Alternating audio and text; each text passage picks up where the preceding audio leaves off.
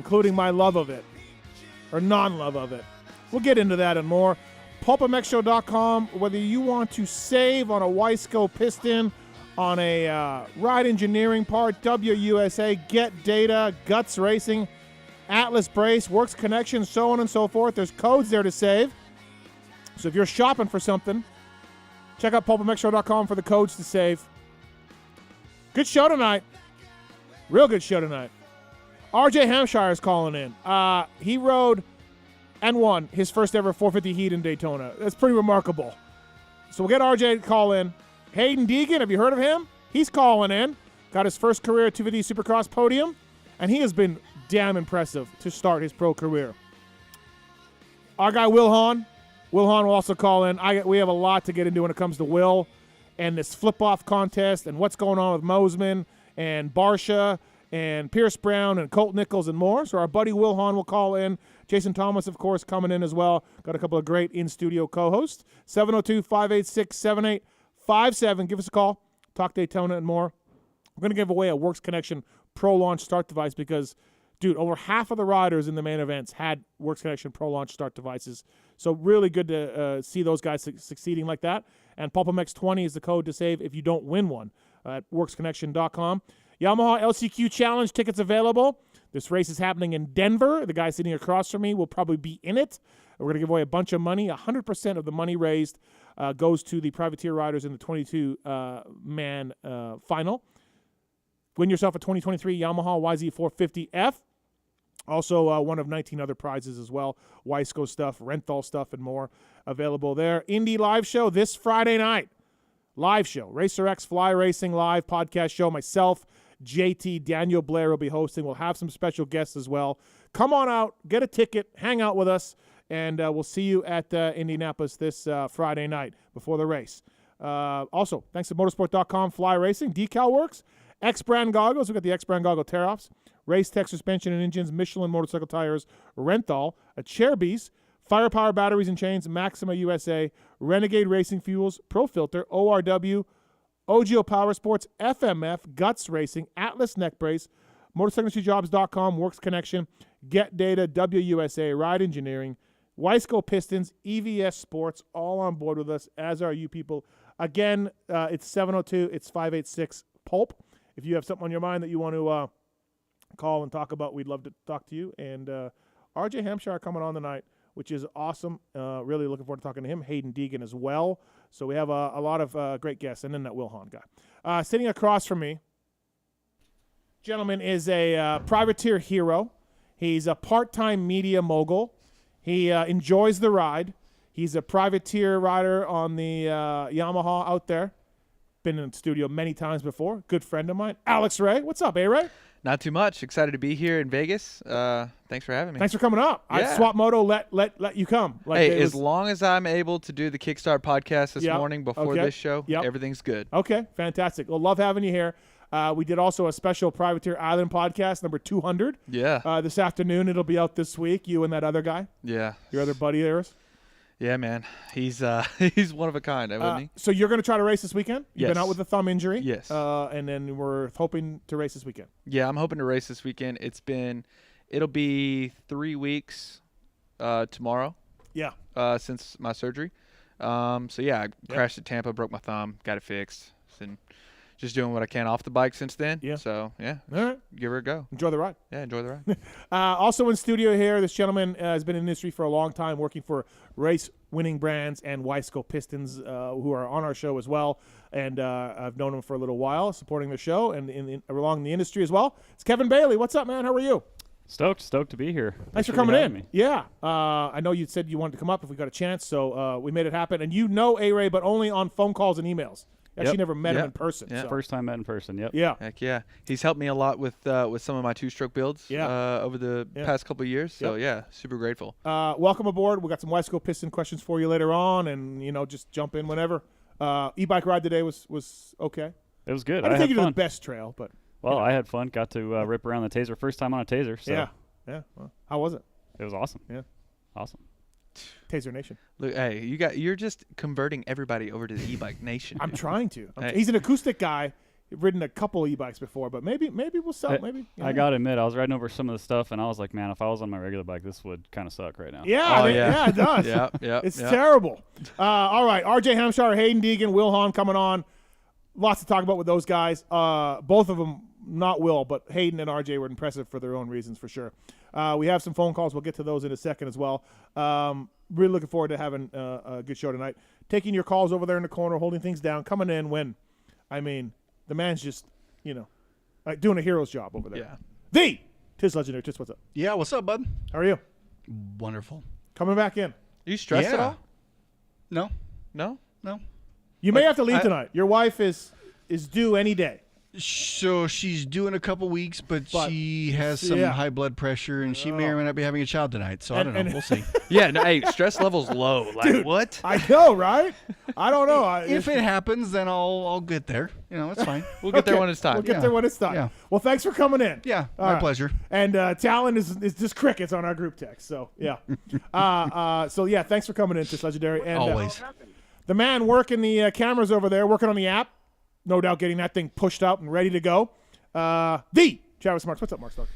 There's no time I like working on the app more than when I'm supposed to be doing other things for you. Yeah. So right now is the time, and that's what I'll be doing tonight. PulpMX Fantasy, Chisholm won the whole damn thing this weekend. Dude, can't believe it. Kyle Chiz.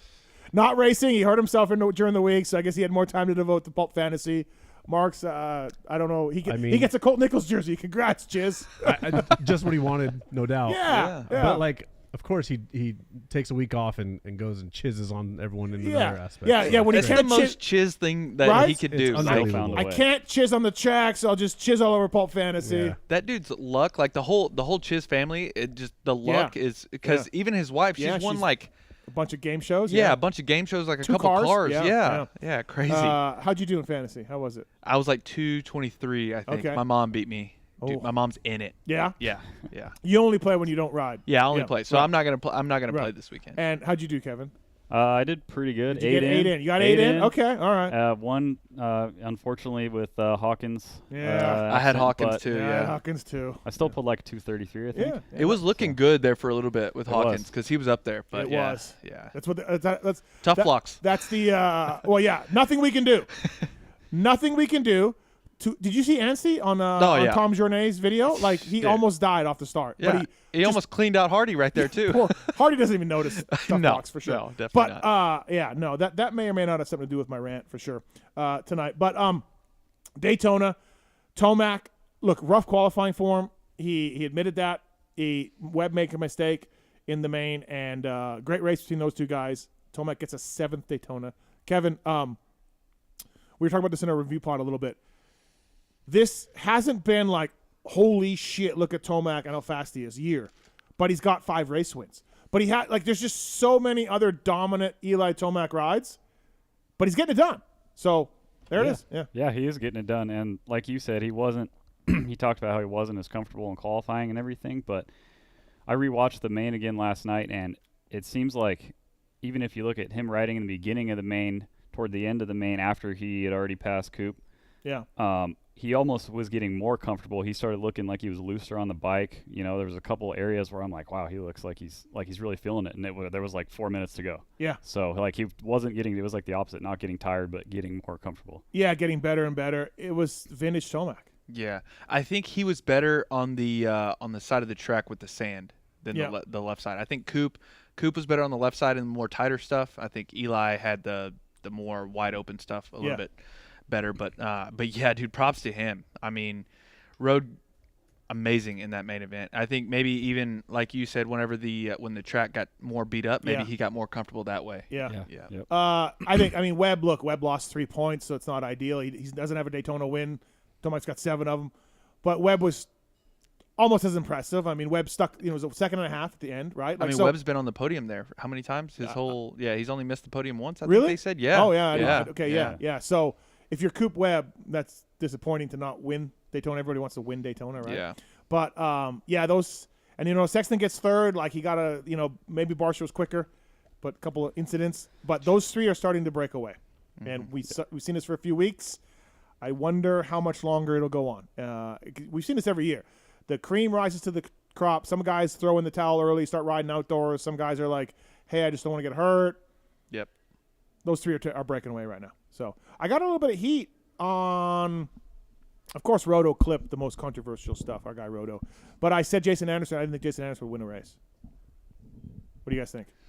Like, I mean, I'm not going off Daytona, just Daytona, because he's never been Right. I don't remember ever great Jason Anderson Daytona races, Yeah. but I just see those three just getting better. Yeah, I see that too. I mean, it was a rough start for Jason. I think he'll get better as the time goes on. I see win.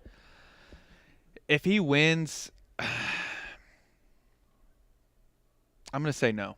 Okay. I'm going to say no. What do you think, Kevin? I think I would not be surprised in both situations if he won a moto and if he did not win. I think both are. Yeah. Yeah. I just see those three guys. I don't know if any of them are going to get hurt. They're both they're all studs, right? They're all going to keep pushing each other. They're all going to try to win this thing, and I don't know. Yeah. Do you like Daytona? No. Putting aside your own lack of success there, do you like Daytona? No. Okay. No. Because you've never made the main there, right? Well, no. For some reason, I've always qualified really well there. Yeah. I just never liked it. Don't know why. I just never really gelled with it. I mean, the hotels are expensive. It sucks flying into Orlando and having to drive 2 hours, and then when you get there, it's just the whole. I think the only good thing about it is razzles, but that's it. That's it. Kevin, what about you? You're a fan. You're in the industry. Have you ever been? I've never been. Okay. What do you think of Daytona as a race? Well, as a race watching it, I don't think sometimes it's really exciting. There's obviously been iconic, historic Daytonas, but sometimes it's not as exciting, kind of like the 250 main we had where the longer lap times and everything, More everybody separation. spreads out and you get halfway through the main, you're like, all right, well, this is the rest of the main. So, Yeah. But I will say afterward, if you were just a fan going, they'd let everybody down there Right. and the guys were doing burnouts. Yep. That looks like a awesome time. If you're just like a total, super fan of moto to get down there. And I would say it depends on where you sit too as a fan. Like me as a racer, like I don't know, just watching, like you only see one side of the track and you don't see the other side of the track. You'd have to go all the way up to the bleachers or something to see maybe the whole track. Look, I've said this many times. Like the area's decreased that you could build the track on from what it used to be because they've widened the concrete, the pit lane. They got sprinkler heads they got to go around. They can't go too close to the fans now because of Chad's bike. Remember, Chad's bike went on the concrete, and I think somebody else hit them, and there may be a lawsuit involved. So there's barriers involved with how close the fans can get, and how close the track can get. Ricky's working with all these obstacles. It's not very exciting. It's kind of follow the leader. The wide turns are so far out there that you can't really make a run at somebody. I don't know. Again, Weege and JT were there. I haven't been there for a couple of years. They're telling me how great it is. I'm not so sure it's what it used to be. And I mean, I just don't look at it as a thrilling race anymore. I mean, yeah, Webb was a second and a half behind him, but like it kind of was like, I'm just riding the track. You're just riding the track. Like I can't really race this, If I push it, I'm going to make a mistake. So let's just kind of go as fast as we can go on this track with how rough and how narrow, the line choices and all that. I don't know. And I think the lap times have gotten shorter in the past, like you said, like a little bit in the past few years. I remember the track being a lot more like wide open, like a little bit gnarlier. Well, it was, but I think they lost that. It's gotten more supercrossy, right? They got to keep the speeds down for the tarmac area. Yeah. So the bikes don't kill anybody. Sprinkler heads, they got to make turns. Like there's all these things that have happened that have made Daytona lose its special feel. I was there first time I went, middle of the day on a Saturday, hot as balls, 30 guys in the main event. Like there was 3 semis, that was a special race. That was Carmichael days of just crushing everybody. So I don't know. I just feel like, I don't know. I guess I'm in the minority. I got it. I said the same kind of stuff year after year. This guy named JJ DMs me.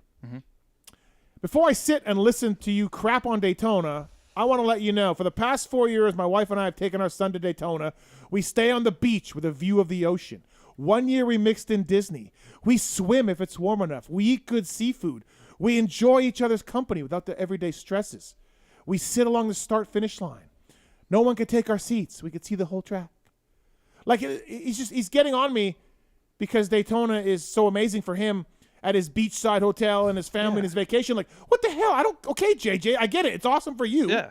Cool, JJ. You bang your wife in front of the ocean and you eat great seafood and like I get it. Like, that's not a reason why, it's so awesome. Like, it's special for you. I get it, but I mean, give me a break. Yeah. I don't know. I feel like it's just not the same as it used to be.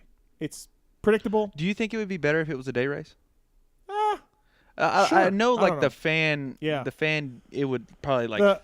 The attendance increased a ton when they went to the night. Yes. Because nobody wants to sit out in the sun, right? So the attendance increased a lot. But when did they stop doing the all grass start?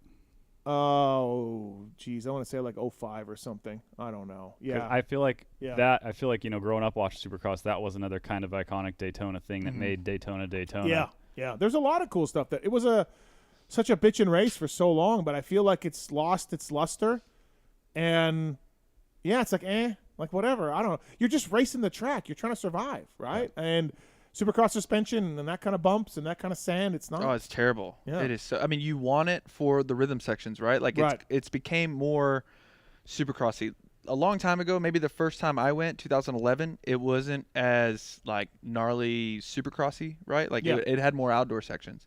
So you could maybe get away with somewhat of a hybrid setting. You can't get away with it now. Like, it's peaky. Yeah, pretty much. So, yeah, I don't know, man. I'm just, I guess I'm a hater. On Daytona. It's all right. I'm there with you. But I'm bitter. Impressive ride by Eli Tomac, Cooper Webb, Sexton, Barsha. Barsha rode really good. Like, he was better than Sexton, like, all day, I feel like. Yep. Except for, I mean, not qualifying. Yeah. Because Sexton just lights the world on fire for qualifying. But during like the racing, when the gate dropped, he had way more intensity. It seemed like Sexton was a bit flat in the main event.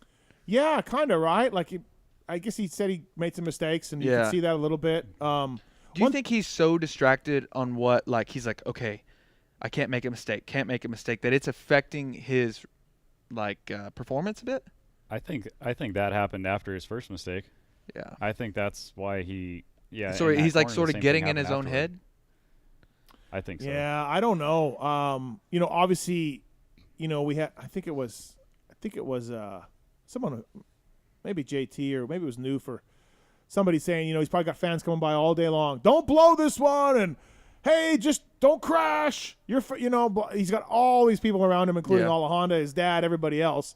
And then what happens? You just start thinking about it, right? Yeah. But yeah, I don't know. One thing about Barsha, Kevin, is he doesn't cheat you on effort. He never cheats you on effort. No. Like, he's pretty gnarly. 115% all the time. All the time. And his riding is a display of that. That's for sure. It's fun to watch. Like A-Ray was saying, his riding in Daytona, he's a fun guy to watch ride and watch go fast. Yep. Yeah, because he's very animated on the bike. We tried to get him on tonight. Yeah, I crickets. Oh, I got a reply. Oh, you did? Said he couldn't come on this time. I got a feeling he couldn't come on almost any time. Yeah. He doesn't like doing this stuff. I've got him on before, but dude, it's so, like, a lot of people, they see, like, him with his helmet on, right? Yeah. I didn't know him very much until, like, we were, like, kind of teammates on Yamaha. Yeah.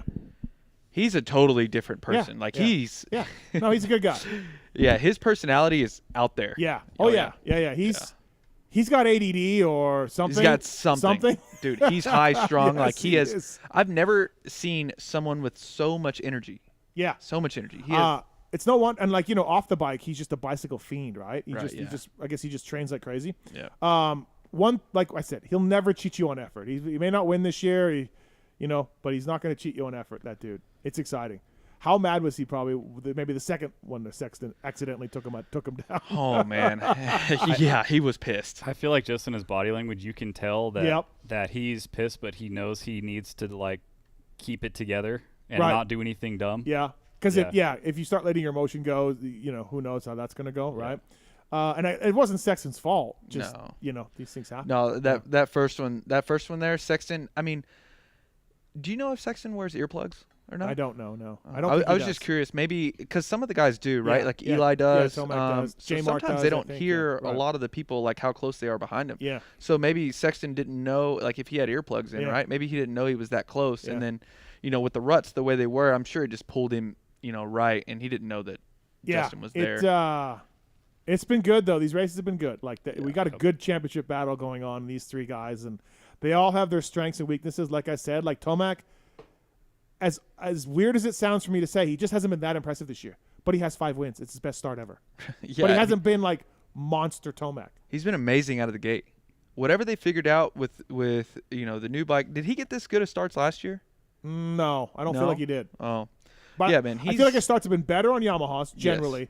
but I don't feel like they've been this good yeah, as this year. yeah. They got it figured Which out. you've struggled with your starts on the bike, getting back on Yamaha. Well, right? he has a totally different bike than what I. I know, but I'm just Yeah. saying, like, you're still mastering the 23 on starts. Yeah, a little trying bit, to. right? Yeah, trying to. Because that was one of your problems you were having a little bit. Yeah, I mean, I can practice. I'm practicing starts all the time at the practice track, right? But it's a lot different, whenever you show up to the races and you have 22. So, I mean, like, Did Truman help with some get stuff? Did we get stuff? not yet? No, I mean, I think it's a new bike, right? yeah, new bike. I mean, trying to Wiseco? get a piston. Yeah. Trying to get a piston. Wiseco guys. We're getting there. No, We'll get there. We'll get there when it's time. Yeah, we'll get there. We're trying, man. Like I said, I've been blowing his phone up the past few weeks trying to get a piston. Yeah. I've even been blowing up Truman too. You asked me about a piston, and I asked somebody else from a competing company. They're like, no, we don't have it. Yeah. Yeah. It's the new bike. Yeah. Yeah. I don't have any filters for mine. I got to clean my filter like a normal person. Oh. I got no pro filters. So life's rough. Yeah. I had to clean a filter. So I had to order some stock ones through Yamaha. Oh, you did? Yeah. Yeah. Yep. Okay. Hey, firepowerparts.com. The Firepower Honda team. Wilson. Dino's been better lately. Dino had a rough start. He's been better. Max Anstey's a revelation right now. Another podium for Max. Firepower Honda team. Firepowerparts.com. Our buddy Cade. Firepower chains. Firepower batteries. Batteries are You amazing. used batteries in the Yeah. past. Yeah. Firepowerparts.com. Please check them out if you can online. Go to your local dealer. WPS has them as well. Firepowerparts.com. Great chains and great batteries, of course, as well. Save some weight, save some cost. Chains are made in Japan and all that. So thank you to firepowerparts.com. Our guy, Alex Ray, is brought to you by the folks at Cherubies. Love the guys at Cherubies. Always fit really nice, whether it's Red Bull KTM, whether it's Monster Energy Kawasaki. Those guys are using the Cherubies plastics, Barsha as well. Bring your bike back to life with a full line of replacement replica plastic kits, hand guards, disc guards, frame guards, chain block, and slider kits. Check out the latest products by visiting them at Cherubies USA. There may be something special coming for Cherubies down the road.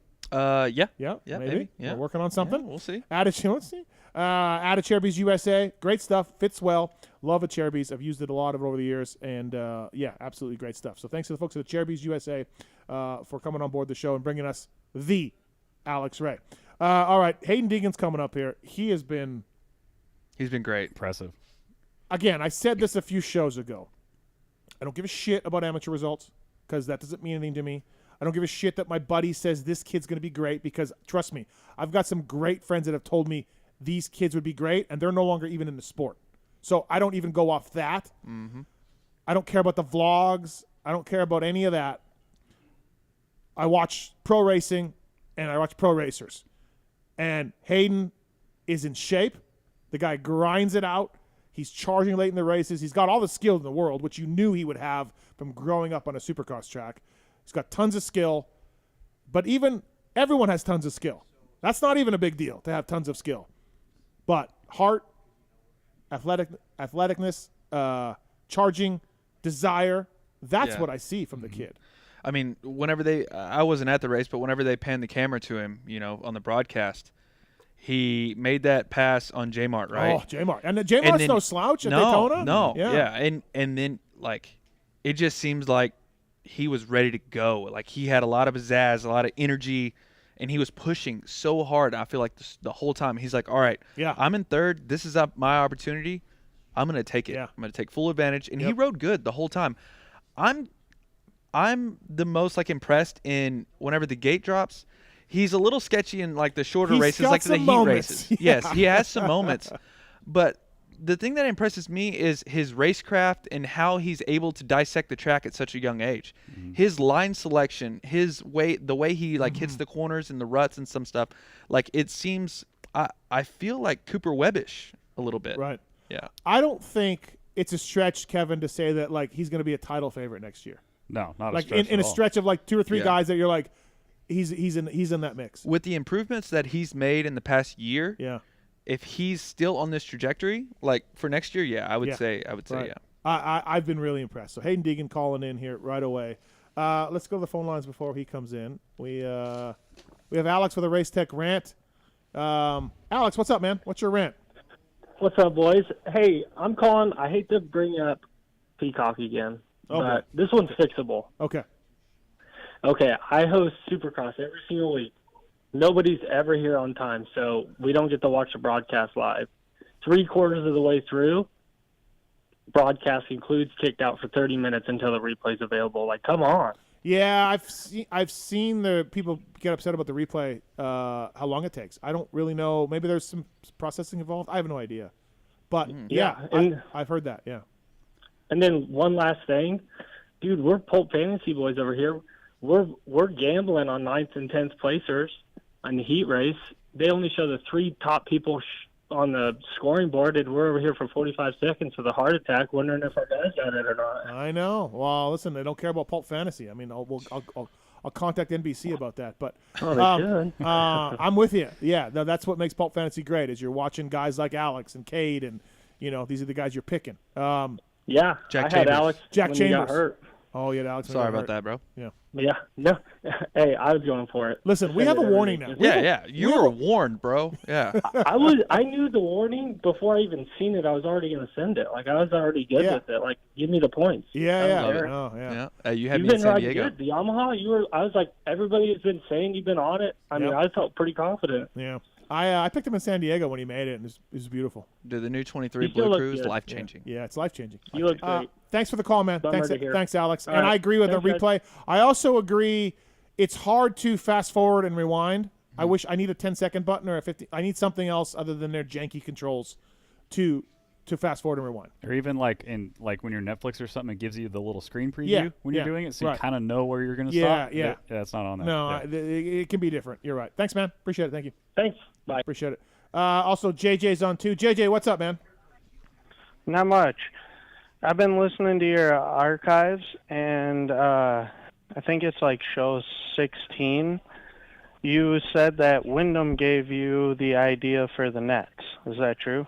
I don't know. I saw some audio from this a while ago on Twitter. Someone had played Wyndham talking about nets on the show. I don't really remember. I don't know. If I said that, sure. I don't know. I know I was pushing for him for a long time. I talked to Dave Prater about him. He told me they wouldn't work. So whether it was K-Dub or whatever, like I don't remember. But I did see audio, like I said, like last year, someone said that Wyndham in an interview on the show brought up nets. So I didn't hear it in the interview, but you gave him credit. I gave him credit? for Yeah, it. okay. So, all right. Well, there we go. Kevin Wyndham, everybody. You got Genius. it done either way. I feel like whether I had it before or whether Wyndham and I were talking about it or whether, however it came about, I feel like, I got it pushed for it, right? I was the one yelling about it forever. Yeah, definitely. So, but yeah, K-Dub, brilliant. What are you gonna do? Saved Cade at San Diego. Yeah. And then, do you think you'll ever get the original K-Dub back on the show? Yeah. What is he even doing? Well, he's working with Paris Raceway. I've asked him to come on, and I never heard back. I haven't talked to him for a while. I hope he's doing all right. Kenny Watson. Oh yeah. So yeah, I'd like to get him back on. Yeah. I don't know. He actually texted me Is not that that long ago. because he's not on your level, or what? No, he's on my level. Kenny's on my level. No, he's got a standing invite. He can come on whenever he wants. I haven't talked to him too much, and we text. The only time he texts me is when he needs a phone number. He just goes, Kevin Bailey number? ? Alex Ray number? Like he doesn't say, hey bro, what's up? He just wants a number. Yeah. So that's fine. Well, those old shows are awesome. Some of them are really second fun. Time going through. Yeah, some of them are really they're fun. They're just as good. But near the end, he didn't want to be here anymore, and it got rough, right? But yeah. So thanks, awesome. Thanks, man. Thanks for calling. Thank you. Yeah. Have a good night. Bye. All right.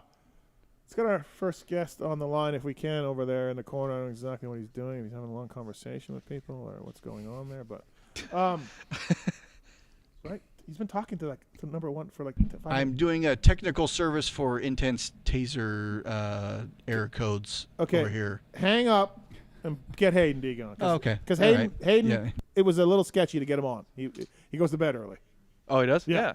That's fair. good. That's fair, yeah. No, yeah, I like it. Yeah. I mean, I go to bed early too. My fiance Sam, she gets pissed off at me all the time because I don't want to talk to her. I just want to go to sleep. Yeah. He knocked his dick loose. Yeah. Renegade Racing Fuels. Wil Hahn won a championship with Renegade. Justin Brayton did as well. They're in the Firepower Honda teams of Dean Wilson and Max Hansty. That's what they use is Renegade Racing Fuels. They're looking for dealers and distributors as well. Please check out Renegade Racing Fuels. They engineer it right there. It's their guide. It's your guide and partner to get the whole shot and be the first one to the checkers. Their fuels burn cooler, cleaner, and more consistent than the competition. Renegade offers real octane and not overhyped marketing octane bullcrap. Renegade Racing Fuels. Again, if you're a distributor or a dealer, they're looking for it. Please check that out. I know I've talked to some teams that are going to get some samples from Renegade, and Renegade Racing Fuels is big in the car racing, drag racing, so all sorts of car racing as well. So they're doing big things. We thank those guys for coming on board the show tonight. They're bringing you our first guest of the night. Looking forward to talking to Haiden Deegan. Don't forget Yamaha LCQ as well coming up. Get the tickets on PulpMX.com. All right, let's get to our first guest. Certainly a great performance in Daytona and a very, very strong rookie year so far in Supercross. It's Danger Boy. Haiden Deegan, what's up, man? How are you?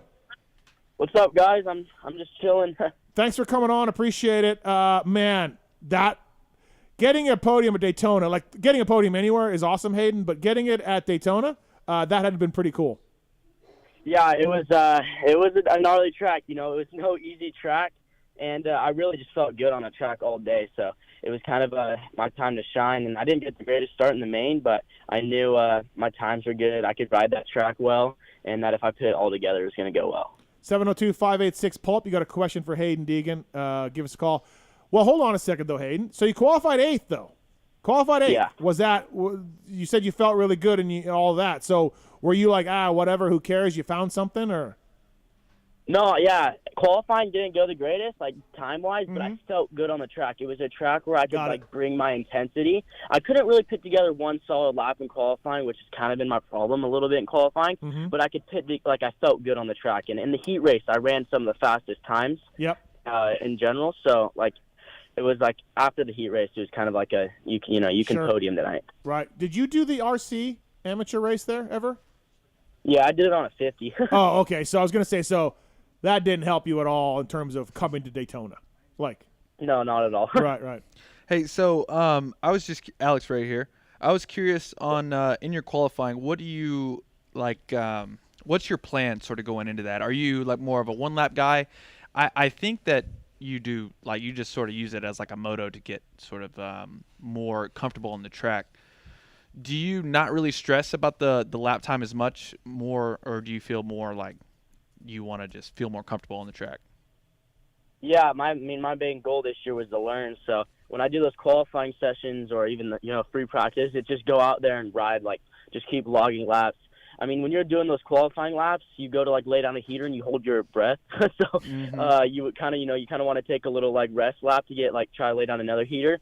But my goal really is just to log laps and just the whole qualifying time, just ride how a heat race would be, and that's kind of been my goal so far. That's sort of what I noticed at Dallas, right? He was one of the guys who was constantly motoing, I felt like, and he wasn't really rolling around the track like some of the other guys. Right.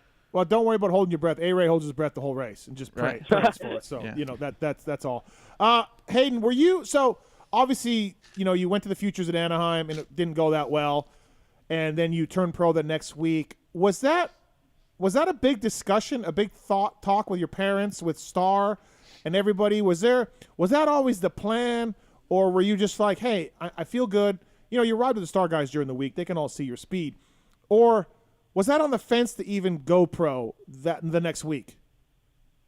Yeah, it was actually pretty wild. The week before A1, there was I was feeling good, and they were like, maybe we should just let you race A1. And I was like, that's a little too quick, because I don't racing A1. That would be, that's pretty gnarly. And I don't want to come out there it's this cocky kid that thinks he could come run A1 with all of us. A1's obviously a fast batch of dudes. So Yeah, but I mean, the goal was for me to race Supercross, and I mean, the team they were up in the air with it. You know, they would tell me, "How bad do you want it? How bad do you want to race East Coast?" Like when I was training, and I wanted to do bad, so it kind of pushed me until we got to East Coast, and then we raced Futures, and it just didn't go well for me. It wasn't a great race. I just made some small mistakes on my part, but after that, yeah, it was kind of like, I don't think we're gonna do it.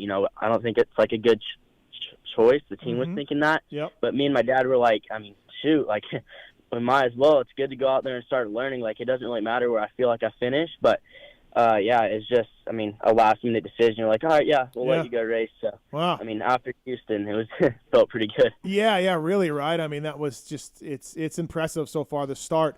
And I guess if you and your dad and your mom and everybody, it's like you're riding with these guys during the week, Thrasher and Christian Craig last year, and all these guys you're riding during the week. Like, what else could you really learn? I guess, right? Is that kind of what you and your parents were thinking? Like, what would you learn from another year in amateurs?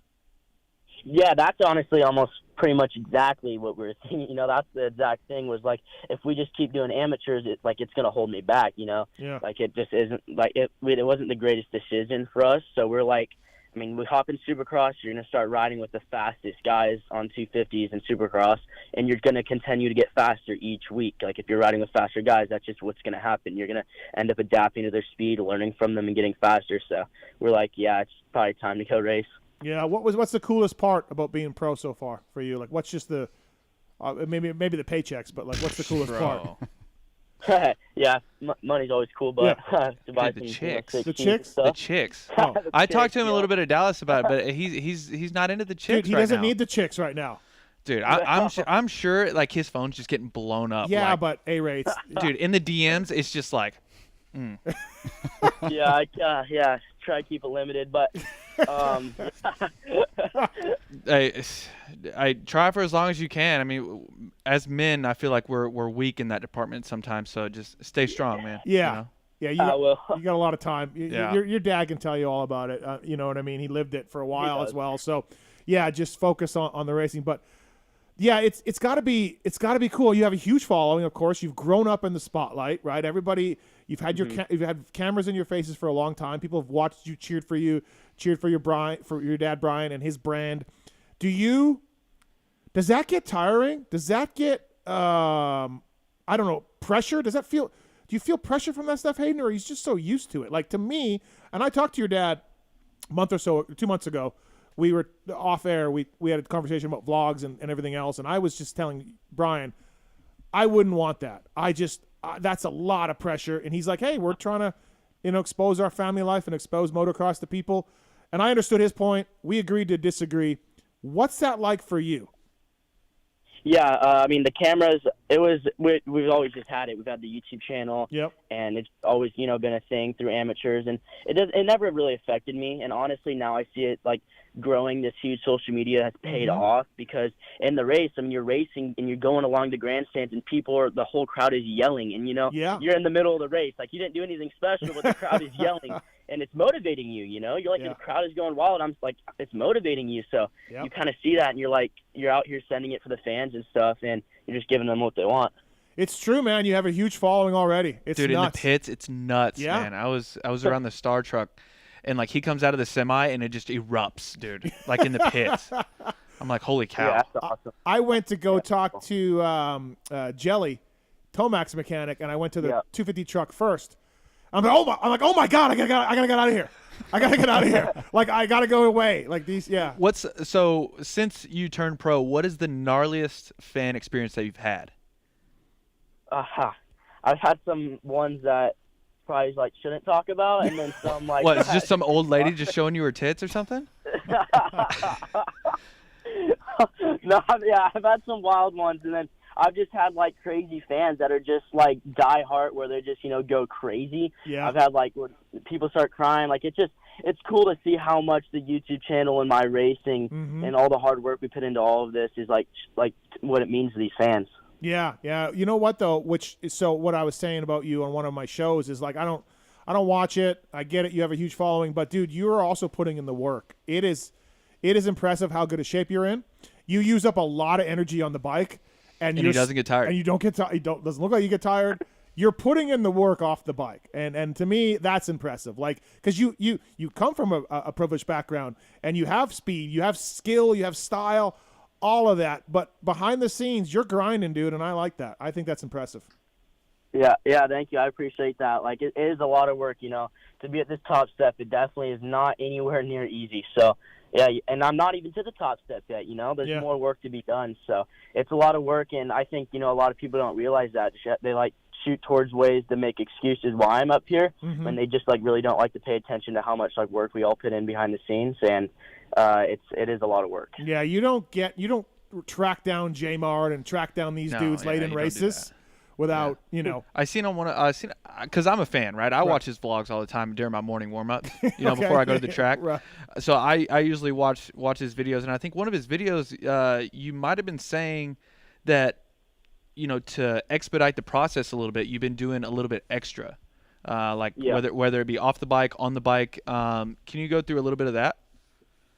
Yeah, even after training, though, you know, you're pretty worked, but you just got to have that mindset that, you know, you want to be a little better than everyone, and that's kind of been my goal to, you know, be there. So I've always just done a little, like, maybe a little extra riding. I mean, a lot of the guys at the farm, we're always doing extra riding. You know, we're always trying to get better. But off the bike, too, you just do that little bit of extra training that, I mean, I'm trying to work on. I'm trying to build myself to be motivated to do that type of stuff, to be better. So, just some little extra stuff that I try to work on. Yeah, Haiden, Kevin from Wiseco here. I got a couple questions for you, actually. The first part being your corner speed is noticeably one of your strong suits. You know, there's some videos from some of the different races. It's pretty incredible. So is that something you've worked on and really targeted over the years, or is that kind of a natural to you? Yeah, definitely. My corner speed has just kind of came around, if I'm being honest, this past maybe 5 months. It really just kind of clicked for me. It was a problem for me on Supercross. I wouldn't just like lay into the turns. I wouldn't use the turns with intensity. I would just ride them. I would just like ride the track, and I was lacking that corner speed. And it did really, I feel like my clicking time was at Minios when the track was super gnarly, that one moto, and I was sending it super hard, and the ruts were like massive. And that's kind of like where I learned to like just lay it in. And it's kind of weird to think that I just now got that click, like where I can just lay into a turn like that, because I've been racing for a while, but it's just really recently where I've gotten that confidence and that skill kind of to lay into turns like that. Renegade Racing Fuel is bringing you Haiden Deegan on the PulpMX show. Yeah, and so the second part, I noticed a couple of the interviews you mentioned how awesome the crowd was in the main event, how you could hear them, air horns and everything every lap you came around. Is that something that, you know, you hear and it pumps you up and you want to keep charging, or is that something that's almost, you know, maybe pulls a little bit of focus or possibly distracting? No, yeah, definitely. I mean, the crowd going wild, honestly, it doesn't distract me. It just motivates me. Seriously, like when we're racing, we're focused. We know how to focus on the track, and the crowd is just a little extra, you know, like lights the fire a little more under you to send it a little harder. So, I mean, I enjoy the air horns and crowd. That gets me fired up, and that's why I love the fans so much. Awesome. All right, let's get to some phone calls. Of course, every 6 lines are full of people wanting to talk to Haiden Deegan. So let's get to these people. Sean, welcome to the show. What's your question for Haiden? Just curious what his favorite Supercross feature on a track is, and what obstacles he wishes were more on Supercross tracks. Oh, yeah. I mean, I'd say my favorite probably the Supercross triple. I like the double so I can throw whips. That's my favorite part. And then I'd say if we could limit like the whoop section that has 16 whoops or 15 whoops, that's a little excessive for me. I haven't gotten to that point yet. But I'd say the big jumps is what I like so I can throw whips. There you go. Thanks for the call, man. Appreciate it. Thank you. Thanks. We know this question was coming. You just know this is coming. Trevor, what's your question for Haiden Deegan? Hey, guys. Long-time listener, first-time caller. Thank you. Haiden, what's the likelihood that you're ghost riding the bike on your first win? Yeah, I mean, the ghost ride, you know, it's something that's kind of, you know, has to happen. Like the fans and everyone kind of is like, you got to ghost ride the bike, you know, if you win. So, yeah. I mean, that's going to be a thing. If I'm leading, I'm going to make that, you know, I'm going to make that decision right before I hit the finish. But I got to play it out right, too, because I don't want to get in trouble by the AMA if I'm, you know, go for a win and I get it taken from me like my dad did. So I'm gonna have to play it out right, but the ghost ride would be sick. Well, your dad still got the win. He just got fined, I think, $20,000. So it was $10,000 or $20,000. Dude, I'd be so scared to freaking ghost ride my bike off the finish. Because I would do it too late, and I would fly off the face and land in the hole and just cartwheel. Thanks for the call, Trevor. Thank you. I was there that night, and I thought he ate shit. I was like, oh my god, he crashed! Like, you're not really watching the corner of your eye, and you just see the bike go, and you're just like, oh my god. So it was. Yeah, it's a lot gnarlier than you think now because the finish line is so massive. It's literally the width of wall jump now. Where my dad raced, and I think he said there was a little dirt in the middle of it, so he didn't fly as far. No, if pretty I much. Fly off the bike, I'm going far. I'm landing 10 feet down. But the good news is your dad got $20,000 or $10,000, whatever it was. The money now you're making, Haiden, that's not a big deal. Let's hope the fine stays the same. Back then, your dad was a privateer; he had no money, but you know what I mean. It's not so much for you nowadays. Is there? I know Christian was close with you, and Christian's been telling me to get you on this show for a couple of years. He's been a big proponent of you, and obviously he's not there anymore. But is there a guy at Star that really helps you, takes you under your wing, or you can call and say, hey man, what about this? Or is there a guy at Star that you kind of bond with a little bit, a rider or somebody? Yeah. Now, we're all we're teammates. We all get along good. But I'd say, Christian was when we bonded good. I stayed with him when he was down on the team, and that was kind of like my boy. That's when we would go ride afterwards. We'd just hang out. So. Yeah. I'd say the one that really had me under his wing was Christian the most, and that's kind of just after he left. It was. Now it's just back to on my own, kind of. Well, Christian was on the show last week, and he took Sexton under his wing at one point too, and now Sexton's faster than him. He's like, God damn it! So now he took you under his wing, and if you start beating him in the 450 class, he's going to be a wreck. Yeah. So, all right, we got Nick on 4. Nick, what's up? What's your question for Haiden Deegan? Hey, I had a question, a silly one, but I've been down with the Deegans for 20 years. Can I tell you a fan story with them? All right. Okay, new school. It's me, pit bike race, Lake Elsinore. Hey, I've seen Haiden all day because our races synced up and everything. Seen him all day. He's a cool kid. It was awesome. That's why he's got the fans. I'm 57 years old, and I'm down with Haiden Deegan. You know what I'm saying? And we together all day. Hey, on the team race, he tried telling me that bike was stock. But I'm going to tell you one thing. I already know, bro. Every race that says stock, you better have some motor work done. Okay? I'm just trying to get this out of the way real quick. But anyway, new school. Do you remember who I am? How long is this story, Nick? Just checking. I'm sorry, dude. You're fine. I got to know because I can take a break or go to commercial. You can still tell your story. Okay, I'll talk to you in Glendale. How's that? I'll just end it. Do you have a pre-race ritual that you do? Or like a heat race ritual? Pre-race ritual. Pre-race ritual. Oh, no. Yep. Yeah, go on my motorhome and tell myself we're going to send it this race. Hell yeah. I like that. Hey, Ray. I love that. Hey, I tell myself the same stuff too. Yeah. Mine was always just like, fuck it, what's the worst that could happen? Okay. I crash, right. Yeah. big deal. Okay. All right. Yeah. Well, I think there's a lot that could happen, but that's all right. True. If you got nothing to lose, then yeah. Yeah. Yeah, he's a privateer. He's got to get in the main event. He's getting married, Hayden, so he needs the money. Yeah. All of that. The whole deal. Women, dude, they weaken the knees. We have a question about if you're racing outdoors, and yes, he's racing outdoors. That's it. We are leaving the amateur stuff behind at this point. So, what is there a race you're looking forward to, Hayden? Coming out? Is there like a one that stands out for you coming up? Supercross wise, now these speedways, I love them. I'm Speedway guy. Yeah. Yeah. What is it? Atlanta? Yep. Atlanta's a speedway. Yeah. I don't even know all these races. There's a lot of them. So yeah, Atlanta, I'm excited for that. I like the speedway track. Like it's almost like an opened out Supercross, and I like that. Okay.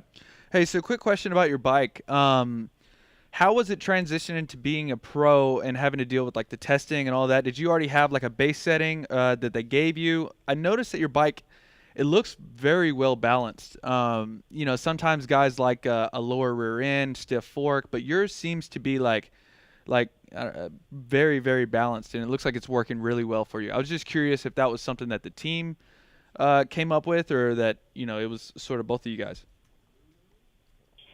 Yeah, I mean the whole team's really good. They know what they're doing. They've won championships, and that's why we chose to go to Star. They're really smart with bike work. They know how to, and that stuff. It's a lot of it is my preference. I get to do a lot of choice on how I want my bike, but again, these guys know what they're doing. So I mean, the setup is just we all kind of agree on something, and it's always pretty good.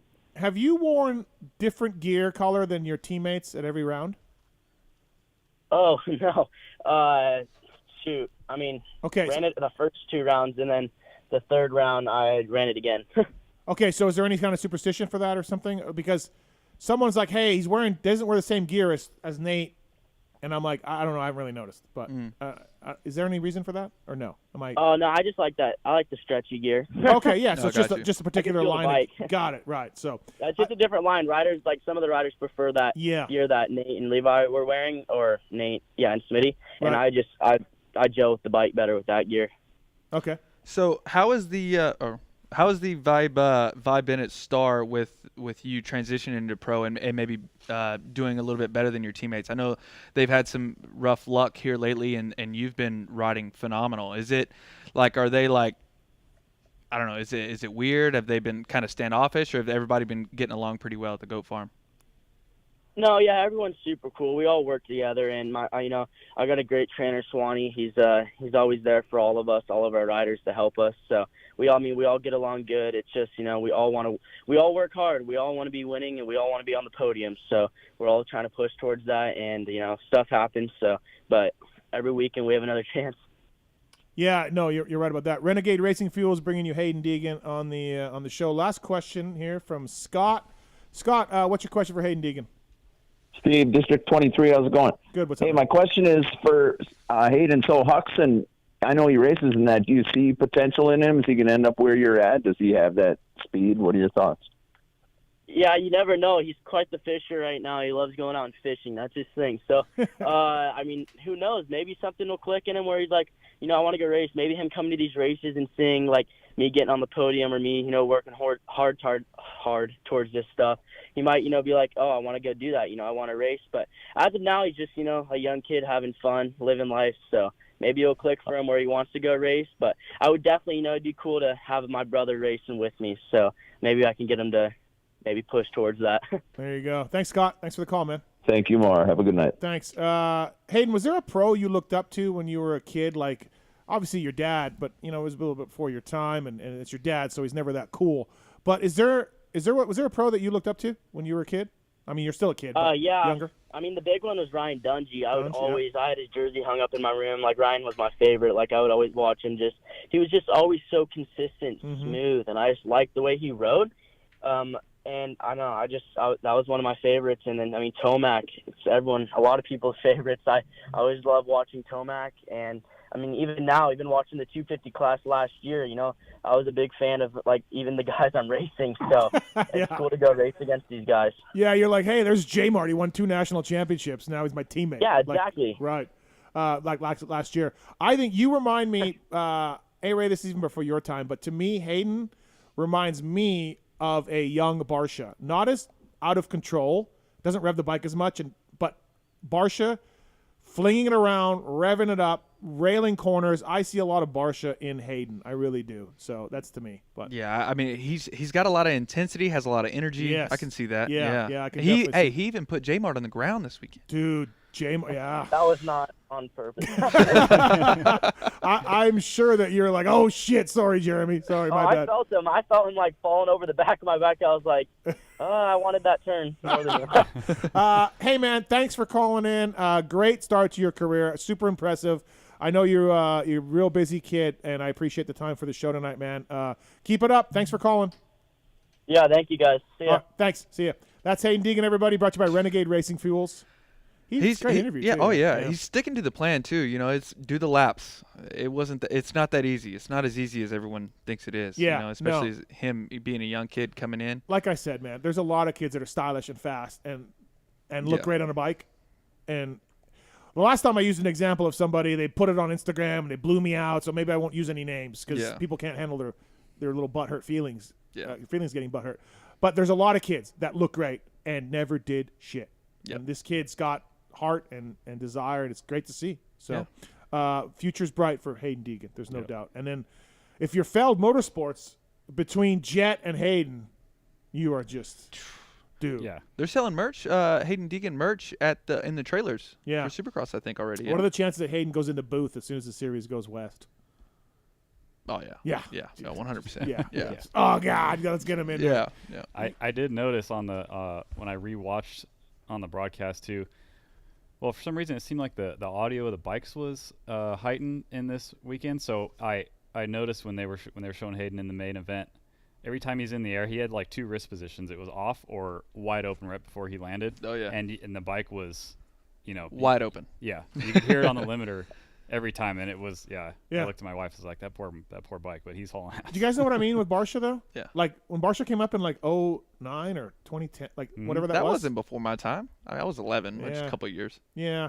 He reminds me. He's attacking. He's railing. He's whipping it. He's scrub. You know what I mean? Barsha was like. I mean, Barsha revved it more. Yeah. I don't know if anybody revved it as much as Barsha, but I see a lot of that. Yeah. You know. Yeah. So I think. And it's cool too. Like the family aspect. Like his dad's still super involved. Like the whole family's at the races. That's nice. Like whenever these amateurs turn pro, they usually.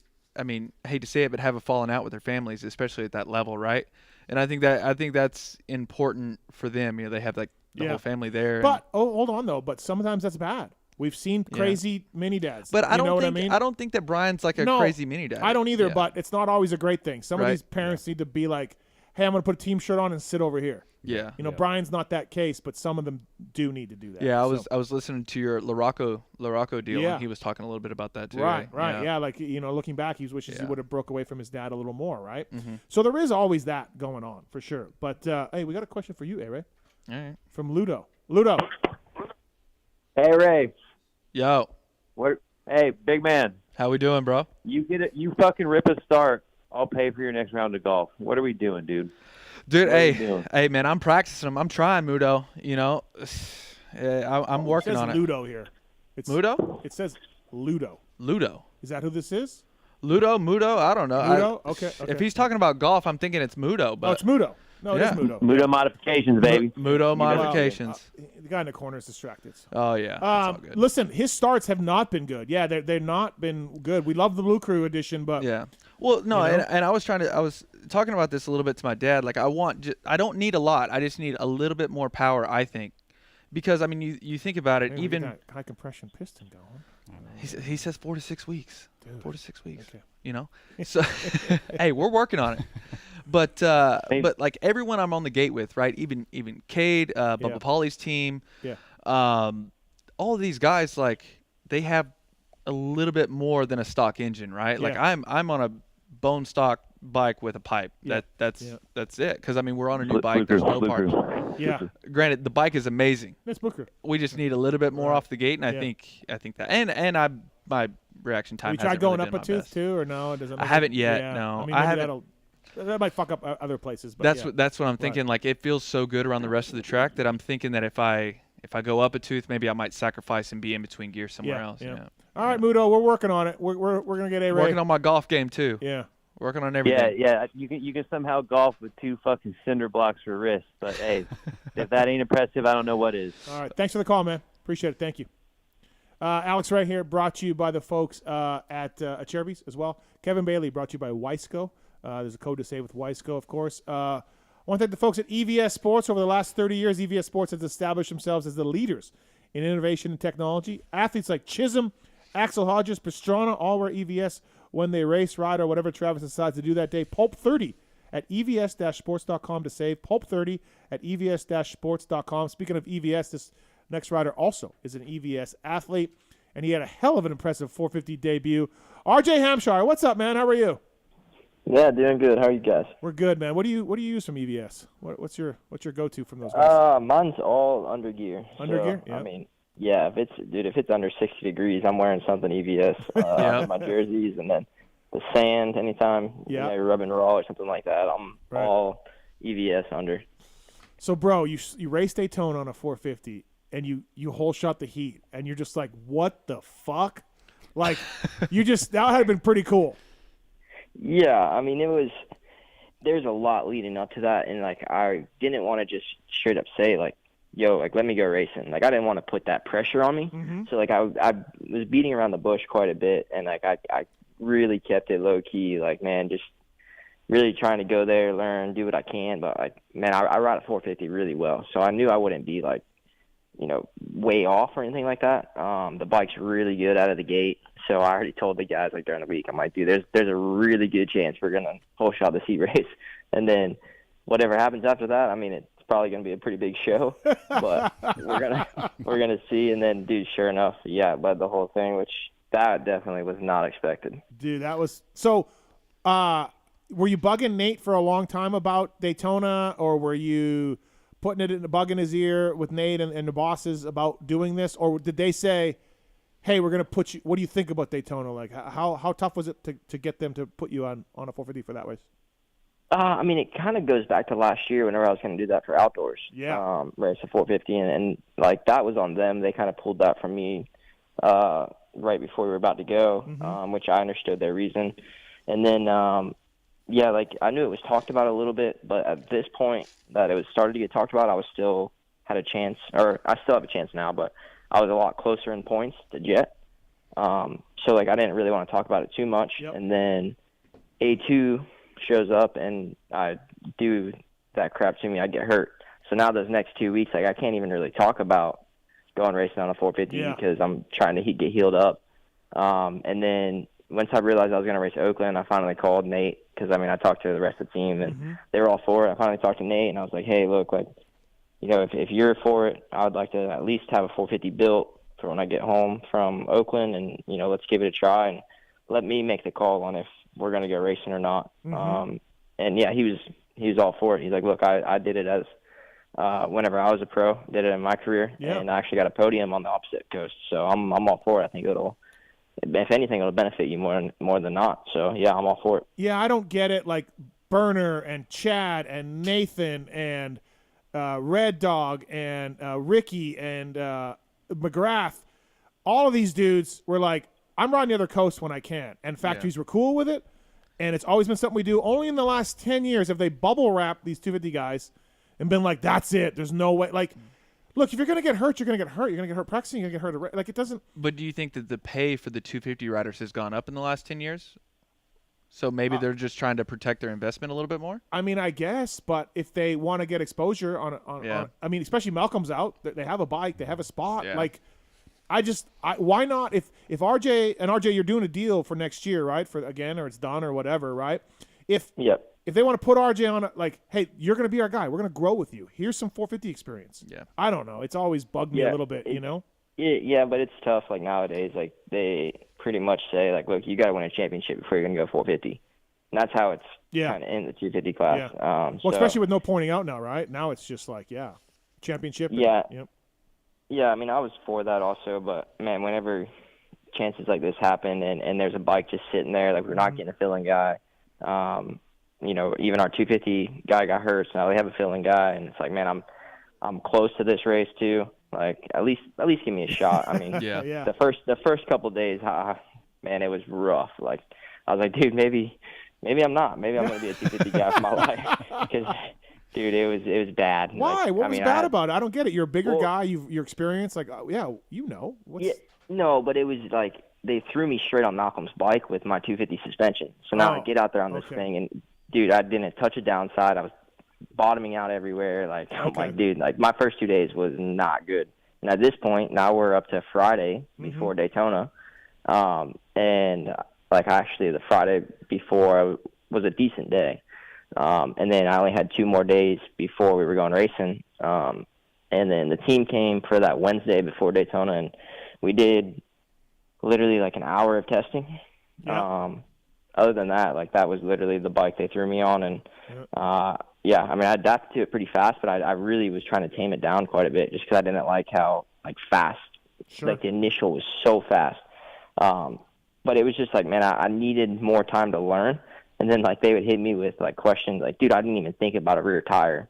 So this whole time, like, I'm trying to process the rest of the bike, and they're like, yeah, like, you should probably be on a 120 for this weekend. I'm like, dude, that's just the last thing I'm even thinking about right now. Like, I'm trying to learn to ride in first gear right now. 702-586-PULP. You got a question for RJ Hampshire. Brought to you by EVS Sports. Pulp 30 to code to save. So be honest. In the heat race, are you waiting for guys to get by you? Or are you like, no, I got this? Man. No, I mean, to be honest, I was pretty confident. I didn't have a bad qualifying time. Yeah, you were good. Yeah. No, I was good, but there was a time where, like, I went up to P4, I think, in qualifying, and I was like, dude, like, I can go faster. Like, that wasn't it. Yeah. And that same lap, dude, I got humbled so fast. Like, it was like, all right, you need to come back to reality real quick. Like, you're not ready to go at that speed. So that's kind of where I was at all day. It was like, dude, if you watch, like, I didn't jump the rhythm after when you go under the tunnel. Yeah. Like, there was guys going 3-3 all day, even on press day. And I did not jump that one single time. I was losing almost a second to a second and a half a lap in segment 3 all day. Wow. But that was just kind of how I was. It was like, look, this is what I got, and that's what I'm going to stick to. And, I mean, yeah, for the most part, like, my main event, I mean, dude, it was a long day. Like, after the heat race, the guys came back, and they're like, dude, yeah, day's done. Like, that was solid, everything. I'm like, man, I still got a main event to deal with here, and I already knew how bad the track was. So, yeah, I mean, I still had 20+1, and I haven't even really done a full moto on this bike yet. So it was just kind of like staying in my lane, and knowing what I was comfortable doing and what I wasn't. Mm-hmm. And yeah, for the whole day, it was pretty solid. On that 3-3 right there, like you were talking about underneath, or after you go underneath the tunnel, how steep was the backside of that first 3? I know you say you didn't jump it, but I was just curious if you looked at it at all. Oh yeah, I looked at it a few times, but it never even crossed my mind. It wasn't even more of the downside; it was how the face was, because it had like a little roller before it, and then you had to sit into it. And it seemed like it got broke down super quick to where it was like rutted, and the guys started just not jumping. Well, it looked like later on the half jump coming out of the tunnel was just as good. Yeah. When you go on the right and you went over that. Like double. Yeah, double in, and then whatever they were doing after that. I don't know, just because the track was so beat. Yeah, I mean, it was shot, but after the finish, dude, that rhythm after the finish was terrifying every lap. I don't think people realize how gnarly that rhythm was. But to go 3-3-4, and we're almost hitting like a dragon's back off that 4 because of how like holy, and I even think there's a rock in it. Yeah. But yeah, pretty gnarly. It's certainly impressive showing. Are we taking it to Indy? Yeah. That's nice. I mean, yep, okay. That's the plan. Indy's gonna be rutted. Indy. It's always rutted, man. Oof. I feel like it's good. Yeah. I feel like it's better than it's used to be back in the day. They figured it out a little bit. Yeah. Do you like how many times have you raced Indy? Oh, probably 5 or 6 times. I like Indy. Nice. It was my first ever podium there. But it wasn't even that. Like it's I have a weekend between Indy and before I got to go racing back on the 250 in Seattle. So it was kind of the plan all along. But then it was like, all right, let's see how Daytona goes, and then we'll make a for sure call. Oh yeah. Wow. Yeah, and Daytona went good enough. And honestly, as long as this one goes well enough too, I might end up racing a couple more throughout the year, and just kind of depending on where the points go after Seattle and Arizona. Did you already do the deal for Hawkstar? Because you just made yourself a bunch more money if you didn't, by the way.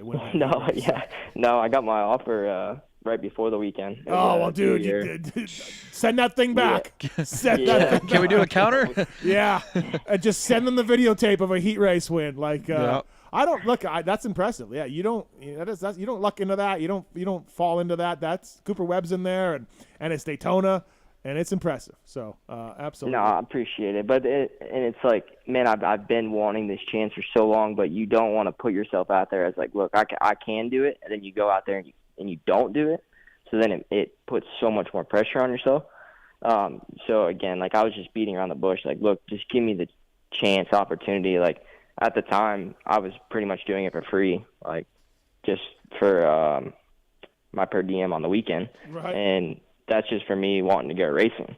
There was definitely times where I was like, shit, man, this might not be good. And even on the day of, like, there was times where it was like I needed to learn the bike more. Like, dude, I was hitting the whoops in second gear for most of the day, thinking I was in third because I would ride the bike in first so much, and then I'd shift to second, and I'd be like running out at the end, and I come back to the boys. I'm like, dude, this thing, like, I don't understand what is wrong. Like, I'm getting kicked so bad. Yeah. And then they pull up the data, and they're like, yeah, well, what happens when you ride around in second gear? Yeah, you're in second, dude. Maybe shift up a little bit, right? Yeah. But there's just things like, and I think putting more time on it this week, I'll keep learning it. I'm not saying I'm going to go out there and battle again at the front, but I definitely think I have something that I can do on a 450, and at least I can have some value on it.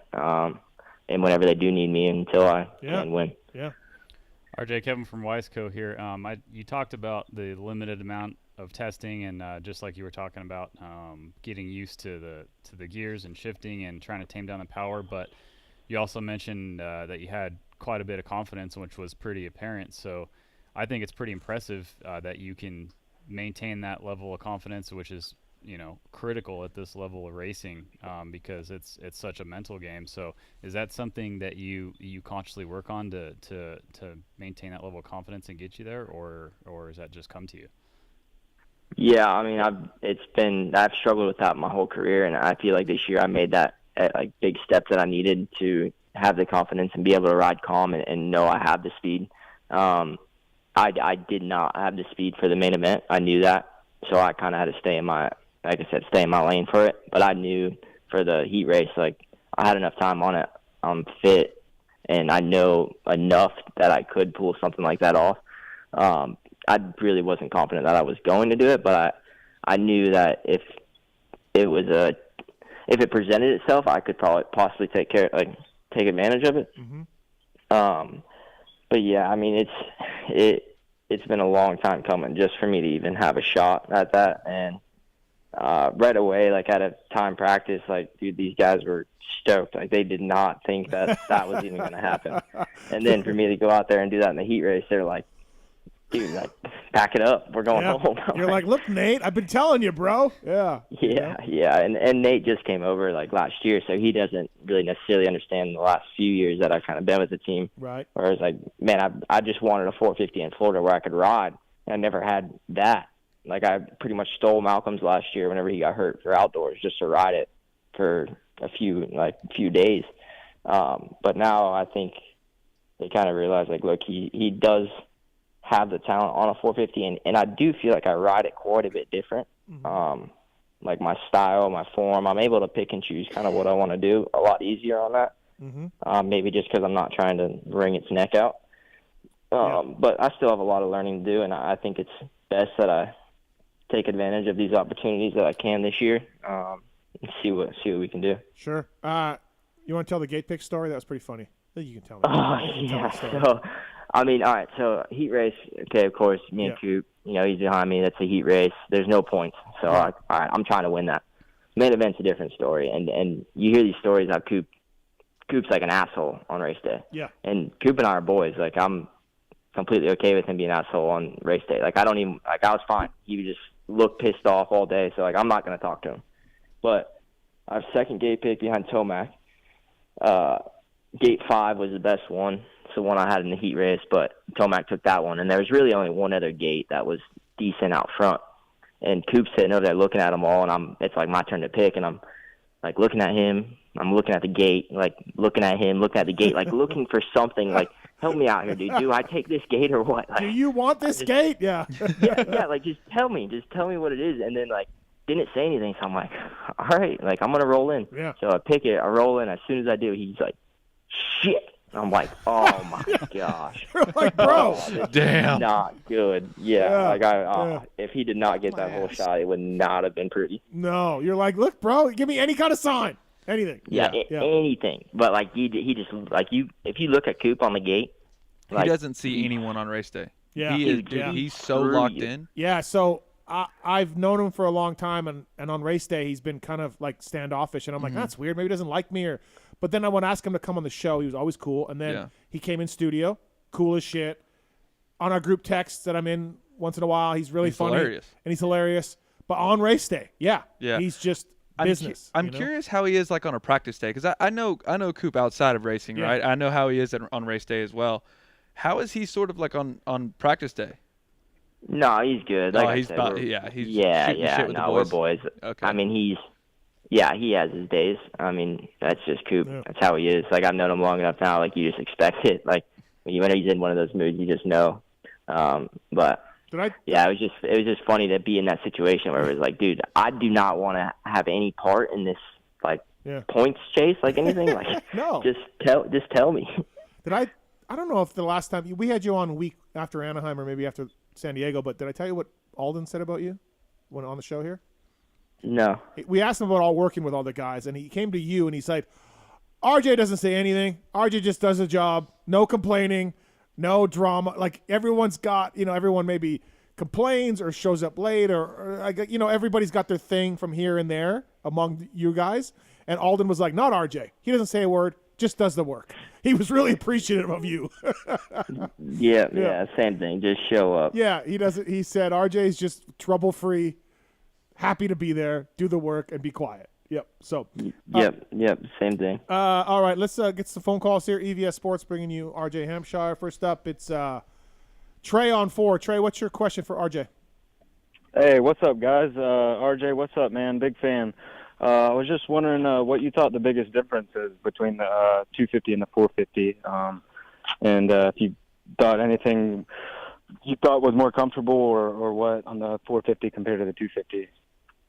Oh, yeah, I appreciate it. But, I mean, the biggest thing for me was more the gearing than anything. Like I said, I've never rode first gear in my entire life, and as soon as I got on this 450, like it works really well in first gear. So that was the biggest change for me.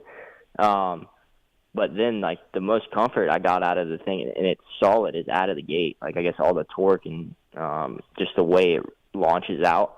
Like, there's probably a good chance I get another whole shot this weekend if I do show up, just because I'm so confident on how the thing releases out of the gate. Like, the initial is so good. Oh, that's awesome, man. Well, good luck this weekend. One other question I had about bar bends. I never switched mine up. I got Stark bar bends. I was wondering if y'all, if I went like a certain direction, did y'all know like what I should try out first, like a certain bar bend? I know there's Carmichael. There's all different types. What kind of bike do you have? I ride a 250 YZ. Are you tall or short or anything? Like, are you? I'm a 5'10", 5'11". I'm about 150, 155. Yeah. If you want something that's similar to the Yamaha bend. Arm pump. That's why I wanted to try and switch something up. I heard bar bend's good. No, dude, you got arm pump. Yeah. Dude, you got arm pump. There's no bar bend going to help that. I will say though, RJ, not having a crossbar, which is what you're running, pro tapers, that makes a difference. Mm-hmm. That's what I run. I run the SX Race. Yeah, it's pretty close to this. Time. It's pretty close to the stock Yamaha bend. Yeah. So Trey, do you have a crossbar? Yeah. Go to a crossbarless bar, either the Renthal twin wall or another brand. Get rid of the crossbar. I think that does help arm pump. Mm-hmm.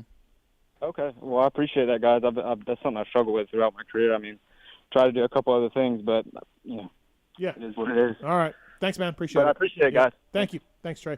Appreciate it. RJ Hampshire, next call for him is on Riders on 2. Ryder, welcome to the show. What's your question for RJ Hampshire, Ryder? I'm wondering if you can do your amateur career all over again, what would you do different? Oh, man. Honestly, nothing. Because what I did was I lived a normal life all the way up until my senior year in high school. So enjoy everything you can when you're young. And really, I mean, you see it nowadays, like, these kids start so young and go out to all these, training facilities and whatever else, and, they're burnt out by the time they go racing pro or whatever. I didn't do that necessarily. Like, I was just a normal kid all the way up until A class. And, yeah, I mean, I went pro, and, yeah, I was a little bit behind, but, man, I enjoyed it more than anything. And for the most part, this is my 7th, 8th year, and don't see any end soon. Yeah. There you go, Ryder. Have some fun. Thank you. Don't take it so seriously. We just had Haiden Deegan on before you, RJ, and, there's a kid that's been in the spotlight since he was 10 years old, right? And he's crushing it. Yeah. And, yeah, that's a weird life to me growing up like Haiden Deegan. He seems to be handling it perfectly, well-spoken, works really hard, obviously. But, yeah, that's a different life right there. Yeah, it's definitely tough on these kids. RJ Hampshire brought to you by EVSSports.com. Race in Indianapolis this weekend. Oh, good job on PulpMX Fantasy too, RJ. I'm sure you're really concerned, but you really came through for us people that picked you. So I actually got my first kind of intel on it on press day Friday, so I guess I had a 3 handicap. Yeah. And all I had to get was 13. Yep. And then I scored like double points or something like that. Yeah, exactly. We were talking about your handicap, and we said, well, it can't be top 10 is awesome. First time out. He can't be a 0. Mm-hmm. We kind of put you around Dino Colt Nichols, which is like 3, 4. Yeah, crush that. I mean, on the race on Saturday night, there's 13 people with championships. You know? So I mean, I feel like that's fair. I mean, for you to get 8th, shit, man, that's badass. And it was, man, like I said, that main event was super hard to kind of keep myself in check on because, like, I got a good start again. I was up there behind Anderson for a little bit, and then AP was behind me all over me. I thought I was holding them up. So, like, I kind of checked up and went to the outside in the sand, and, like, I gave him, like, go, dude. Like, I'll follow you. Well, I guess he hit a kicker or something, and he missed the rut. So then he comes all the way out into me. Like, after I just let him by, he comes into me and hits me. Like, I kind of fall off the back of the bike, and then J Coop goes underneath both of us. So right there I lost 2 spots. So I was like, damn it. Like, all right, like, I'm fine here. Well, then. Did he tell you that afterwards, or did you kind of know that? Like, were you like, what the hell? Well, no, I was kind of laughing about it. Like, I wasn't taking that main event as seriously as what I probably should have, just because, like, I was like, this shouldn't even really be happening right now, but I'm just going to keep kind of chugging along. And then Kenny was the next one right behind me, and the same thing. I'm like, damn it, like, now I'm holding him up.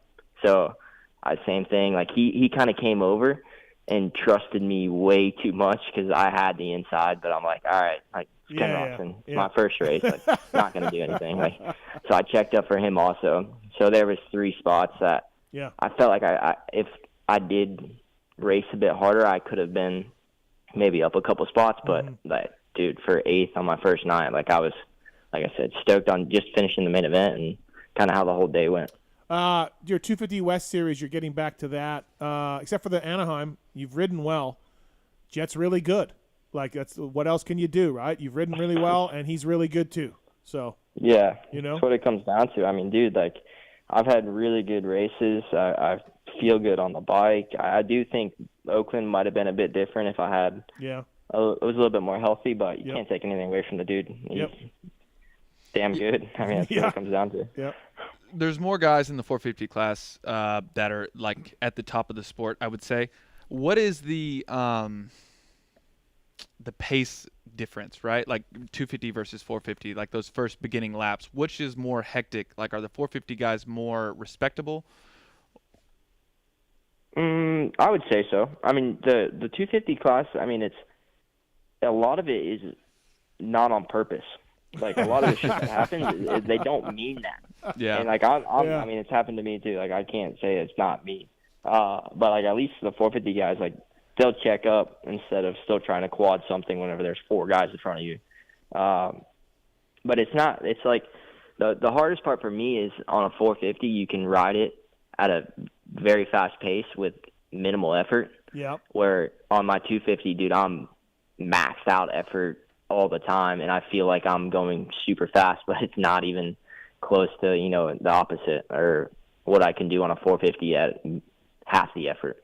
Yeah, let's be clear. RJ is not always in control either out there at times on a 250. Exactly. Yeah, I'm trying to wring his neck out. Yeah, for sure.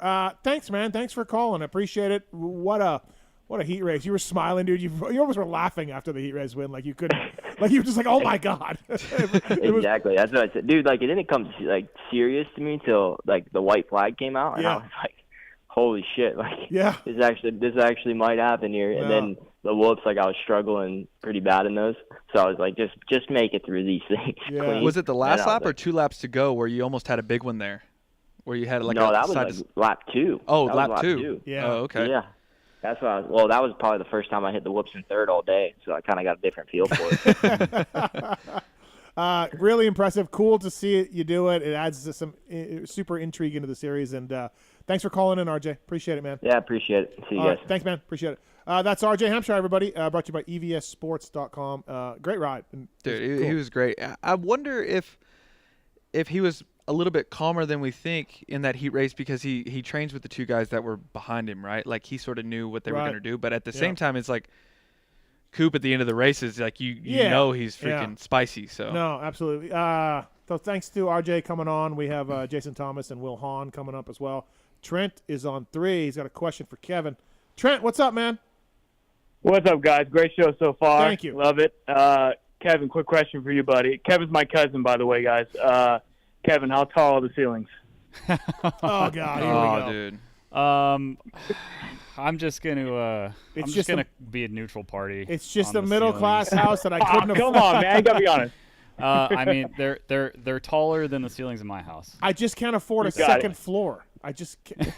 The second floor is unfinished, though. Yeah, that's right. Yeah. I've been to all 3 of your houses. I don't know about the one before that one. No, I've only had 3. Yeah, so I've been to all 3. Yeah. They've got bigger. Hey, you know what? Trent, he installs elevators for a living. He could put an elevator. Oh, here in we for go. you. All right. Oh, all right, wow. There you go. Well, I'll call Trent because it's exhausting getting up here. I just call me anytime. Hey, listen. Last question, Kevin. I just wanted to show. Maybe you can tell them the story about the fun trail I took you on, or decided to take us both on out in Lucerne. Oh yeah. Just give them all the fun Okay, details. so I'll do short version. We're out in Johnson Valley, Camp Rock Road area, a place called Cougar Buttes. A lot of big Cougar Buttes. Yeah, big rock formations and that kind of thing. So naturally, it's a attractive area for trials riders. But we just go out. It's kind of toward the end of the day on Saturday, and this is just a fun trip, like no race or anything like that.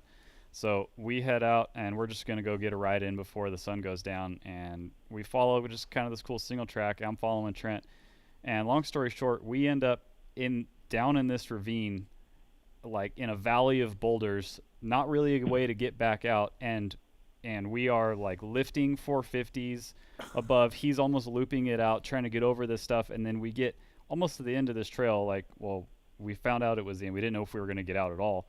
And there's all these plaques nailed into the side of this big boulder, and it's just all these like trials legends. So we're on like full 450s out on these like trials only trails, like walking our bikes through this stuff. Maybe I won't go off-road riding like we talked about earlier. I'm out. Yeah, I'm out on it. No, we're not doing that again. Yeah. No. Thanks for the call, man. Appreciate it. Thank you. Guys. All right. Elevators, huh? Yeah. Okay. All right. I'll look into that. Yeah. Everyone's a smart ass these days. Kevin Bailey from Wiseco, Alex Ray on the show tonight. We're going to a commercial break here, but before that, there's a lot going on in Florida. None of us were there. We have our buddy Jason Wygant, son racing the RCSX. A guy named Mr. Side is doing a GNCC there. Lots to talk about. Our boots on the ground correspondent in Florida from Michelin, Mr. Randy Richardson. Yes, sir. How are you tonight, guys? We're good. I mean, I'm still upset about this Kajiva nonsense. Well, I got to make the call kind of quick because I just got parked inside the Speedway for the Daytona for the Ricky Carmichael Vintage Supercross tomorrow, and I do have to help Robbie unload the Kajiva that he bought out from under you down here in Daytona, and I was fully unaware of that whole transaction. Yeah, yep. Absolutely bullshit. Yep. So you were going to buy it? I thought you were going to buy the one that wasn't running. We never got to the bottom of that. Oh. Yeah. And then Robbie just snaked me again. Robbie and his millions. Dude. Yeah, well, you know, you can say that Robbie was going to buy. You can say you're going to buy that. You can also say you're going to buy the Alta. So I don't know. You know what I mean? Who knows? All right, moving on. The jury spoke on that one, sir. So what's more shocking, Mr. Side and his condition after the GNCC, or Lane Wygant surviving his father's mechanicking skills? What's more shocking? If that was Cycle News headline, if that was future headline, yeah, future headlines. Or I would say it's more amazing that poor Lane, who was subjected to Weech's lack of mechanical skills, that he actually survived. That the motorcycle did not disintegrate, or that the e-bike didn't shock him. I think that's more shocking or more impressive. He had no pivot bolts backing out. His front tire is not seated on the rim. He's got no air pressure on the other tire. I'm going to save it. Yeah, save it. It's like that Kajiva Robbie was trying to stick you with. It's a basket case scenario, right? It's a complete basket case. He forgot his kid's sticker on his helmet. He taped up the kill switch wrong. No swing arm pivot is scary. Yeah. No. Yeah, for sure. Oh, big time. And the thing, what's really cool is I talked with Weege. I stepped out there on the line and was getting some video content, and they said this is good because of the security. You know how Daytona security is, right? Oh yeah, that's they're awesome. So they're great they people. said, hey, you can't be out here. You can't be out here. It's parents only. So I quickly told them that I was Weege's partner. Which in today's world, that just you can't even do anything, right? I said that's my partner and our son. Unless you want to meet Mr. Arthur Draper in court. Yes. Yeah. Exactly. So they backed it down, and I was able to get some good content, which I hope to once I get to back to the hotel tonight, I'll post because it was really, really good. Weege's son getting a great start. I know you don't know anything about those, but he got a great start off the line, with the new just like clutch. Darkside did. No, the clutch broke. Exactly. The clutch broke. Well, the way he said a great start, is that with the new clutch? No, the clutch that he paid to get installed broke. Yep. And then so what Lane was riding that I saw was the electric bike, which I sent Weege some tires for, I don't know, maybe a year or so ago, and the Michelins are holding up exceptionally well, even though I offered to go install them. Weege said, no, I can do it. I think he spent he's not how much money he spent on 5 or 6 tubes before he finally got them installed without pinching the tubes. So, also, I'm going to show A-Ray right now and Kevin here. He sent us photos of his putting on his graphics. Here's his graphics that he put on his own bike. Oh my gosh! He put his own Decal Works, sent him graphics. Dude, like how? Like, that's another one. Yeah, that's another one. Does he not own a blow dryer? He can't borrow one. This from his guy, wife? he can't work a Keurig. He can't work a barbecue. Well, can Decal Works not send him like the cutouts like they send Kiefer? I don't know, man. I know Decal Works, they're pretty innovative. They have that sparkly or the reflective or the sparkly style. Yeah. Maybe this is a new thing they're working on with Weege, and it's to look like a prune, maybe with that many wrinkles in it. I don't know. And most maybe that's. And most graphics companies, they send you like directions and a little squeegee thing too with it. Decal sends a squeegee. Weege probably used the squeegee to apply melted cheese to bread to make a grilled cheese, knowing Weege. That's what his sponsors, he has got Fly and FXR listed as sponsors. Yep. Under Lane Wygant. It also says free stuff from my dad, minus my dad breaking my bikes. That's on the sponsor sheet. Yeah. Well, here's the thing, and I know Kiefer would probably not approve, but the FXR and the Fly does make sense because he has some really nice sublimated FXR gear, but he had Fly boots with it, which I'm sure that was from a previous relationship that Jason Wygant was in. Yeah. I'm starting to worry about the top end. Yeah, Do we need to look at the Pistons? 50 hours on a clutch. He sent us a video of the bike, and it's just going, and it's like he goes, "I just thought that was normal." He just thought it was to normal. make noise and not move. Right. Hey, last year, and I look forward to seeing Weege this coming weekend at the Red Bull Day in the Dirt down south. But last year we're there, and I said, "Hey, Weege, let's Lane's bike. We can plug it in over here at the motorhome with Bobby because we've got power." He goes, "Oh no, you can't. No, you can't charge it." I said, "What do you mean you can't charge it?" He said, "Well, because it's raining." I said, "What do you mean you can't charge it because it's raining?" He said, "Well, that's what my wife said. Said don't plug it in the wind." I said, "Okay, I'm not worried about what Elisa says." This isn't a toaster in the bathtub. Oh my! Hey, so we went over there, and I put it under the awning. I said, "Look, we'll put it under the awning, and we'll plug it in first. I'll spray the connections off. I'll spray with some contact cleaner." And he goes, "Whoa, what's that for?" And I said, "It's for contact. It's for electrical contact. That's why they call it contact cleaner." And he goes, "Are you serious?" I'm like, "Yes, that's why it's called that." Anyway, so I plug it in, and we're charging off of there. We've got it under the awning, and then I even take an umbrella and put the umbrella over the motorcycle. I said, "Weege, I promise you, that's like 2 condoms. It's super safe. We're not going to die here. That thing will not. No, we're not going to die. We're not going to die." I said, "Go announce the race with Kevin Kelly, and I'll let you know when the battery's charged." He's a disaster. So. He's just everything about him is. This guy reports on the sport. Yeah. He reports on the sport. And speaking of disaster, Darkside pulling off after the GNCC. Okay, so hold on. Let me ask you this. So hold on. We saw the photos of Mr. Side. I had an anonymous source. I'm not going to out them. Send me a text and say, seriously, he knows the cameras are all there. He knows everybody's watching. He's riding for the Pro team, right? He's got a good bike. And this person was like, dude, come on. Like, collapses on the ground. And they were just saying that Mr. Side was doing this for the cameras. I don't think so, because I'm asking. I didn't say yes or no. This person was just asking me if I thought that. I personally don't think so, because like we go back to whenever he does like a trail ride with Kiefer, or like whenever he was going and practicing at Glen Helen, he's cramping out, like he's having a rough time, like he's sore as shit, like he's about to fall out in the van asleep, like on the way home after a race. So I don't think it was like a front or nothing. Okay. I thought it was fun because like his whole face was just like. I'll tell Kiefer that. I mean, I'll tell my source that. Okay. Yeah, I think it was genuine. I think his suffer level was genuine. It was high. And I think he's like Dr. AMA, or Dr. AMA, which also spells drama. Certainly, it was very dramatic, and he was flopping around, but it's like a fish out of water, dude. Yeah, he was fish out of water. It was like a dead fish out of water, and he was more spent than the average person's stimulus check, right? Like he was done. Okay, so we all know he quit, and we were calling him quit side, and he quit the last GNCC. So we know, like, props to him, because he didn't quit.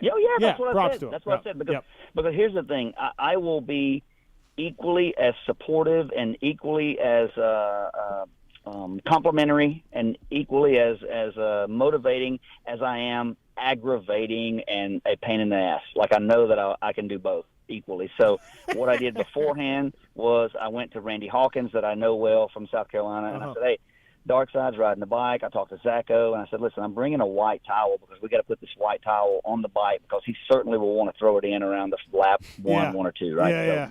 So I did that. I got in his face. I made some fun of him here and there at the starting line. And then and I said, hey, man, don't screw this startup, because I'm here documenting it. Like I'm a paid PulpMX correspondent. Right? So, but anyway, so I got in his head enough that I knew for sure that come hell or high water, he was, if he was physically able, he would finish that race, and he did, despite the fact that I don't think he was physically able. He said he wasn't quitting, and now awesome. Did you see who he beat? A-Ray. Right ahead of Mike Ulrich. Hey, so I seen Ulrich in this video, and I didn't know if they were in like the same class or not, but like I think Michelin Man took the video. And like it's Randy. Randy. Well, I just call him Michelin Man. Okay. Right. Hey, Alex, Randy. I'm from South Carolina. So he pans the video to Muddy Creek. Yeah.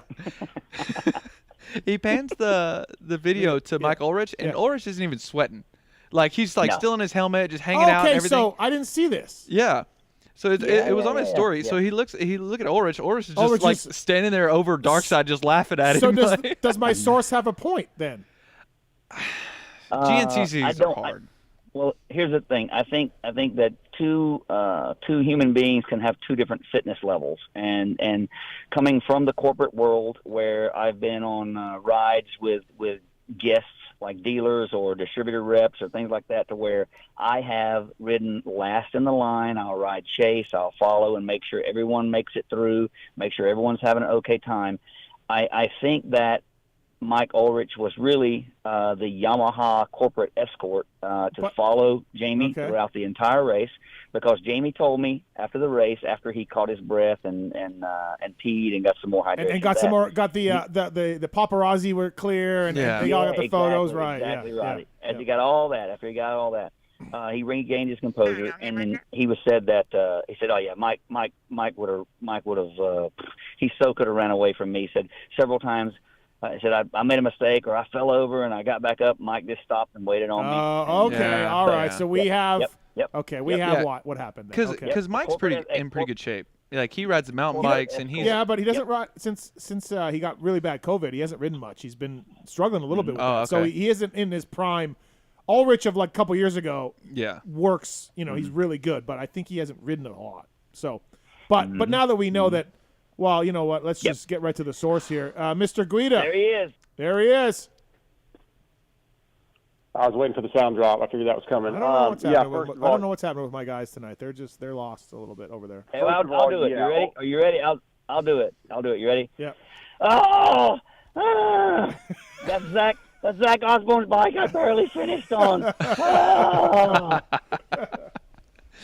So yeah, first of all, Ulrich 100% was there Okay. to make sure I did not quit, and that's basically he was just behind me the Okay. entire time. All right, because I was going to unleash hell on Mike Ulrich. No, he okay. Yeah, he was just staying behind me. But yeah, whoever the asshole is that thinks I would do that on purpose. I was. They were just asking. They were just asking if I thought that. Stoked. I was not stoked when I pulled up and saw. It felt like a lot of people with fucking cameras in my face. Oh, you're fucked. Yeah, listen, Randy's gonna be there with a camera. Trust me. Oh yeah. Oh yeah. I was with about what felt like 40 minutes left. I was so dehydrated. My feet were going numb. I was blurred vision. I was just dehydrated. Sounds good. Dude, I got some goggles for you. The first lap, I felt really good. Second half of the lap, I felt really good, and then it was a struggle. How long was the total time? Yeah. How long was total time? I think 2 hours and 15 minutes. Okay. Something like that. Yeah, I don't think he was faking it because you factor in all the crashes, him picking up the bike, and all that. Yeah, well, I only fell twice, I think. I hit a tree on the second lap and kind of thought I might have broke my finger. But it really wasn't like it was not that bad until the last little bit, and then it was just. You got second. Yeah, you got second. Yeah, I probably shouldn't even have been that class because I think the first lap was me and Mike ran off on the other guys pretty fast, and I realized that pretty quick. Probably wasn't in the beginner class. Darkside just you a were sandbagger. cherry picking. So what you're saying, you were cherry picking, like another industry guy cherry picking. Yep. Yeah, maybe, but definitely the in shape. Not in shape enough for that. I got to get back. I did go on a mountain bike or a bicycle ride today. Oh, there we go. You go. Oh, Yeah, you got to spin those legs out, man. You got you got to recover. I will tell my source. I won't name him, but I'll tell my source that you were legitimately feeling it. Yeah. Oh Hey, yeah, I would. Why would I act like that? That's embarrassing. Yeah. Hey, we need to get FXR on the phone and tell him thank you for the photos as well. I don't know who supplied those that photos. was Brad, but I think. Yeah, those are great. Yep. Yeah. Between Randy and Brad, we got a lot of. Yeah, they're fucking awesome. They're so funny. Yeah. Hey. Did you see my tweet today? How it started, how it ended. Yeah. Daytona. Oh yeah. Dude, the that's screen such a grabs good of Darkside are just great. Like the highs and lows of Darkside. Dark, you can't pose for a photo with the OnlyFans chick and like you can't do that. Why? Because how'd you get to the GNCC from Atlanta that quick? That's what I want to figure out. That's like a 9-hour drive. Yeah, well, I had been in Atlanta a few hours before. Okay. I'm just you can pose with the OnlyFans girl for sure and take a photo, but you can't be like, don't put that up on the internet. Like you can't expect people on Twitter to not just have a field day with that.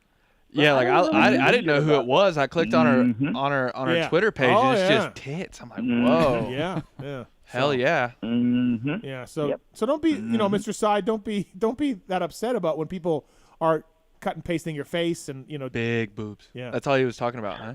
Or thinking about. So it's just part of it, I guess. I just got to deal with it. Well, now you're a big time media guy. It's one of the unspoken rules of media guy that you were always wondering about, Mm-hmm. Yeah, right. Yeah. So, but somebody caught you with her, and somebody caught you collapsed under the tent. They caught you. Yeah, caught me. That's true. Yeah. Well, good job though, Mr. Side, finishing that race. Good job. Yeah, you probably were definitely in my or Pulp Nation was in my head. Yeah, I was not. Yes. Quit Side. No one was going to call you Quit Side. You had to start training for the 24-hour. I mean, this was only 2. Yeah. Yeah. Well, I'm back on a bicycle today. So we're getting the diet's going back to a stricter diet. I'll be good. All right. Winter's over. You've done the East Coast off road. Will you come out and do a Hare and Hound, some West Coast off road? Sure. Why not? Let's do it. All right. Yeah. Brosha will talking about. Brosha will talking about hook you up. snowshoe already. Yeah. What's that? Snowshoe. We're talking about doing snowshoe. I know ML wants to do snowshoe. Wow. Look, Randy, he's just an off-road warrior now. He got beat down to the World Vets. He got beat down to the World Vets, Randy, and now he's switching. I made him switch to a whole other genre of moto. Oh, no. Yeah. We're still doing moto. Didn't you, we'll call you back at GH this year. Yeah. Didn't you years ago, Steve, didn't you have a rider go and do enduro cross? I did. I sent a few people to go and do enduro cross. Yeah. How'd that go? Fuck, man. Dude, oh, God. I've never crashed so much in my damn life. And that's saying something. Yeah, that is saying something. Like, I'll do it again, though. I would do it again. Yeah? Yeah, I know what to expect now. Yeah. Yeah. That was a disaster. Everybody I sent was a disaster. But the tracks look like they're way harder now. They do. Oh, my God. The Matrix, dude. Just caught up in the Matrix. Well, you and Mr. Sai can go to enduro cross. Yeah, speaking of getting caught, Darkside and I both would get caught in the Matrix. Where's Darkside? He died in the Matrix. Yeah. Yeah. Well, boys. All right. Well, listen. Yeah. Yeah, I was gonna say, if you want to chat with Darkside more, Darkside, I'm proud of you, buddy, and you're right. The all of Pulp Nation was in your head, and probably was in the sound of my voice, because I was the last one in your ear, just ridiculing you if you quit. So I'm proud of you for not giving up. Commit side is who you are now, and I'm proud of you, buddy. Finish side, absolutely. Yeah. Hey, so. Finish lap lap 2. Lap 2, I was looking for Michael to tell him if the white flag doesn't come out, then we're going to be throwing a white rag. Hey, I bought you one before the race, just in case, right? Yeah. All right. Well, I'm gonna. Good night, boys. I'm gonna go get some sleep. I'm gonna race vintage bikes tomorrow at Daytona. There's a guy here. I'm from Michigan. His name is Jeff or something. Jeff Stanton. So I'll probably go head to head with him again, and look forward to those battles. So. Right. And grab that Kajiva. Take it home. Yeah, we'll do. Yeah, that's it. Yeah, that's it. Yeah, Robbie, I'll be right there. I'm helping you unload, buddy. Yep. There you go. Perfect. Thanks, Randy. Bye. All right. See ya. Bye. That's Michelin, by the way. Michelin. Check them out. Starcross 6s. Great tires. And Zacho was around, Dark? Yeah, he wasn't there before I started, but he was there when I ended. Okay. Yeah. I figured he was like a coach for you, but no. Zacho bailed. No, those his little skinny bars and little skinny ass grips, not comfortable for me. Oh, that's right. He runs the micro. Any blisters on the hands? No, actually. I started feeling one at the end, but it never actually bubbled all the way up. And they weren't the micro grips, but they were he said the skinniest grips he could get. I think they were ODI. Did you run a Camelback? Yeah. Yeah. So what was the final full race time? Just over 2 hours. I don't remember exactly. Yeah. My first lap was something like 40 minutes, and it went 43, and then maybe 46 or 7. 3 laps. 3 laps, yeah. Yeah. 3 laps, yeah. Yeah, I got 3 in. Yeah. Well, I was really going to get on Mike Ulrich's case for getting beat by Mr. Sai, but I will not now. Mike, no, Mike he definitely did not get beat by me. Yeah. Okay. All right. Fair enough. No. All right, Mr. Side, we're going to run. Thanks for calling in. Again, good job. Yeah. I appreciate it. All right. Talk to you guys soon. See you, man. All right. That's Mr. Guida, everybody. Commercial break here. JT, Wil Hahn, X-Brand Tear-Offs, Race Tech Rant. Lots of things coming up here still on the PulpMX show, presented by Motorsport.com, Decal Works, and Fly Racing. Be right back after this, everybody.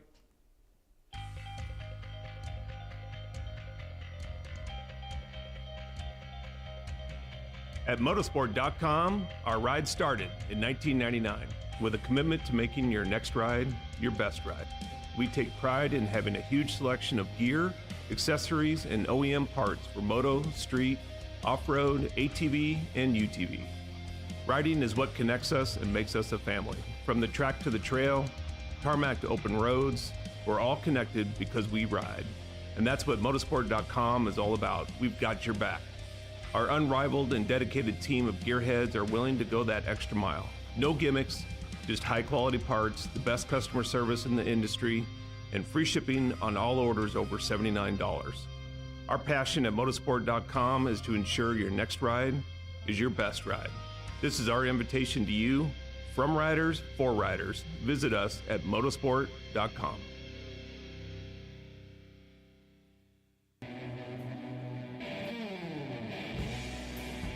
Hey, in case you didn't know, Racetech is the world's largest aftermarket suspension modification company. All Racetech products include award-winning gold valves and settings are 100% guaranteed and made right here in the US of A. Racetech also offers state-of-the-art precision engine services and parts to all engine builders. The staff has over 65 years of championship winning experience. It's so good that many of the top privateer teams such as SGB Honda, Team Solitaire Nuclear Blast Yamaha, and Motul AJE Gas, as well as Jerry Robin, Kevin Morans, and many more, choose Racetech for their superior performance, reliability, and their customer service. Hey guys, what's up? My name's Kate Clayson, and I choose Racetech because I love their desire to strive for perfection. I think we all know that perfection isn't possible, but getting to perfection is always the goal, and I think that is something that both myself and Racetech have always worked towards, and I think they can help you get there too. Hey guys, this is Alex Ray. I use Racetech components in my SGB suspension and also the Racetech engine. The reason I like it is just because the engine's super reliable, tons of torque, and also on the suspension side, it just gives it that plush, nice feeling. Hey, it's your boys over at Team Solitaire. If you don't run Racetech, here's what you do. Put your hands behind your back and run your face into a f***ing wall. Racetech.com. What's up, guys? This is Kevin Morans, and I choose Racetech because of their convenience of having Racetech centers all around the United States. Obviously, within my Decker Performance suspension, works really well. They're very high-quality performance products. Definitely check them out. Hey, guys, this is Jerry Robin, and I choose Racetech because the reliable motors, good power, good suspension, and obviously it's great people around, and I've been there for a long time, and they're awesome. Visit Racetech.com and use code PULP22 to save.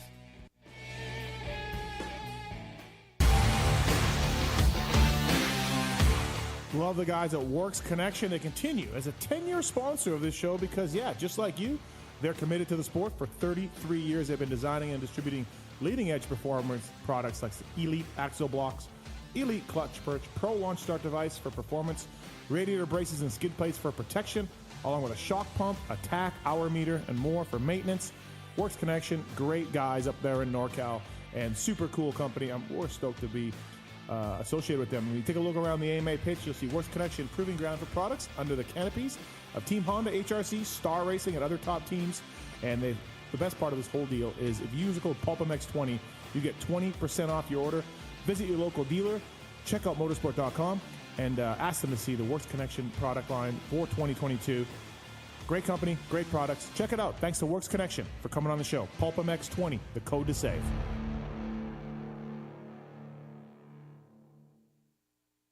With over 80 years' experience manufacturing power sports pistons right here in the USA, Wiseco has evolved into a full range of performance components for dirt bikes and other power sports machines. Whether you ride a 2-stroke or a 4-stroke, Wiseco has a variety of pistons from reliable forged replacements to the performance-focused Racer Elite series. Wiseco offers race-proven components for the rest of your engine, too.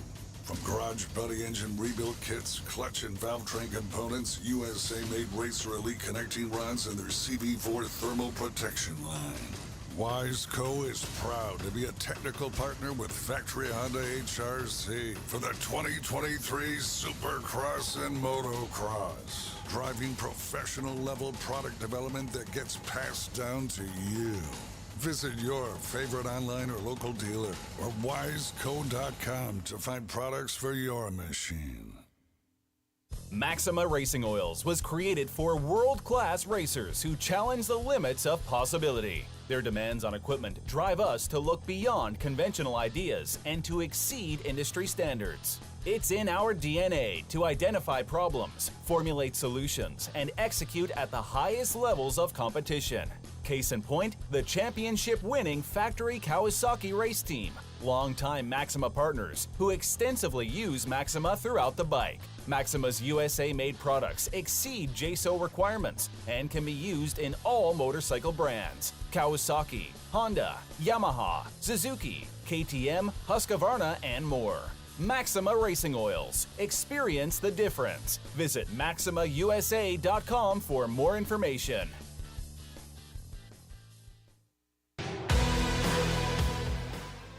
In 1990, my dad, Jamie Gregg, started Guts Racing. Guts stands for Greg's Ultra Trick Seats, because I was just a little kid that wanted a trick seat. And if you're out there looking for a trick seat, go to gutsracing.com, your local dealer, or Motosport and place your order. Support the people that support PulpMX. You can use PulpMX2022 for 20% off at gutsracing.com.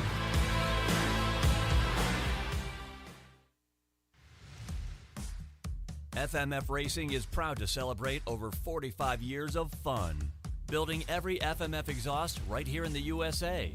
Owner and founder Don Emler may have started FMF Racing in his garage 45 years ago, but Don is still hands-on in our 100,000 square foot state-of-the-art manufacturing facility in Southern California. FMF's goal? Design and manufacture the world's best performance exhausts 100% in the USA under one roof. FMF is a proud sponsor of the Lucas Oil Pro Motocross Championship for over 25 years. Hi, it's Tomax Superfan Dylan here. The only thing I love more than seeing Eli win... Whoa, wait, Dylan. Sorry to cut you off like Steve does his callers and guests, but a lot has changed.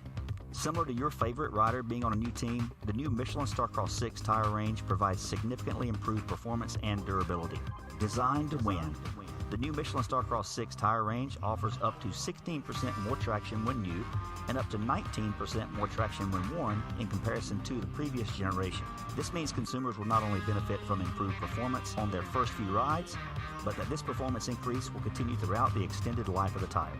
Michelin is a legendary innovator in motorcycle tire technology, and thanks to Michelin silica technology, the Michelin Starcross 6 tire range provides up to 11% more durability than the previous generation. This means consumers will enjoy the significantly improved performance throughout the increased life of the tire. Take it from me, as I too have to buy my own tires, this added value is great news. The new Michelin Starcross 6 tire range is available in 6 versions, specifically sand, mud, medium soft, medium hard, and hard versions, with the naming designation corresponding to the type of terrains and conditions where the tires were designed to win. Another innovation is the Michelin adaptive design, with specific positioning of the tread blocks in 3 zones: central, intermediate, and lateral zones, with the single goal to offer exceptional grip for the front tire and exceptional grip, traction, and longevity for the rear.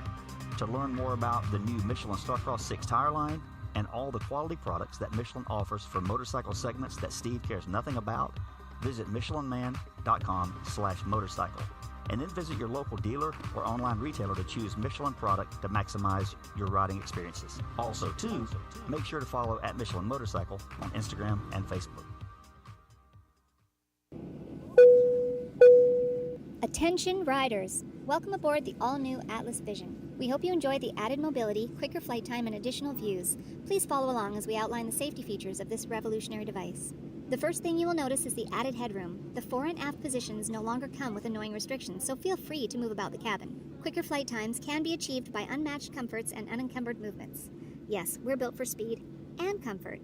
And now available to all customers is a 360 panoramic view. Go ahead and look around the cabin. These new angles are available at no additional charge. Located on the underside of the frame is the gold standard of impact absorption, D3O. In the event we accidentally take a trip to Indonesia, we suggest that you remain with your neck in the underextended position and allow this proven material to do its job by reducing the forces over 50% better than ever before.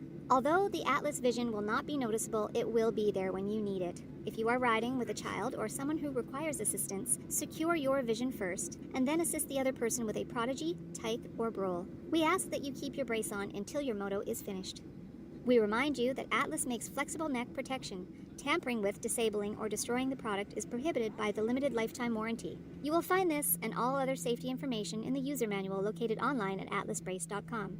At this time, we ask that you remain standing with throttles in the wide open position with your elbows up and hips fully unlocked, whatever that means. On behalf of the captain and entire crew, thank you for flying Atlas Vision. Enjoy the views.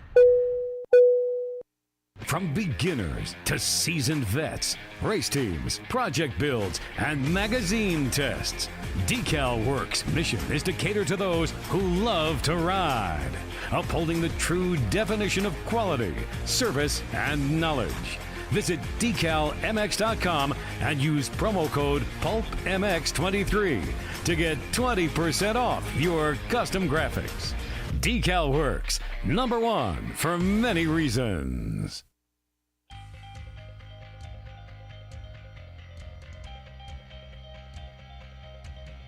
At motorsport.com, our ride started in 1999 with a commitment to making your next ride your best ride. We take pride in having a huge selection of gear, accessories, and OEM parts for moto, street, off-road, ATV, and UTV. Riding is what connects us and makes us a family. From the track to the trail, tarmac to open roads, we're all connected because we ride. And that's what motorsport.com is all about. We've got your back. Our unrivaled and dedicated team of gearheads are willing to go that extra mile. No gimmicks, just high-quality parts, the best customer service in the industry, and free shipping on all orders over $79. Our passion at motorsport.com is to ensure your next ride is your best ride. This is our invitation to you, from riders for riders. Visit us at motorsport.com. Maxima Racing Oils was created for world-class racers who challenge the limits of possibility. Their demands on equipment drive us to look beyond conventional ideas and to exceed industry standards. It's in our DNA to identify problems, formulate solutions, and execute at the highest levels of competition. Case in point, the championship-winning factory Kawasaki race team, longtime Maxima partners who extensively use Maxima throughout the bike. Maxima's USA-made products exceed JSO requirements and can be used in all motorcycle brands: Kawasaki, Honda, Yamaha, Suzuki, KTM, Husqvarna, and more. Maxima Racing Oils. Experience the difference. Visit MaximaUSA.com for more information. Hi, it's Tomax superfan Dylan here. The only thing I love more than seeing Eli win... Whoa, wait, Dylan. Sorry to cut you off like Steve does his callers and guests, but a lot has changed. Similar to your favorite rider being on a new team, the new Michelin Starcross 6 tire range provides significantly improved performance and durability. Designed to win, the new Michelin Starcross 6 tire range offers up to 16% more traction when new and up to 19% more traction when worn in comparison to the previous generation. This means consumers will not only benefit from improved performance on their first few rides, but that this performance increase will continue throughout the extended life of the tire. Michelin is a legendary innovator in motorcycle tire technology, and thanks to Michelin silica technology, the Michelin Starcross 6 tire range provides up to 11% more durability than the previous generation. This means consumers will enjoy the significantly improved performance throughout the increased life of the tire.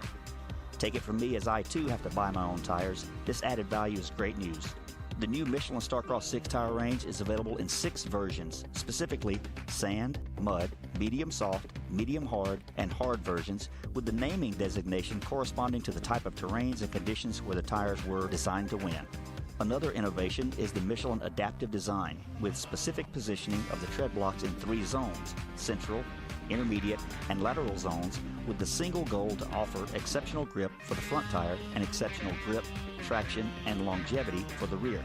To learn more about the new Michelin Starcross 6 tire line and all the quality products that Michelin offers for motorcycle segments that Steve cares nothing about, visit michelinman.com/motorcycle. And then visit your local dealer or online retailer to choose Michelin product to maximize your riding experiences. Also, too, make sure to follow at Michelin Motorcycle on Instagram and Facebook.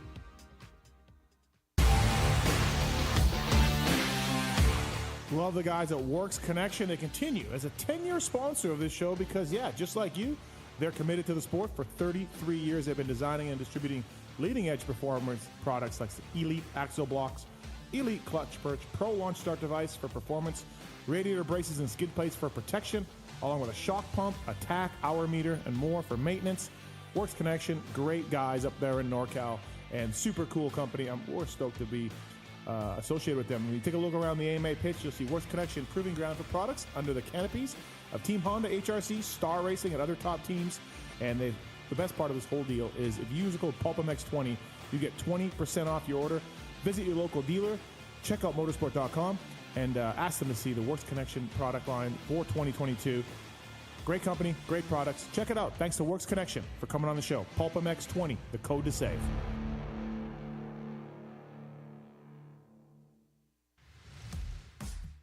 FMF Racing is proud to celebrate over 45 years of fun, building every FMF exhaust right here in the USA.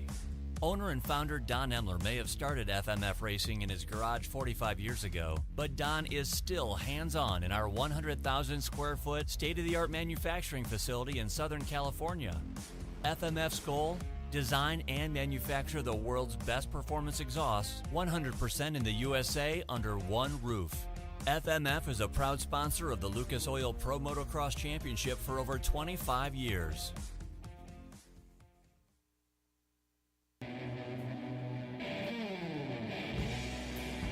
Hey, in case you didn't know, Racetech is the world's largest aftermarket suspension modification company.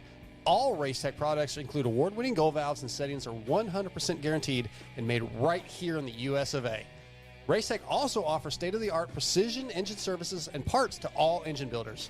The staff has over 65 years of championship winning experience. It's so good that many of the top privateer teams such as SGB Honda, Team Solitaire Nuclear Blast Yamaha, and Motul AJE Gas, as well as Jerry Robin, Kevin Moran's, and many more, choose Racetech for their superior performance, reliability, and their customer service. Hey guys, what's up? My name's Kate Clayson, and I choose Racetech because I love their desire to strive for perfection. I think we all know that perfection isn't possible, but getting to perfection is always the goal, and I think that is something that both myself and Racetech have always worked towards, and I think they can help you get there too. Hey guys, this is Alex Ray. I use Racetech components in my SGD suspension and also the Racetech engine. The reason I like it is just because the engine's super reliable, tons of torque, and also on the suspension side, it just gives it that flush, nice feeling. Hey, it's your boys over at Team Solitaire. If you don't run Racetech, here's what you do. Put your hands behind your back and run your face into a f***ing wall. Racetech.com. What's up, guys? This is Kevin Moran's, and I choose Racetech because of their convenience of having Racetech centers all around the United States. Obviously, within my Decker Performance suspension, works really well. They're very high-quality performance products. Definitely check them out. Hey, guys, this is Jerry Robin, and I choose Racetech because the reliable motors, good power, good suspension, and obviously it's great people around, and I've been there for a long time, and they're awesome. Visit racetech.com and use code PULP22 to save. With over 80 years' experience manufacturing power sports pistons right here in the USA, Wiseco has evolved into a full range of performance components for dirt bikes and other power sports machines. Whether you ride a 2-stroke or a 4-stroke, Wiseco has a variety of pistons from reliable forged replacements to the performance-focused Racer Elite series. Wiseco offers race-proven components for the rest of your engine, too. From Garage Buddy engine rebuild kits, clutch and valve train components, USA-made Racer Elite connecting rods, and their CV4 thermal protection line. Wiseco is proud to be a technical partner with Factory Honda HRC for the 2023 Supercross and Motocross, driving professional-level product development that gets passed down to you. Visit your favorite online or local dealer or wiseco.com to find products for your machine. From beginners to seasoned vets, race teams, project builds, and magazine tests, Decal Works' mission is to cater to those who love to ride, upholding the true definition of quality, service, and knowledge. Visit decalmx.com and use promo code PulpMX23 to get 20% off your custom graphics. Decal Works, #1 for many reasons. In 1990, my dad, Jamie Gregg, started Guts Racing. Guts stands for Gregg's Ultra Trick Seats, because I was just a little kid that wanted a trick seat. And if you're out there looking for a trick seat, go to gutsracing.com, your local dealer, or Motosport and place your order. Support the people that support PulpMX. You can use Pulp2022 for 20% off at gutsracing.com.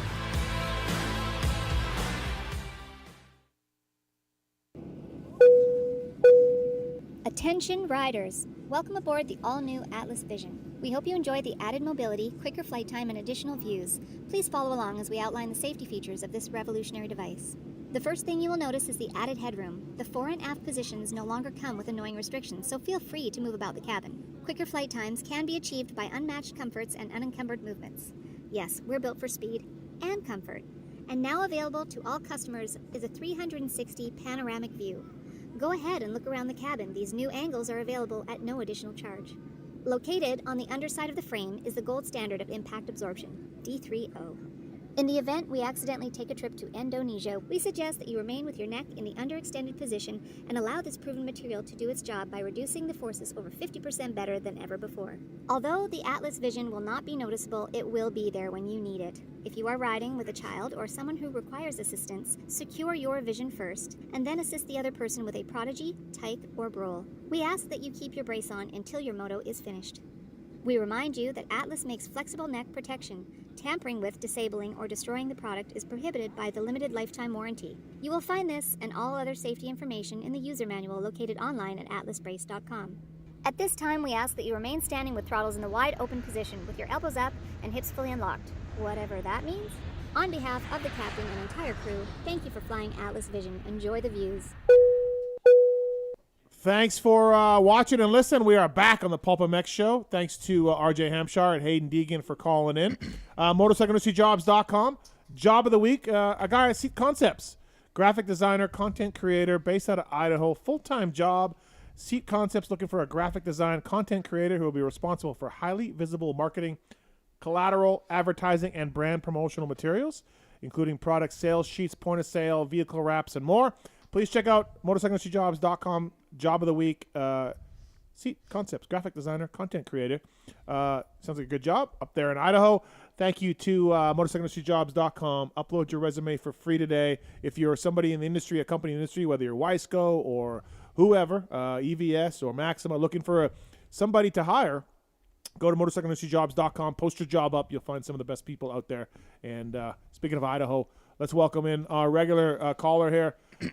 The Jason Thomas. What's up, JT? I am in Idaho, and it's cold as hell here, just for the record. It's snowing? Crappy? Yeah? Yep, snowed this morning. Oh, boy. Hey, A-Ray is in studio here, racing Indy this weekend. So PulpMX Fantasy. Really? That warning will pop up, everybody. Yeah, don't pick me. Don't pick me this weekend. No, I'm probably like 40% here. Okay. Yeah, I didn't pick you, and you're 100%. I mean, I love you. Yeah, there we go, dude. But I'm scared to death of putting you on my team. No, the warning's there for a reason, right? Like, yeah, 100%. I get it.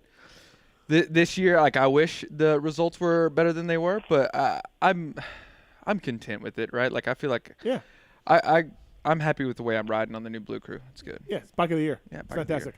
JT, Daytona, worst race of the year or not? No, come on. I'm kidding. I'm joking. I mean, I understand your concerns. I do. I really do. But some people love it. But like the thing is, for me, you get a lot of perks. You know, I know it's not perfect. Nobody's ever thinks it's perfect, but you get a lot of nice things. You get to go to press box, which you deserve all these things. Like, let's start there. Daytona makes those things hard. It does. So I can understand some of your complaints. But people that don't get to do any of that, and Daytona is like the only race they go to, or they love the Speedway or whatever, like, they love it. So they can love it. You can stay home and everybody wins. I get it for sure. If you just look at it from covering the sport, it's expensive. It's a far drive. Security sucks. Your passes suck. You can't watch anywhere. Blah blah blah. Track's not that good anymore. You know. Listen, I had the most access, like the pass I had, I've never even seen before, and I still was told 5 times I couldn't go to a certain place. And I'm like, yes, I can. Like, I have to. If you don't let me go, I'm fired. Yeah. And this guy didn't even know. He doesn't know anything about anything. He was just not letting me. I had to call 3 different people on scooters, and finally this guy's like, why are you stopping this guy? He's like, he can't go here. And he's like, he damn sure can. Like, he can go stand on the racetrack if he wants to. Yeah. And it's just what you're dealing with, man. Nope. Like, these guys are told one thing, and they're going to die to stop you from doing that. No, it's really frustrating to deal with that because, we're used to Feld passes every weekend. We go to Feld Stadium. Everything works. Everything's fine, all of that. So I get it. Let's go. I don't blame them. Like, they're told one thing, and that's all they're doing. It's just but it is frustrating. I get it. So RJ was on the show talking about his 450 ride, and he mentioned that I think he was pretty humble about it, but then he also did say, like, when he got out front in the heat, JT, he's like, I can do this. Yeah. I can win this. That's cool. He had a lot of confidence. So the question is that just a Daytona thing? We'll find out. He's racing this weekend.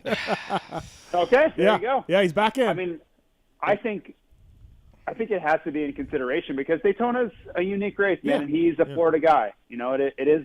Yeah, he could let loose there a little bit, right? Like Indy is tight. He grew up in the sand, and he grew up riding tracks just like, well, maybe not the layout of Daytona, but that dirt, those conditions, that's what he grew up in. I watched him ride since he was a little kid.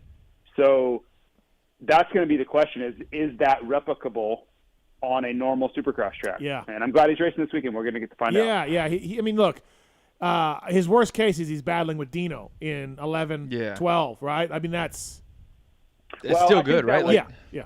It is, but I think for him, he's trying to create value for himself on a 450. That's what this, long term, he wants to race 450 and get paid a lot to do it. If he's back there in 12th or 13th, I think that's damaging after what was such a great weekend. So we'll see. It's up to him to, pass fail, but I think he would do himself a disservice if he went backwards. We also don't have Justin Cooper this weekend, and we won't have Joey Savacci. Yep. He's done too, so we're moving. He's out. What's the deal there? Yeah, just not going. Like not due to injury, just done. Getting ready for World Supercross. Oh yeah, okay. Yeah. Oh wow. Okay. So JT, that hurts that's your fantasy score. Well, at least Weege lost Justin Cooper also. Yes. Yep. So AC, is he still out for the weekend? Yeah, I think he's hoping to come back the next week. Oh, gotcha. Yeah, Okay. Yeah. So Ferrandis? No. Ferrandis should be in, right? You would think. Colt Nichols? Nichols should be in. Yeah. Yep. I think they were just a little bit banged up for Saturday, but I mean, give them a week. I think they'll be fine. So we talked about this in our review pod a little bit. Anybody have a problem with the Hunter Lawrence Nate Thrasher pass? Are we all? I'm kind of on the fence about it, just because I feel that Thrasher is one of the only guys in the field that could run Hunter's pace. Yeah. So if he does get a start, or if say Hunter gets a whole shot, right, and he's right there, I mean, he's going to remember that. Yeah. Yeah. So I feel with some of the races that are coming up, Atlanta, I mean, I think before this weekend he was in the title fight, but now he's not, so he sort of has nothing to lose. Yeah. And I think he remembers that. I agree. And JT, you agree too? Yeah. Yeah. I think the only problem I had is somebody DM me, and everybody's entitled to their opinion. I just don't have to agree with it. Somebody wrote me and said, I need to go rewatch it because Thrasher turned down into Hunter, and that's why he crashed. I'm like, I'm gonna take a different opinion than that. But that's okay. You do you. Yeah. I think that Hunter sees Thrasher rarely outside. Yeah. Go past him, and I think that Hunter in that first lap, he was going to go to that inside rut. And then he saw Thrasher go past him, and he's like, he changed his line super quick and went straight for that outside, which that's racing. Okay. Like, I mean, he took the line away. Thrasher might have cut down a little bit, but no, Thrasher did cut down, but he's like, oh shit. And then he sort of leaned into it. Thrasher didn't cause the crash. No. That's what I can't go there. Right. Like, no. But I will give Hunter credit. He has not backed away from those things. Right. The only thing that really makes me mad in racing is when somebody rides dirty and then goes, what did I do? I didn't do anything. Like, what are you talking about? Like, if you're going to own it and just say, yeah, man, I saw the opening and I went for it, then, hey, that's, those things come back around, and I'm cool with it then. But if you act like you didn't do anything and you have no idea what that person's talking about, then I'm just like, I just throw my hands up at that point. I was asking Hunter about the Joe Schmoda stuff at Paula, and he was like, yeah. Yeah, and I'm cool with that. Yeah. Like, if you're willing to just own it and be like, yeah, man, I'm here and I'm going to go for it, then yeah, you just have to know what you're dealing with at that point. Yeah. But do you think that has anything to do with what happened last week with Thrasher? Not really. I think Hunter's just willing to be aggressive. You look at his moves over the years, Shimoda, Motocross of Nations with Justin Cooper, Thrasher, Michael Mosiman at Tampa. I just think that's who Hunter is. And at some point, it hasn't happened yet. Well, maybe Motocross of Nations, you could say, but you live by the sword and you die by the sword. And if you're willing to abide by that, then so be it. Fly Racing, by the way, a big win, RJ Hampshire in Fly Racing gear. Kinetic mesh released. Purple Purple for the Firepower Honda guys. I like and the some others? purple. Do you like I the like purple or the no? NC stuff. I was more on board with Hampshire's, the blue and white. I was wasn't. too. I wasn't in on the purple. You're Kevin. I like Dancy stuff. I thought You it like the looked good. purple? Yeah. I'm out on the purple. Yeah. See, I like the purple just because it was different for us. Yes. That's all. Like blue and white is so us. Yes, and it that's is. fine. But I really want us to try to break out of that sometimes and be not who everybody expects us to be. Yeah. That was my favorite part of it. I don't want to look like Grimace, which if I put that on, I may look like Grimace. No one listening knows who Grimace is. Yeah, I'm looking at you and I'm like, what the fuck Kevin are you talking knew. about? Kevin, you knew. Yeah. Mark's Grimace. Okay. No idea. What's Grimace? McDonald's? Yeah. Yeah. Yep. Oh, okay. What? Yeah. What's? I still don't know what the fuck you're talking about. Hey, we're old. big purple Steve. McDonald's I don't know what to tell you. Dude, no, Grimace is still a relevant character. It's not. It's really not. I don't. Yeah, A-Ray's out of this yeah, one. I have Okay. no idea. So, anyways, yeah, all right. It's like Barney for McDonald's. Yeah. Right, but I'm just telling you, we're old. Like these references, people don't know anymore. Okay. That's all right. Ronald McDonald. It happens. Moving on. There's another JT, guy. is there? Are you coming around on Kiefer's point of view that Hunter may be as good as Jet? I don't think he's as good as Jet. No, you're talking about a guy that's significantly older and has done nowhere near the amount of winning already that Jet has done. So I don't think you can make that argument. Like I just don't. I was just checking. He is riding really well, though. Yeah. He is riding really well. I don't want that to be a dig at Hunter. We're talking about Jet as like everybody considers Jet to be kind of next. And the rumors I'm hearing about him in early 450 testing are like, I'm like, okay, calm down a little bit. And they're like, no, I'm not calming down. I'm like, okay, well, we'll just see then. So, yeah, as good as Hunter is, I still think Jet is one of the he has an opportunity to be one of the best we've ever seen. I truly believe that. And I'll say this about Hunter: I'm impressed with his improvement in the whoops. Right, so like whenever he first came over here, he was struggling in the whoops, and I feel like the whoops this past weekend at Daytona, they were big, they were far apart. Everyone was struggling through them, and I felt like he still was a step ahead of everyone. His posture on the bike, the way he carried momentum into him, like he was just solid. There was never like a sketchy moment with him at all. There is a place to be great and also not as good as Jet Lawrence. Yeah. Yeah. There's a place there, you know? Well, yeah, I think that's where we're at in this world where everybody just lashes out, right? As soon as you say, like, oh, you're like, yeah. It doesn't have to be black or white, you know? That he can be awesome and just not be as good as Jet. Yeah. Mike's on one. Mike, what's your call, man? What's your point here? I like it. Hey, yeah, I have a point up now for you and JT. Now that they combined the two series together, can we please go back to 25 points for a win in the Supercross series, like it is 25 points for a moto win? Yeah, we probably should. Now Feld, I always took it when Feld made that change as a little dig at MX Sports. We're going to change our point systems to be different from you guys, and then Feld will tell you like, hey, that actually creates more separation at the bottom of the class with the point structure the way it is. And I did see that somebody ran the points the other way, the old way, for this year's title a couple weeks ago, and it was different. Like, you know, it does end up being a bit different because there's a bigger gap down the line. But, yeah, I'm with you. Stop it with the 26, 23, all of that. Yeah, I don't like it, Mike, but they did it because there's 22 guys that get points in the main event as opposed to 20 in nationals, right? So they had to spread it out a little more. That. Yeah, that's why they did it. So at the end, it's more spread out. I'm with you, though. Okay. Yeah. Okay, I ask you one other question, Steve? Yeah. Hey, when you're next time you're in Phoenix, when you come here for the Supercross, make sure you bring your mountain bike and ride South Mountains National. South Mountains National. All right. Okay. Yeah, that's what John Tomac rides. Oh, I'm probably driving. I don't think I'm going to fly. Are you? Is this caller from Phoenix? Yeah. So are you going to meet Steve at the base of the mountain? You guys going to ride together? No, we're good. We're good. We're just gonna... No, I can. You're not going to. Let's get a group ride together. You're not going to JSX, but okay. Yeah, it's super technical, and it's when you fly in the mountain with all the TV towers. Yeah. With the TV antennas, that's it. It's a huge park, and National is really good. All right, I'll keep it in mind, man. Thank you. All right, thank you. Have a great evening. Thanks. I don't really want to. He's going to be waiting at the base of the mountain on Friday. I'll just ride just normally by myself. You're going to JSX it and have no bicycle with you. You don't know. I do. We'll see. I wouldn't mind driving though a little bit. Jason Thomas, Fly Racing on the show tonight. So, do we just think this Sexton ride was just Daytona induced, and like come this weekend, he's fastest qualifier, he's crushing it again?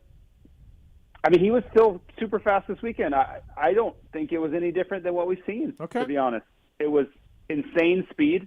Look at his qualifying. He was ridiculous. And then mistakes in the main. I truly didn't see a lot of difference. The heat race wasn't very good because his start was pretty bad. But the main event, I thought he was really fast. Like, he was closing up on those guys at times, and then the mistakes came in again. So, to me, it was just more of the same, which is a little bit troubling at this point. What do you think? I don't. Do you think it's his own bike setup at all? Because his bike looks significantly softer than everybody else. You think? To me, it does. Yeah. Yeah. I mean, I know the rear has characteristics of a faster rebound, with the BFR. But to me, even his fork, it seems a little bit softer. I think he's going more for comfort than performance, right? I think he's trying to solve that front end traction thing. Yeah, but I feel like he knows he can go super fast with this setup. But maybe, do you sacrifice a little bit of comfort for performance? Like maybe. Well, of course, yeah. That's always the ideal, right? That's the in my mind. In my mind, I think if you are dealing with this front end traction thing, you just have to accommodate for it. I don't think he really needs to change his. Like, when I watch his bike, it looks great. Like, he's going so fast, the thing's handling really well. I just think you have to have it in the back of your mind that you can't over-trust the front end. If the conditions aren't perfect and traction's at a premium, don't think that your front end's going to stick in every situation, or because it's proven time and time again that at some point it's going to bite you. So I don't know how you do that, other than just mentally preparing yourself to hey, I may need to slide a little bit forward. Maybe I don't just go in there with standing up on not even putting my foot down going into this corner, thinking that everything's going to be fine. I mean, look at every crash almost this year. It's been the same thing where the front kind of goes away when he's not expecting it. The Oakland one was all-time weirdo. Yeah. All-time weirdness was but that the front Oakland split one. again. Yeah. But the front went away again. Just something that nobody else did, coming down a slower double. What is going on? He's tripling in there, yeah. And he loads up the front when you land, and then the front slid. But Justin Brayton has ridden that bike and those bikes a ton, not excluding this weekend even. And he said he doesn't really think it's a setup. He just thinks that Chase thinks that the track is the same all the time when it's ever changing, and you can't approach the same corner when it's going away or a line hasn't developed the same way. You can't just go in there and just throw the front into a flat corner thinking that the rut's going to hold when there's no rut yet. So and when he watches him, that's what he sees him doing over and over, is thinking the track's the same when it's not the same, and then he ends up on his head wondering why. So he's more so overriding the track, not overriding his setup as much. Yeah, or just not reading the track when it's changing, right? If it's brand new, you can't attack a corner with a flat corner thinking there's a rut there the way you would 5 laps in. And when the track's going away, you have to be mindful that, traction, like the entry to the corner is a little bit more slippery than it was at the beginning of the race. The same way in the Tampa with the way the rut had formed down the whoops, you can't trust it there. You have to be able to, he's just not adjusting his approach when the track is changing. This is kind of what Justin was saying. He'd be a great road racer. Yeah. Same thing every lap. Yeah, you know what I mean? It's got to be frustrating for him and everybody else. I still think he figures it out. Yeah. I really think he gets it and starts winning a bunch of these, and we all look back at this era and remember that time? Yeah, I've been scratching my head at it for the past few weeks because we've been talking about it on the Kickstart pod. We were thinking maybe it's bike, maybe it's everyone talking about it. It's in his head to where he's just losing focus, or he's just constantly thinking about it and he's just crashing. But even look at outdoors. He threw away a couple of outdoors, yeah. Right? Late in the race, it's not a Supercross only thing. And my thing, that's why I was scratching my head. It's because it's the same crash over and over and over again. It seems like, there was a couple that were like, okay, but like for the most part, it's the same crash happening over and over. So then I was like, okay, well maybe it's bike setup or something with the bike. Could they maybe fix that? But it seems like he has. I mean, I guess he's working on stuff now, but it seems like his bike's been the same. Well, he used a pretty different setup for Daytona. I know that. Okay. I mean, it didn't seem like it changed a lot. No, let's go to Justin on one. Justin, what's going on, man? What's your question? Oh, it's more of I want you guys' opinion. So people look at the 7 wins at Daytona for Tomac, which is amazing. But if you pay attention, the 2 years he didn't win, the first year was his rookie year with the whole wheelie through the rollers video that everybody remembers. And the second year was the year that Wygant's boy, JB10 won. Yeah. And Tomac was down in the first corner and damn near caught him. I don't think he probably wouldn't have caught him because he got close and then Brayton turned it up at the very end. Yeah, So the last couple of laps, Brayton had kind of stopped the charge, right? Yeah. Yeah, so at first they said, hey, if Tomac had another lap, he might have caught him. I don't think he would have, but the point is, I mean, winning 7 and then 2 seconds that were rookie year plus the first corner crash. I just want to, I don't know. I don't think that gets enough attention, so I don't know. I appreciate you guys. Thanks, doing man. What you do. Just talk about that a little bit. Good point. You're absolutely right. Absolutely incredible record at Daytona. Just I don't know how he does feeling it, right? I don't know how he does it. Dude's an animal. Like I I seen him practice during the week, and I'm like, this dude's incredible. And to see what he does on the weekend, it's nuts. He's great. If you wanted to argue that point, which I don't really like arguing points at all. It's not really my thing. Yeah, no, not at all. No. If you wanted to, though, you could say that Ricky stopped a lot earlier, and there were some really close ones there, too, like the year he lost to Chad, and then you add a few more opportunities in there by racing longer, maybe he wins more, too. Well, also, last year, Coop was leading until lappers, right? And then Tomac got him late. Yeah. So both of them are fantastic, right? Yes, I just think Ricky probably had more winning in the tank if he hung around. But, he stopped at 27. So I remember making the podium with Red Dog in 03. And honestly, this is seriously was my true feeling like, oh, wow, podium Daytona, that's awesome. Fuck, Ricky's like 2 corners away from lapping him. Listen, I got lapped twice at Daytona. I got 10th. Yeah. Yeah, I was twice. I was thinking like, this is awesome. Then I'm like, maybe it's not awesome. He's 2 corners from being lapped. You know? I mean, it was a 33-minute race. Yeah. But still. Damn. He was Yeah. Long ass race there. at Daytona. He didn't lap up the third of Nationals, right? Which are 30 minutes. Go back and watch. They posted. I don't know who posted it. Maybe Ricky. Someone else posted the 2000 year he won his first Daytona win. He literally rolls around the whole track the last lap. Like he is so far in front of McGrath. It's unreal. Like those are the things where I'm like, yeah, Tomac's amazing, but let's not take away too much from Ricky because he was. Yeah, because the separation, really good. back then. There was also it was hot as balls back then. We did it in the day, which is hotter. And it was 30 plus minutes. Yeah, and it was and 30 guys for when did they get rid of 30 guys? JT. 2005, 4, something like that, I right? think. Yeah, so it was 30 guys. So then you're going through 30 guys out there, and the track's rough or whatever. Heath's on 3. Heath, welcome to the show. What's happening? Hey, thanks a lot. Hey, show's awesome. Thank you. And I I always appreciate your boldness. But the one on Ricky's take about Daytona, Davey wrote 78% of the points leaders in the title after Daytona. I saw that. I feel like Ricky, what he means is you start to know who's going to win the title after Daytona. I mean, okay. That makes sense? Yeah, sure, but it doesn't start at Daytona. It's literally grab the lead at Daytona, and 8 out of 10 times you're going to win the championship, So I don't know. I think he just says you start to know who's going to win after Daytona. Well, all right. Fair enough, Heath. Thanks, man. I still stand my point.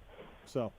Yeah. Hey, I also say if you're going to call out a guy that you call a friend and somebody that's a goat of a series about something they say about the series, man, you got to call him and ask him what he meant. Well, no, I did. We talked to him. I texted with him.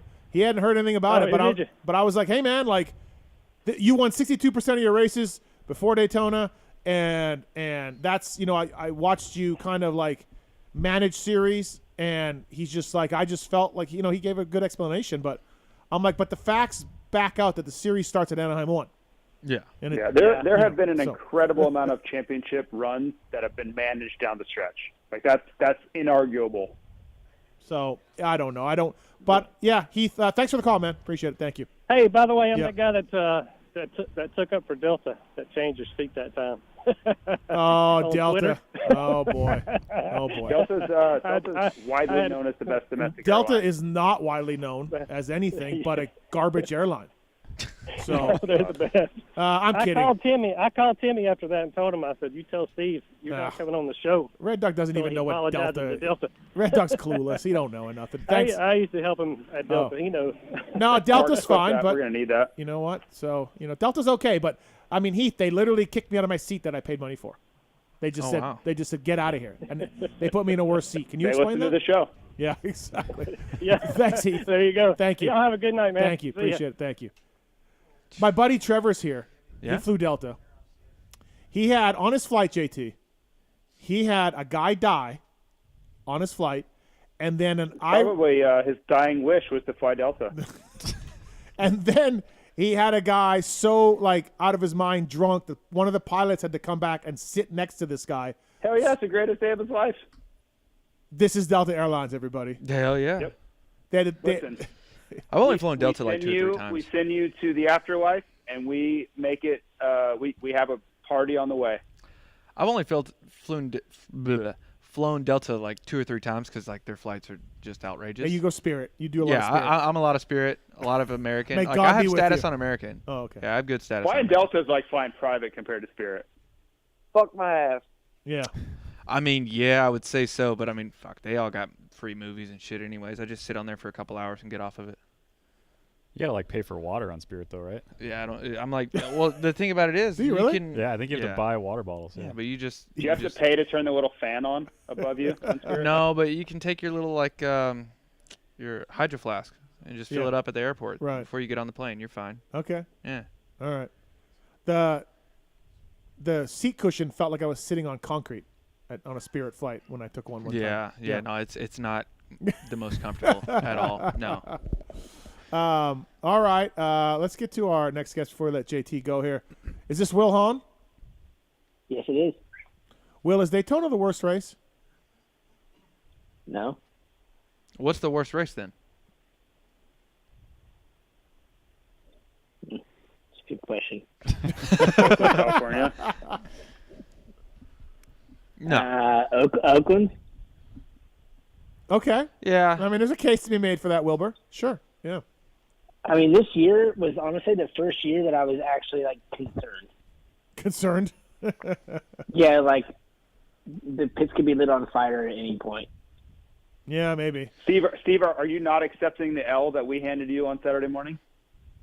Well, no, I'm not accepting the L from a photo. I mean, if we just send photos of the flip-off game, we can go back and forth. Well, if you come to the races, we don't have to. There you go. I thought you had a guy. Did that not count? I don't know. Why didn't that count? Yeah, I don't know. So you just decided it didn't count, even though it was on video and everything. Yeah. Okay. I mean, you have literally done that. What? So it didn't count in other ways, and we've all kind of done that. I don't know. I didn't like end all be all. I didn't know I was the final decision. But then you flipped them off on Saturday, and now you're claiming a 1-1 weekend. I mean, I'll take that if we're counting it. Yeah. I mean, I don't know, man. I think I should be able to send in a proxy, but you can't send a photo.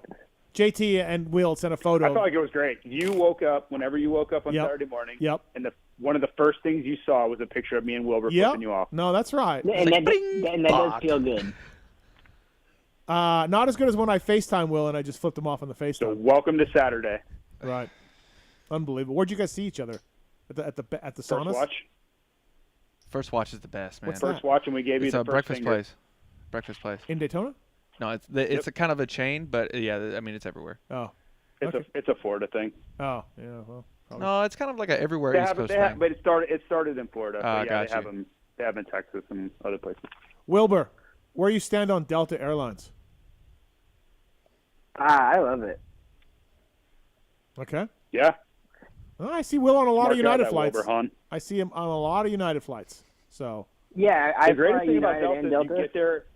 The greatest thing about Delta is you get there when they tell you they're gonna get there. Like United, God knows when you're getting there. Stop it. The next day, who knows? Didn't they have dragged somebody off Delta or a United flight? Yeah, they Delta just killed a bunch of dogs like last year. They left dogs overheating on the runway, and they all died. Delta, everybody. They were probably rabid. Oh God. All right, JT, we'll let you go. Anything else for Wilbur? JT, anything else with Daytona? Nope. I look forward to one of the highlights of my weekend is seeing Wilbur. Okay. I really enjoy it. He doesn't put me off. Yeah. Which I appreciate. Mm-hmm. Well. But yeah, weather is going to be freezing cold and probably terrible. This Oh, it weekend, is? but Yeah. we're gonna, Oh gosh. Okay. Well. the low is in the 20s. So that'll Oh be fun. boy. Can't wait. Friday night live show, everybody. Fly Racing live show at Indianapolis. Wilbur, come on out. Yeah, Will. Come join us, Wilbur. I have to do that. All right. Yeah, come on by. It's tickets available on PulpMX, Will. Just get some tickets. I will put you on my comp list, Will. Don't worry. No. I know Steve's not your friend. No, but I will no, do this no, for you. no. I just fucking kick it. All right. Thanks, JT. That sounds good. Thank you. All right. See you All right, guys. see ya. Wil Hahn on the show, everybody. Brought to you by the folks at Renthal. Will, what Renthal bend do you run? I always switch between, I was back and forth quite a bit, but 999, 997, and 996. Jeez, that's Dang. a lot. Yeah, Yeah. For a pro rider like yourself, that's like no loyalty. Crossbar or no crossbar? Now, when I ride, no crossbar. I don't know why. I just don't like it anymore. Okay, we're just running on. Renthal, fraction of a second, a few grams, a couple of millimeters. It all counts. Welcome to the winning world of Renthal. They got a Works Fit tool. They got inventory locator on their website. They win a lot of championships. That Gas TLD team, you've heard of them. They run Renthal bars as well. Sprockets and chains and bars and grips. Twin wall to the Fat Bar 36. 7/8 bar. Build my project bike. I got a 7/8 bar on that thing. So, yeah, Will. So, Cade is really upset. He felt like it should count, and he was very happy, and you just refused to count it as a victory, and I think that we should count that. I felt like that gave Cade purpose for the whole weekend. Yeah. Like fuck the racing. Like he He was did. there He to was very flip you proud, off. I'll be honest. Yeah. Oh yeah. Yeah. So how did you get him on Saturday? What happened? He was just walking by and looked at me, and I flipped him off and said, "No, it's even." So he just forgot what happened the day before. He wasn't even on his game. Pretty much. Oh my God. This is what I get for That's how easy you get caught slipping. Dude, I mean that's the most Cade thing ever. He just like forgets. Yeah. Yeah. Just, You can't forget. I mean, he was literally looking for Will on Friday all the time. Got him. And then Saturday morning, he just was like, yeah, I don't know what I'm doing. I'm just going to walk by him. Yeah, but I mean, I'll be honest. I've had weekends where I completely forgot about it. Completely. Yeah. There's not a weekend that Steve's forgetting about it. I feel like he plans his whole. You plan your whole weekend out on it. No, I forgot a few times, but since he got a lead on me, I've been very determined. And then when he's been getting me, it's been fucking pissing me off. like it has been setting. Oh yeah. man. It's the sad thing is it's been like just every time it's been handed to me like in a silver platter. You're not even trying. Oh, Nope. Tampa. Whenever you took Cade and I out to dinner. Yep. Will, he was dissecting like everything he was going to do the next morning, where he was going to be, what time he was going to show up. Like it was a whole deal. Like it's almost like he had dartfish, but for like the flip-off challenge. And then what happened? You got him, I think, right? Yeah, I got him walking to my plan. Yeah. Yeah. Yeah. But he got me on that Friday because I didn't think he'd be there because it was press day and his team wasn't doing press day. So I'm like, well, he's not here. There's no press day for the team. Why is he here? He's still probably watching, like with the guys going over it. There he is. Just sitting in his pit. Gets me back. Yeah. The one hanging out of the rental car is my favorite. The rental car, that was Oakland. Okay. Yeah, Oakland. Hey, straight up for that win, I'm willing to scoop you on the hood. Like I'm willing to hit you. I'm like, for that win right there, like, I'm like, this is all time for me. So you weren't driving away from someone trying to break into your rental car? I mean, at that point, you're running from anything. Yeah. At that point, you're just lucky to be alive. Yeah. No, it sucks, man. And then the one, I don't know what race it was where he got there late. Like, I got there late, and I was like, oh, shit. Like, I slept in a little bit. He shouldn't have been there that late. Like, he's a trainer to a bunch of riders, works with the TL. Like, you should not have been there that late. And there you were, coming in late after me. Yep. Yeah, I think I remember. Oh, yeah, because that was Houston. I went and got picked up Colt and Michael from the hotel, and I was coming back in, and I was super late. And I walked in from there too, and I'm like, this is just unbelievable. Your back was to me. I'm like, this is perfect. Yep. And Benny saw him coming, and Benny didn't say a word. Yeah, he didn't say anything. Yeah. All right, Wilbur. Well, this weekend's a new game, new day. So, hey, can we? I'm actually surprised you're coming. Stop it. Can we ask Will why he is telling his riders not to do media this week? Oh, okay. Oh no, I was just asking because I sent Barsha a text and Steve sent Barsha a text. Yeah. No, I don't think Will and Barsha are that tight. I don't think anything's wrong with them, but yeah, I couldn't get Barsha on the show. Wilbur tried. Yeah, I don't know. Yeah, he doesn't do a lot of things. I don't think he likes doing a lot of things. I think he's in the Jason Anderson category of doing media. Yeah. Did you piss him off? No, I think we're fine. Oh yeah. As long as I know, I don't know. Maybe I did. Who knows? But yeah, I don't think he's dying to be to talk about it. No, I don't think so either. Right? And I don't think it's a negative either. Yeah. I just don't think he wants to. I don't think it should be like an issue. No.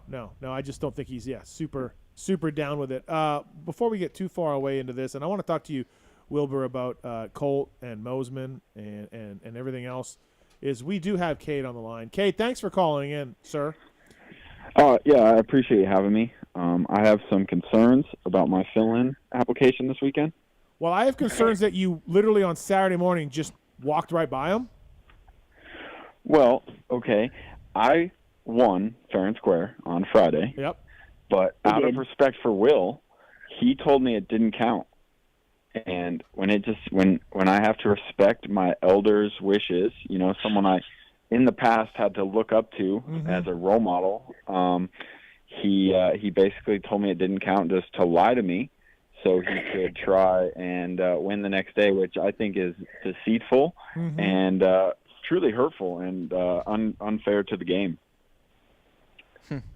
Well, the only rules of this game is there is no rules. Oh.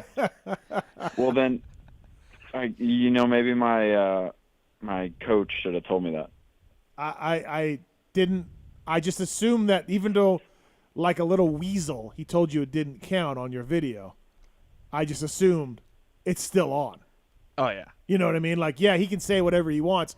Listen, there was a race. Will, what race was it where we almost tied? I think that was Tampa on Friday. Maybe, yeah, it might have been there. Yeah. So he got me, like maybe a second before I got him, and I'm just yelling, "We tied! We tied!" And I knew we didn't tie. I know we didn't tie, but I'm yelling, "We tied! We tied! We tied!" And Will's like, "Nope." And for like 15 seconds of arguing. Yeah, totally right. And I just like, so I mean, I was just like, he got me, but. It's the game. Why not? Just try it, Yeah. Dude. Well, Steve, I'm sorry I let you down. Kate, I can't imagine you had really anything else to focus on Saturday, right? No. That was about it. Not really. Yeah. I mean, no, it's not a very important day for me. Listen, Kate, there's another race coming up that I'm not going to, so I need you. Okay. I'll redeem myself. I need I'll you to get go. You your 2 points. I need 2. I need 2 points because we're down. Right now, we're down. We're gonna need a Hail Mary. 7-3, right, Will? It was 5-2 before the weekend. So is it one per day? Yeah. Is that what one it is? per day. Okay. Yeah. All right. I didn't know if it was like. No, and travel days count. No, I think it was 6-1, and now it should be 7-2. I thought I had 2. Well, don't write it off because it starts in Daytona. Yeah, series starts in Daytona. Yeah, you only have the one in Tampa. Really? Yeah. I thought I had another one, and I was closing the gap a little bit, but no, guess not. All right. Dude, on all of his flip-off stories, like, he just starts out with the Starbucks outdoors story. Like, he lives and breathes by that story. That's a tale that he'll be telling for the rest of his life. It was so good. I don't think that's as good as the Oakland one, dude. The Oakland one, Cade, you were responsible for the Oakland one because you were distracting me.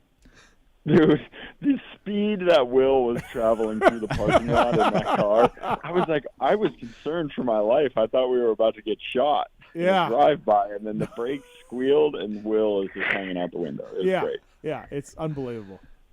I spotted you from like 100 yards away, and I just matted it. I was like, at all costs. Oh, man. Pierce and Nichols are like, what the hell are you doing? Just bouncing in the back. Yeah.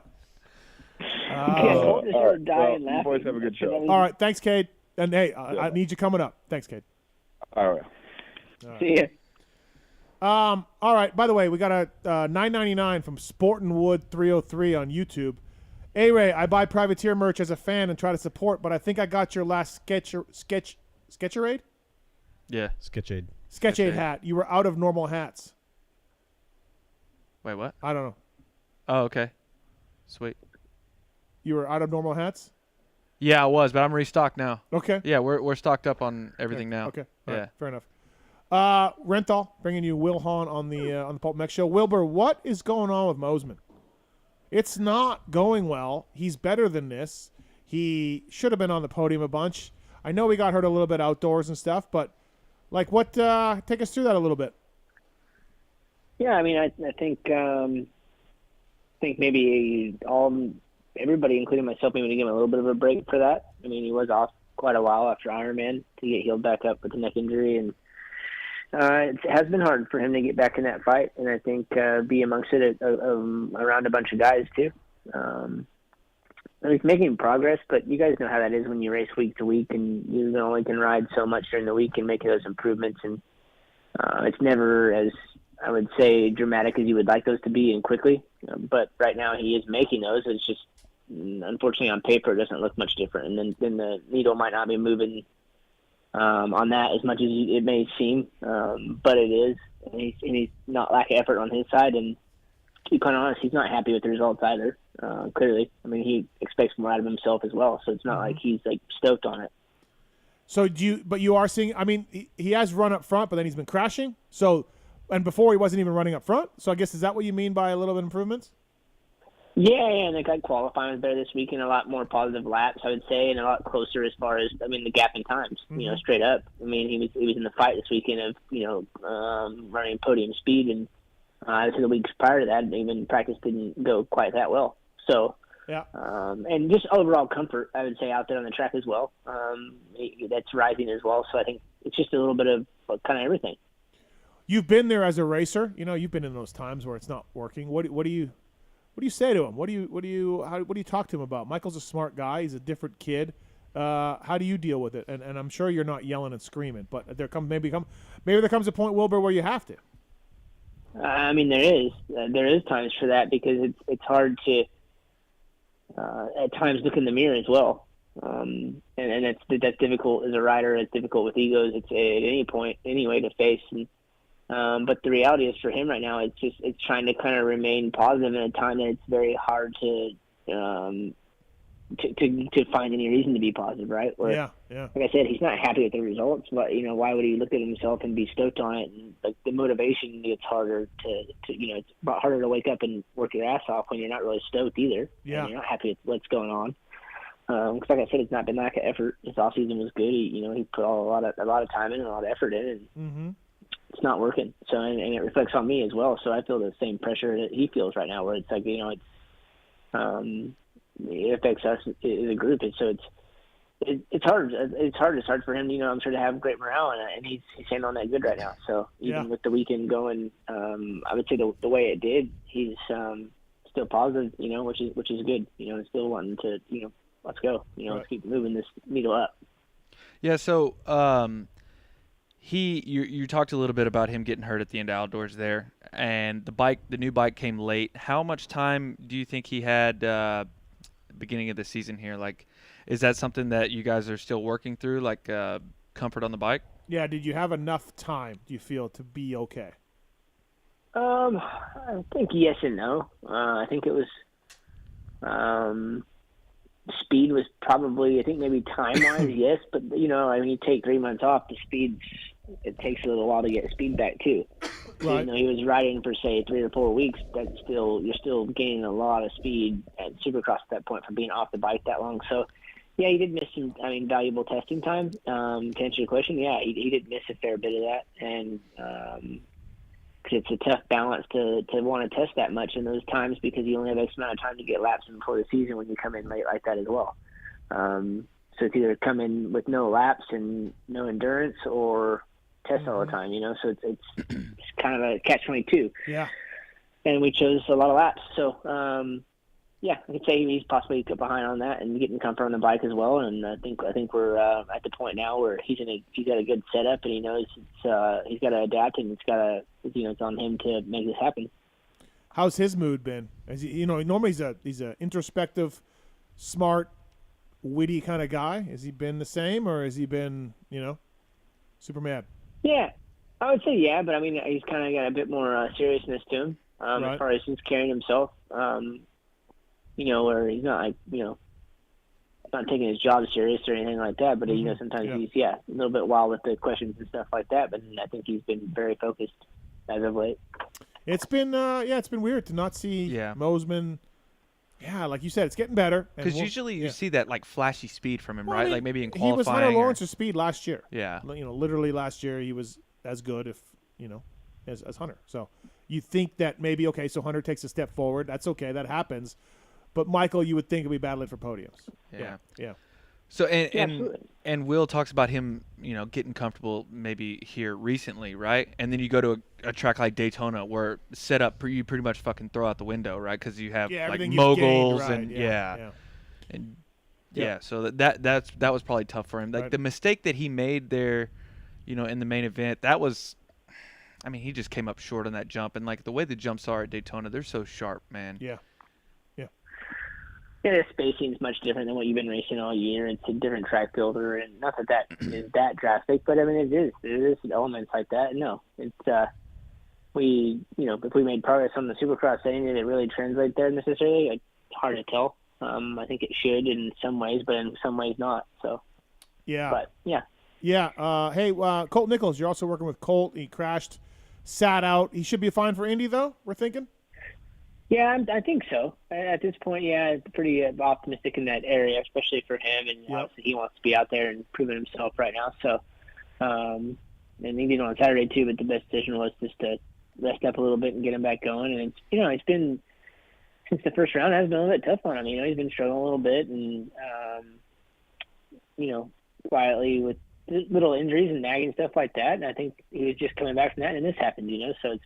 Yeah, one of those things you got to be there to be in it, and it's a week in and week out in our 450 class. It's no joke, right? Yeah.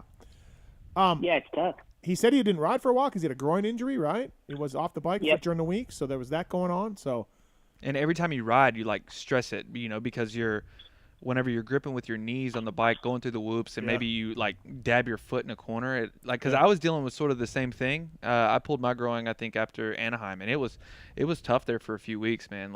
So I can imagine what he was going through. Those linger too. That's yeah. The only way you can get those better is just to chill, honestly. Right.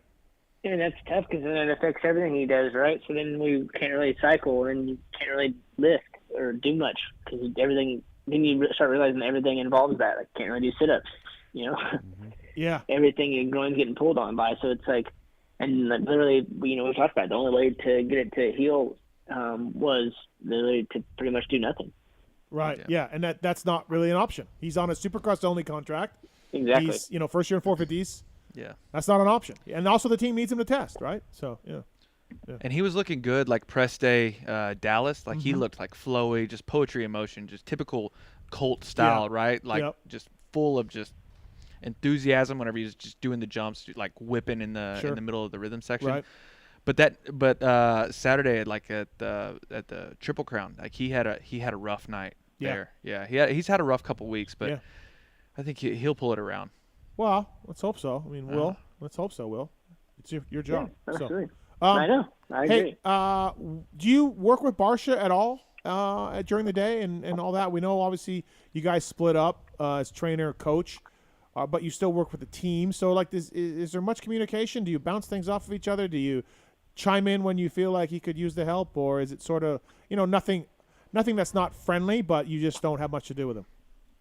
Yeah, no, for the most part, yeah, he's got his crew and stuff like that, and that's obviously what he wants and needs, and it's working for him right now. Obviously, he had a really good race this weekend. I thought he rode like pretty awesome, especially considering what was going on in the main event. It was pretty wild. Yeah. But obviously, if it was something obvious or something I seen or whatever, if he asked, like, yeah, of course, I'm not going to say no. Like, it's obviously, it's still friendly and cool, but yeah, no. Obviously respect the fact that, he's got Eric and his corner and the rest of his crew and stuff. And, obviously if he needed it, he'd ask. Right. One thing about Barcia, and there's a lot of things you can say about Barcia. He's had some questionable moves on the track and, this and that. A-Ray and I were talking about him earlier. He's a nice guy off the track. And also, he doesn't cheat you for effort, Wilbur. He never. No. Like, it may not work out. He may hit the deck. He may clean you out, but that dude is giving it his all the whole main event, I feel like.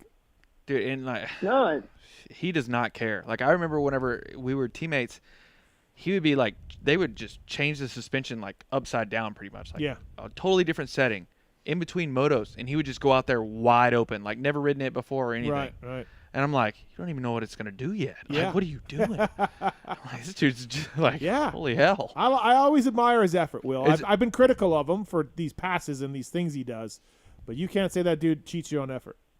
No, and that's in all aspects. I mean, working with him closely last year is the same way. I mean, gym, cycling, running doesn't really matter.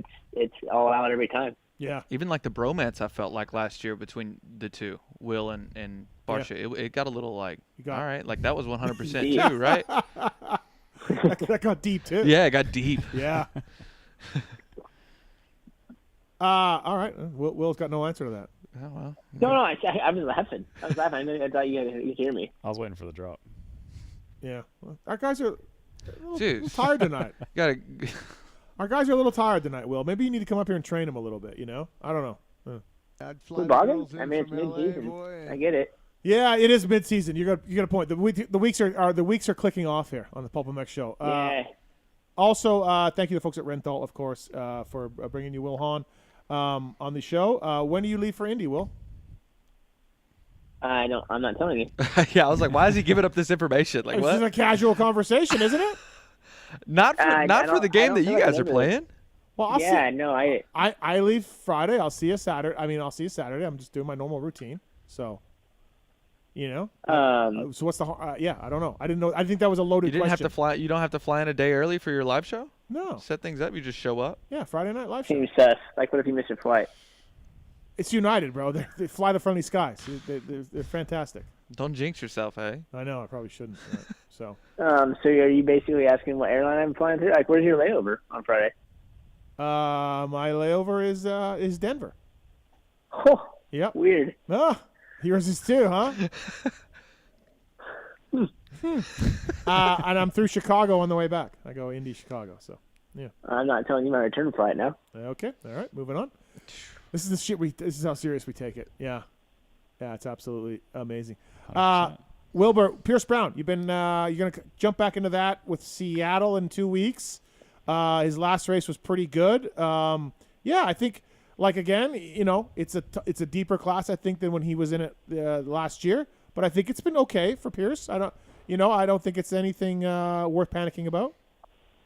Yeah, I mean, obviously, again, this is like one of those things where it's shitty for him because on paper it looks maybe not as good or maybe even worse than last year, but in a lot of ways, dude, he's riding so much better. Mm-hmm. His speed's better. Like, even in Oakland, he was for sure speed-wise second best guy in that main event. He made some decisions that bit him ultimately, but the fight was there, and he was wasn't that far off Jet's fastest lap, so that was cool. That gap has been bridged a little bit by him, and I think that was awesome to see the fight. But yeah, still got to put it on paper. So that's I think he's ready to do that, and like I said, it's been now it's been good. I think got to work a little bit more now on this break, and he'll be ready. How do you feel Max is doing in his first year as team manager? Dude, he's trying really hard. There's no doubt about that. I mean, it's a big thing to take on. Oh, for you sure. know, especially, maybe just getting it handed to you and stuff like that, and like just slapping your lap. I don't think it was extremely expected. So I think that was also a surprise, and that's tough. Yeah, it's a lot of responsibility and a lot of sacrifice for sure. And I think obviously he's learning that, and he's seeing it, and he's definitely trying his ass off. That's for sure. What do you make of RJ winning that heat? You know RJ. You've worked with him. Pretty funny, right? Yeah. Like, I thought it was cool. Yeah. I thought it was really cool. Yeah. Yeah, pretty I'm neat to thinking, do that. Yeah. Yeah, I'm thinking, like, what would I have done if I could have won my first 450 heat? Like, how pumped would I have been? Yeah, I'm like, exactly. that would have been unbelievable. Yeah, no, I mean, that's something else. He's a Florida kid racing a 450 for the first time in front of friends and family. He wins a heat race. Yeah, that's awesome. Yeah, literally your home race. Right? Like, that's got to be cool. Yeah, absolutely. Honestly, it's funny. I didn't even think about that. I just kept thinking how cool it'd be to win your first 450 heat. Like, he probably didn't. I mean, you probably almost expected to win your first 250 heat. He came in, like, I think, pretty highly touted. So it was like, on Geico, you probably expected to win that one almost. And then you get on a 450, like, let's just see where I fit in, and you win it. It's pretty damn cool. Yeah. Did you like Daytona? The track? Yeah. Did you when you raced? Like, did you like it? Oh, yeah, actually it did. Mainly because the only reason I really honestly did was because it involved fitness. Yeah. Because it was 15 laps, then it was a pretty long and hard race. I mean, 250s in were normally it was 18 or 19 minutes. So for me, I always loved that because it didn't, until you had to be fit towards the end of that. Yeah. But, such and such. I don't like trying to get in the stands there, but other than that, everything else is pretty cool. Yeah. Security guards are serious there. Yeah. Dude, other than an argument. Oh, you did? Yeah? Oh, my God. He I feel like kept everyone asking has me a story. for a wristband. And you're like, and I'm like, I don't need a wristband, dude. I said I have my credential, and he goes, that doesn't get you in here. And I could see on his paper my exact credential and number, and he's looking at it, and he tells me it doesn't get in there, and I'm like, about to have an aneurysm because I'm like, bro, let me in. No, just unbelievable. How'd you get in? I didn't. I went back to the other side, dude. Oh my God. Everyone has a Daytona story. Like that, man. It's brutal. I hate it for that reason. It's terrible that way. Yeah. Like, you're just like, I don't know. You feel like if Feld guys could just all work there and go there and work it, but they can't, and it's Daytona people, and it's just different. So when we were talking about Sport and Wood buying a hat, our guy didn't edit the comment right. He ordered a hat from you, Sketch Aid, but it's all, he wanted to know if a 300-pound guy sat on it before you sent it. So it's all beat down. That's where that's. I don't know, man. I'll put it in the box. So that's your customer service? I mean, shit. I don't know, man. That's your customer service? Well, okay, so those Sketch A hats, like, I thought they were going to be a little bit different whenever I ordered them. Uh-huh. They're not as good as I thought they were going to be. That's why I went back to like the original hat that I had. It's good a lot story, better. but It's a lot better. What are you telling Sport and Wood here? Well, I checked my emails. Why didn't he fucking email me? Okay, so is there? I don't have an email from Sport and Wood saying, like, I look at the customer service as far as like a return policy Of or? course. Okay. Yeah. All right. Yeah. Okay. All right, Sport and Wood. If you want a new one, yeah. If you want something different, like, I mean, hit me up. But for free, because this one's wrecked. I mean, no. I mean, he how long ago did he buy it? I don't know. He could have bought it, then sat on it, and then take a picture of it. Like, well, okay. In PulpMX merch, we just send new ones out.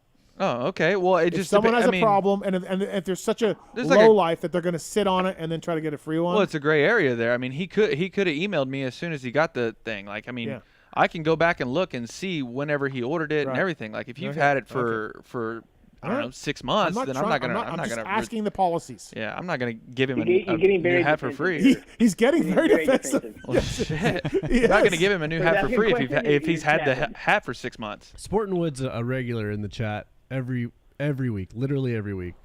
So I trust him. We're gonna take care of him. We're gonna get him dialed. All right. Well, how are we gonna take care of him? We ain't giving him a new hat. sketchy hat. We'll get him a new sketchy hat. I'm gonna handle it. Don't worry. Pulp's not giving him a new hat. I'm gonna handle it. Don't worry about it. All right. That's all I'm saying. We'll get him a new fucking And now Marks is doing something. Yeah, we got it dialed. Hit us up. We'll send you a Wiseco hat. Yeah, there you go. Yeah. A Wiseco hat.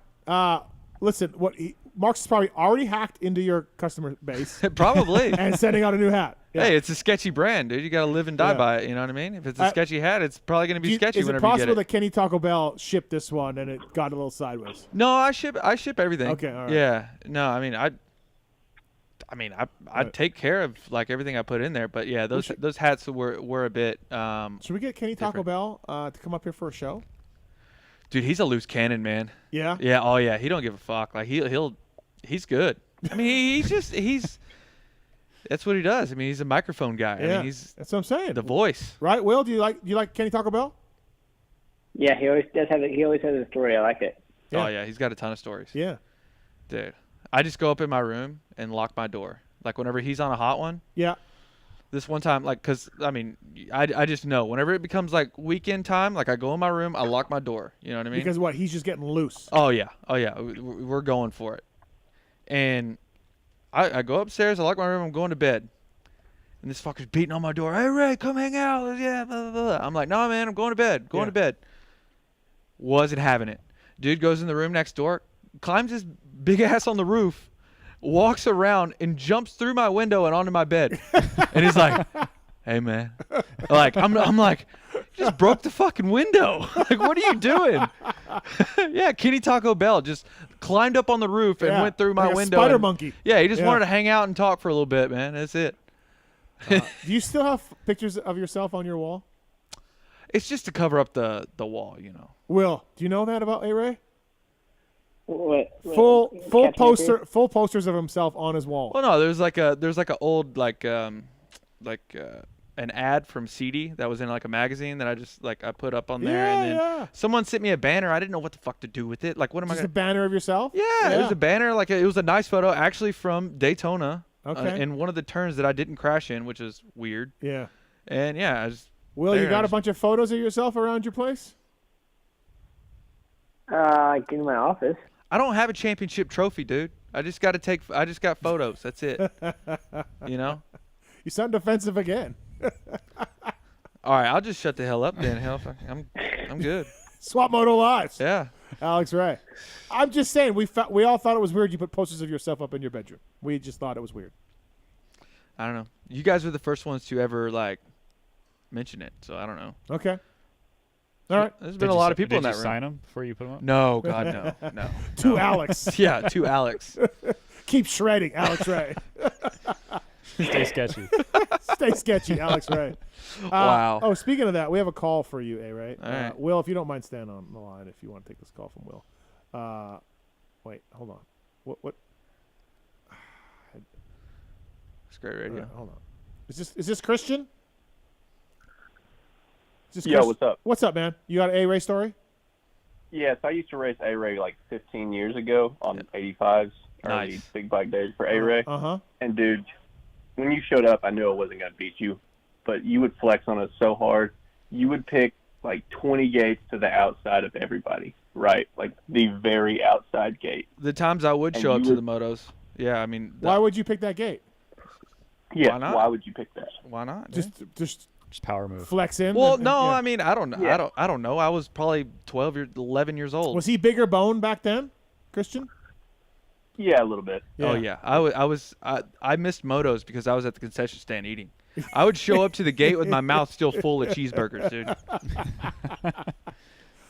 Well, he was fast though, Christian. He was good still back then. Very fast. So like Powerline 118, these tracks had short starts. They weren't ones where you could pick the very outside gate and be okay. So he was setting himself up for failure, but still, I mean, I guess had decently juiced bikes back then too. Yeah. But man, it was just such a mental flex. I felt like on all of those. Decently juiced, dude. My bikes were. He was coming in like Stroop at Steel City. My bikes were turds back then. Wilbur, remember Stroop at Steel City, one of his first races? Oh yeah. Just dominated the whole first turn. Yeah, just came across everybody's front wheels. Those were the days, man. Those were the glory days, though. Yeah. Like, I wish I could go back to those days. What kind of bike did you ride at 80s? Oh, Suzuki 85. Oh, your Suzuki? Yeah. Oh, it was, dude. It was the best bike ever back then, I felt like. But like, yeah, it wasn't. They were just stock. They were all stock. I had one Super Mini I rode for like 2 weeks, and I was too fat for it, and I had to sell it. Yeah, dude. Wilbur, what'd you ride at 80s? What was Honda? Cowie and Honda, yeah. Cowie and Honda. But was Will was sponsored though? He was Honda Houston. He was a big deal. Yeah. Yeah, Honda Houston. Were you? Was JG on Honda Houston then, or was he gone by then? Yeah. Yeah, we were teammates. Oh, okay. So JG was the man, wasn't he? Like Honda Houston days. Yeah, but it was like later on, not even the first year, but like that year, basically that he got the Geico deal. Yeah, unbelievable. Right. And before that, he was good, but then that whole year he was amateur. Like he was just on it. Was he a little cocky back then too? Yeah, and I loved it. Thanks, Christian. Thanks for the call. Hey, Christian. Christian, what was your favorite track over there in like Tennessee, Kentucky area back in the day? So I really loved Action Valley until it shut down. Lowe's was like it's Western Kentucky motocross, but it's in Lowe's. That one was my like home track. That was my Lowe's baby. was good, man. Track. It was a man's track, and if you were a real one, you could separate yourself from people there. Yeah. So yeah, I always liked that one. Will, did you ever race Lowe's in Kentucky? Yeah, I did. I did a Loretta qualifier there. Oh wow. Yep. 2000 or 2001 or something. There's a back tabletop there. Like it was it was like this, right? But it was super short. Yeah. It was super steep. My dad was racing a guy, and you go up to it and you like you go grab the brakes. Yeah, and you hit the brakes. Missed his rear brake, dude. Oh yeah. Fucking like crashed his brains out. The only one I ever went to was Daniel Boone. Kelly Smith and I put on a riding clinic. Oh, dude. East Coast 4-stroke nationals. My fiance Sam, that's her home track. Daniel Boone. Yeah, Daniel Boone. You ever race there, Will? Did not. I always wanted to because I watched. I think it was some amateur movie where Ben Riddle was riding there. Yeah, Ben Riddle was a legend there. Yeah, Riddle was good. Yep. Thanks, Christian. Thanks, man. Yep. All right, thank you. Oh, speak of the devil. Kenny Taco Bell. Hello. Hey, are we still in Daytona or are we back home? Yeah, where we at? Hey, fucking Daytona, baby. There we go, see? That's what I'm talking about. It's late there, but it's early for Kenny Taco Bell. Oh, dude, hey. What? It's just getting going. I just got a text from Brian Chiriga. Oh, Ryan DBK. Yeah. He's obviously I'm not listening to the show. I'm in fucking Daytona. I'm fucking partying. And I just get a text and it's all, they're talking about you. You better call them. I'm on, what about it? I'll just call. Hey, well, Bell, no, we were telling the story about how, like, I go upstairs whenever you're on a hot one, and I lock my door and I go to bed. Well, this one night, you weren't having it, and you climbed through the fucking window onto the roof. Yeah, well, I mean, you didn't lock your window, dude. I should have. The door, not the window. I should have. Yeah, he just wanted to hang out and see what I was doing in there. He's just hanging out with me. Kenny, how many visits to Razzles so far? Dude, I'm not playing with that one, man. Like, why? Because were you not here last year when a dude got stabbed and shot? No. Like the whole thing? No. Yeah, no. Last year was gnarly with Razzles, so I've stayed strong, and I have not went to Razzles once, but I have went everywhere else like a goddamn champion, that I would be, Oh man. What's the other club there? There's Razzles. There's another one. Do you want to know? Do you want to know the words of encouragement that, so everybody knows that A-Ray's my dude. You know what I mean? I hit him with before, when he makes a main or something, I hit him with a text or a call, or I walk over to the truck and I'm give him words of encouragement. His words of encouragement to me before I came here, he walked into my bedroom as I was packing my bag and goes, Bell, if you don't come home with an STD, don't come home. That was my. Wow. That was. Yeah. And how are we doing so far, Kenny? I mean, we're floating the edge, I bet. For all the listeners out there, we're doing great. We'd love to see you. We'd love to meet you. Follow me on Kenny Taco Bell. Oh yeah, he's trying to find it. He's trying to find that STD still. Hey. What are you going straight to Indy, or what are we doing? No. We actually, for some reason, I don't even know why, but we have Indy off. Yeah, it's too cold. There. It's too cold. Yeah. So we have Indy off, and then we hit Detroit, and then we're full blown Detroit all the way through every single round. Dude. Mm-hmm. Kenny Taco Bell. Big things going though. Detroit, big things. 1,000% Kenny Taco Bell will be at Greektown after the Supercross. I know you, dude. Your best friend, the dude, livest announcer in the world. It's been taking over the world and everything, Mr. Wygant. I'm coming in there, and we're doing shows inside in Detroit on the floor, I believe. Wow. Yeah. Between races. I think we're moving up. I think we're doing it between the races. Dude. Freestyle. So, remember we used to have the Jägermeister KTM guys for a while there, but yeah. Yeah, but I think Metro ruined it because he just would crash every day, you know? Right. Dude, all right. Well, I mean, stay everybody's alive, gonna Bill. crash. If you need a rider, Wil Hahn's on the line. Will jump in. Will can do some probably, cool tricks. I feel like he'll just sit there on a spin bike or something and just tell you how crappy you are in shape or something. You know what I mean? No, Will, what can we do in a freestyle show? A hill cooker half-ass. I haven't stretched in a minute, so probably not even. That's Will Clicker. Hey, and a Will, pretty loud I could see you well. You would get up there and you would click the hills, but you would pull a hammy at the same time. 100%. Will, can you do a knack-knack? Will, knack-knack? Yes. No? Okay. Yeah, Will's got a knack-knack. Yeah. Will, do you have a no for the can? Both feet over. No, I've had PTSD since '80s. I got stuck and then launched my bike, and I got pretty bad whiplash from it. And I've had PTSD. I did the same thing. Hey, Bell, do you feel like Bell, you think you could do a flip right now? 100%. Oh, you could you hit a ramp, do a flip. He still thinks he can do it. I saw Bell at Geneva. I don't know. When was that, Taco Bell? That was not that long ago. Geneva? No, I mean, it was probably like 6 years ago now. Oh, okay. Well, it felt like long. It felt like shorter, but okay. All right. But if you have a ton of listeners. If somebody wants to put the money up, I will give one a yank right now for sure. Okay. You'll do it. Right. Yeah. I would set the Coors Light down right now and give one a yank. My memory of Taco Bell is coming in from Geneva and lighting up a dart as soon as he's done. Hey, whenever I moved in, that's whenever he stopped smoking. Oh, really? Yeah. But he gives his voice credit to 10 years of smoking. Yeah. Oh, yeah. Yeah, you got to do. It's deep. Yeah, you do have a good voice, Taco Bell. You're a good MC. I appreciate that. Hey, I gotta go jump in an Uber right now. We are going downtown from the Hard Rock. Fantastic. Hey, I love you boys. You guys have fun, huh? All right. See you, Taco Later. Bell. Oh, Dude, Kenny Taco Bell. It's Daytona. So yeah. Last year, he went to the Bahamas or something for Christmas. Yeah. As soon as he gets there, he's meeting up with a guy that he hung out with twice.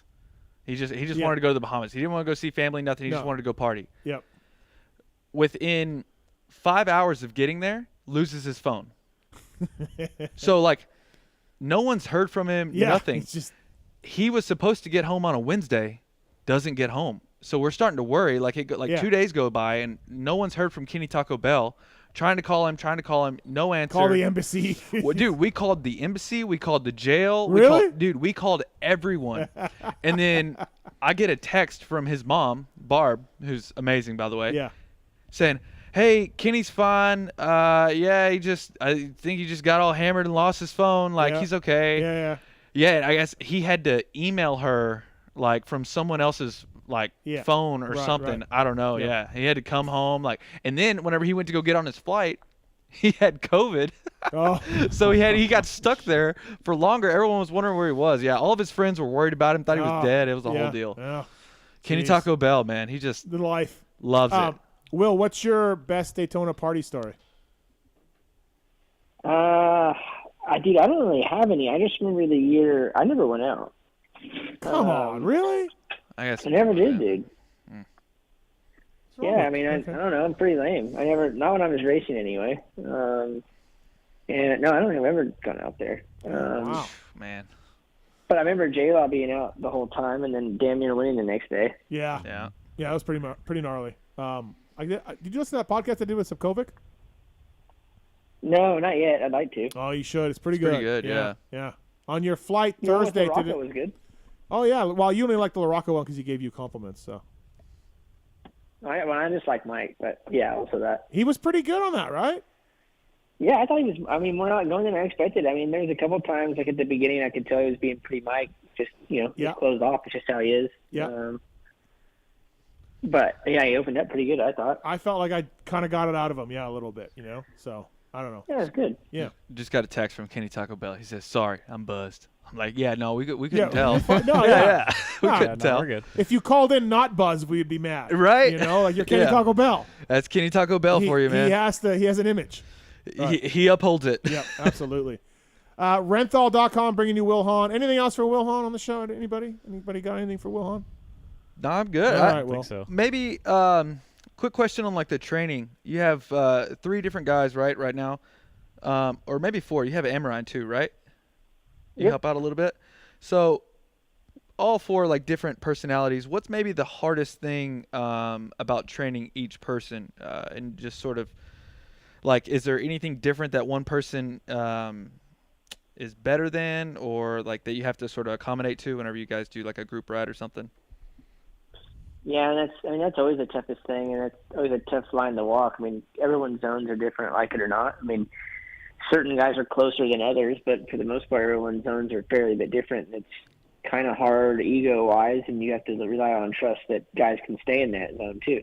Yeah. Or speak up, because you think it's a negative thing to speak up, and it's actually not. It's not most of it's genetic, and you can raise, thresholds and stuff like that, but for the most part, genetically, your heart rate zones don't change like super dramatically. So, I think that's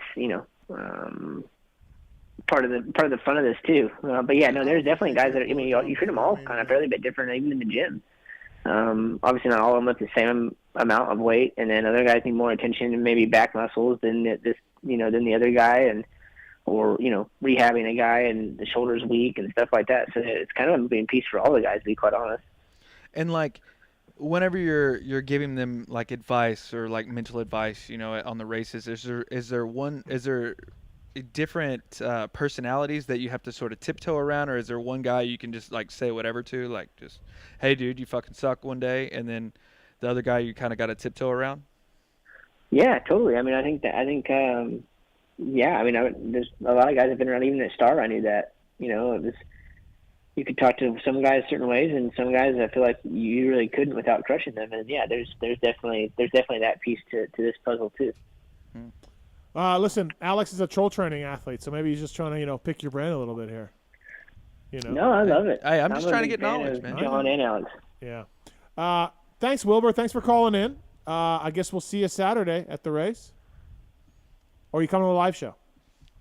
I don't want to commit on air in case I can sneak in a flip off there. Well, he'd literally have to. He would go out of his way to buy a ticket. I'm gonna have to put you on a comp list, so I have to do that. Yeah, it's so hard. So hard, right? All right. Well, you just It takes my whole weekend too, though. This is what sucks. Like, I can't even, like, right now Friday's ruined because we're probably on the same flight. Yeah, we probably are. I'll see you in Denver. And now I can't relax at all. Yep. I love it. Now he's gonna go, and like, now that he knows that you have like a layover in Denver, he's gonna go to like the whole like flight thing, see when he lands, see when you land. So he's like waiting at the gate. Like, yeah, I did that in Chicago last year, the year before. I looked at where he was going. I knew he was going to L.A. The gate was next to mine to L.A. and he wasn't on it. And I hid out there by the pole forever. And what happened, Will? You switched your flight, or I don't even remember. Like, yeah, something weird. Maybe I changed it. I flew out earlier. Early. I think you changed to an earlier flight, and because it was. Yeah, that's what it was. I think it was after Redbud. You were going home with the same flight I was, or something. I don't know. Yeah, I was pissed. Something strange. And then I remember sat behind a pole for fucking Denver. 30 minutes. Oh man, everyone's like wondering, like, what the hell is this guy doing? Yeah, like, you're about to get put on the no-fly list. I know. I was sitting at the United gate going to L.A., which was next to my gate to Vegas, and I was like, I got this guy. And then it gets worse. There was a weekend I saw him on the upgrade list. So I started like, okay, you get smart enough, you can put the names together on the upgrade. It's S Matt, and I'm like, game on. Yep. So I hide behind the podium at at one of the gates, which you're not supposed to be back there. So I'm against the glass, and there's like no room. And I drug my carry-on behind there too to hide. So I just hide back there. I let the whole flight board, and then I board last, so I can come around the corner with my finger up, like I'm not on the flight. Oh my god. Yeah. So I just commit coming straight into first class with the bird up, not knowing where he's sitting. Yeah. Oh wow. Yeah, and I just look up, and there it is. Boom. Yeah. Yep. Paid That's off. good. Oh, I'm That's telling good, you, man.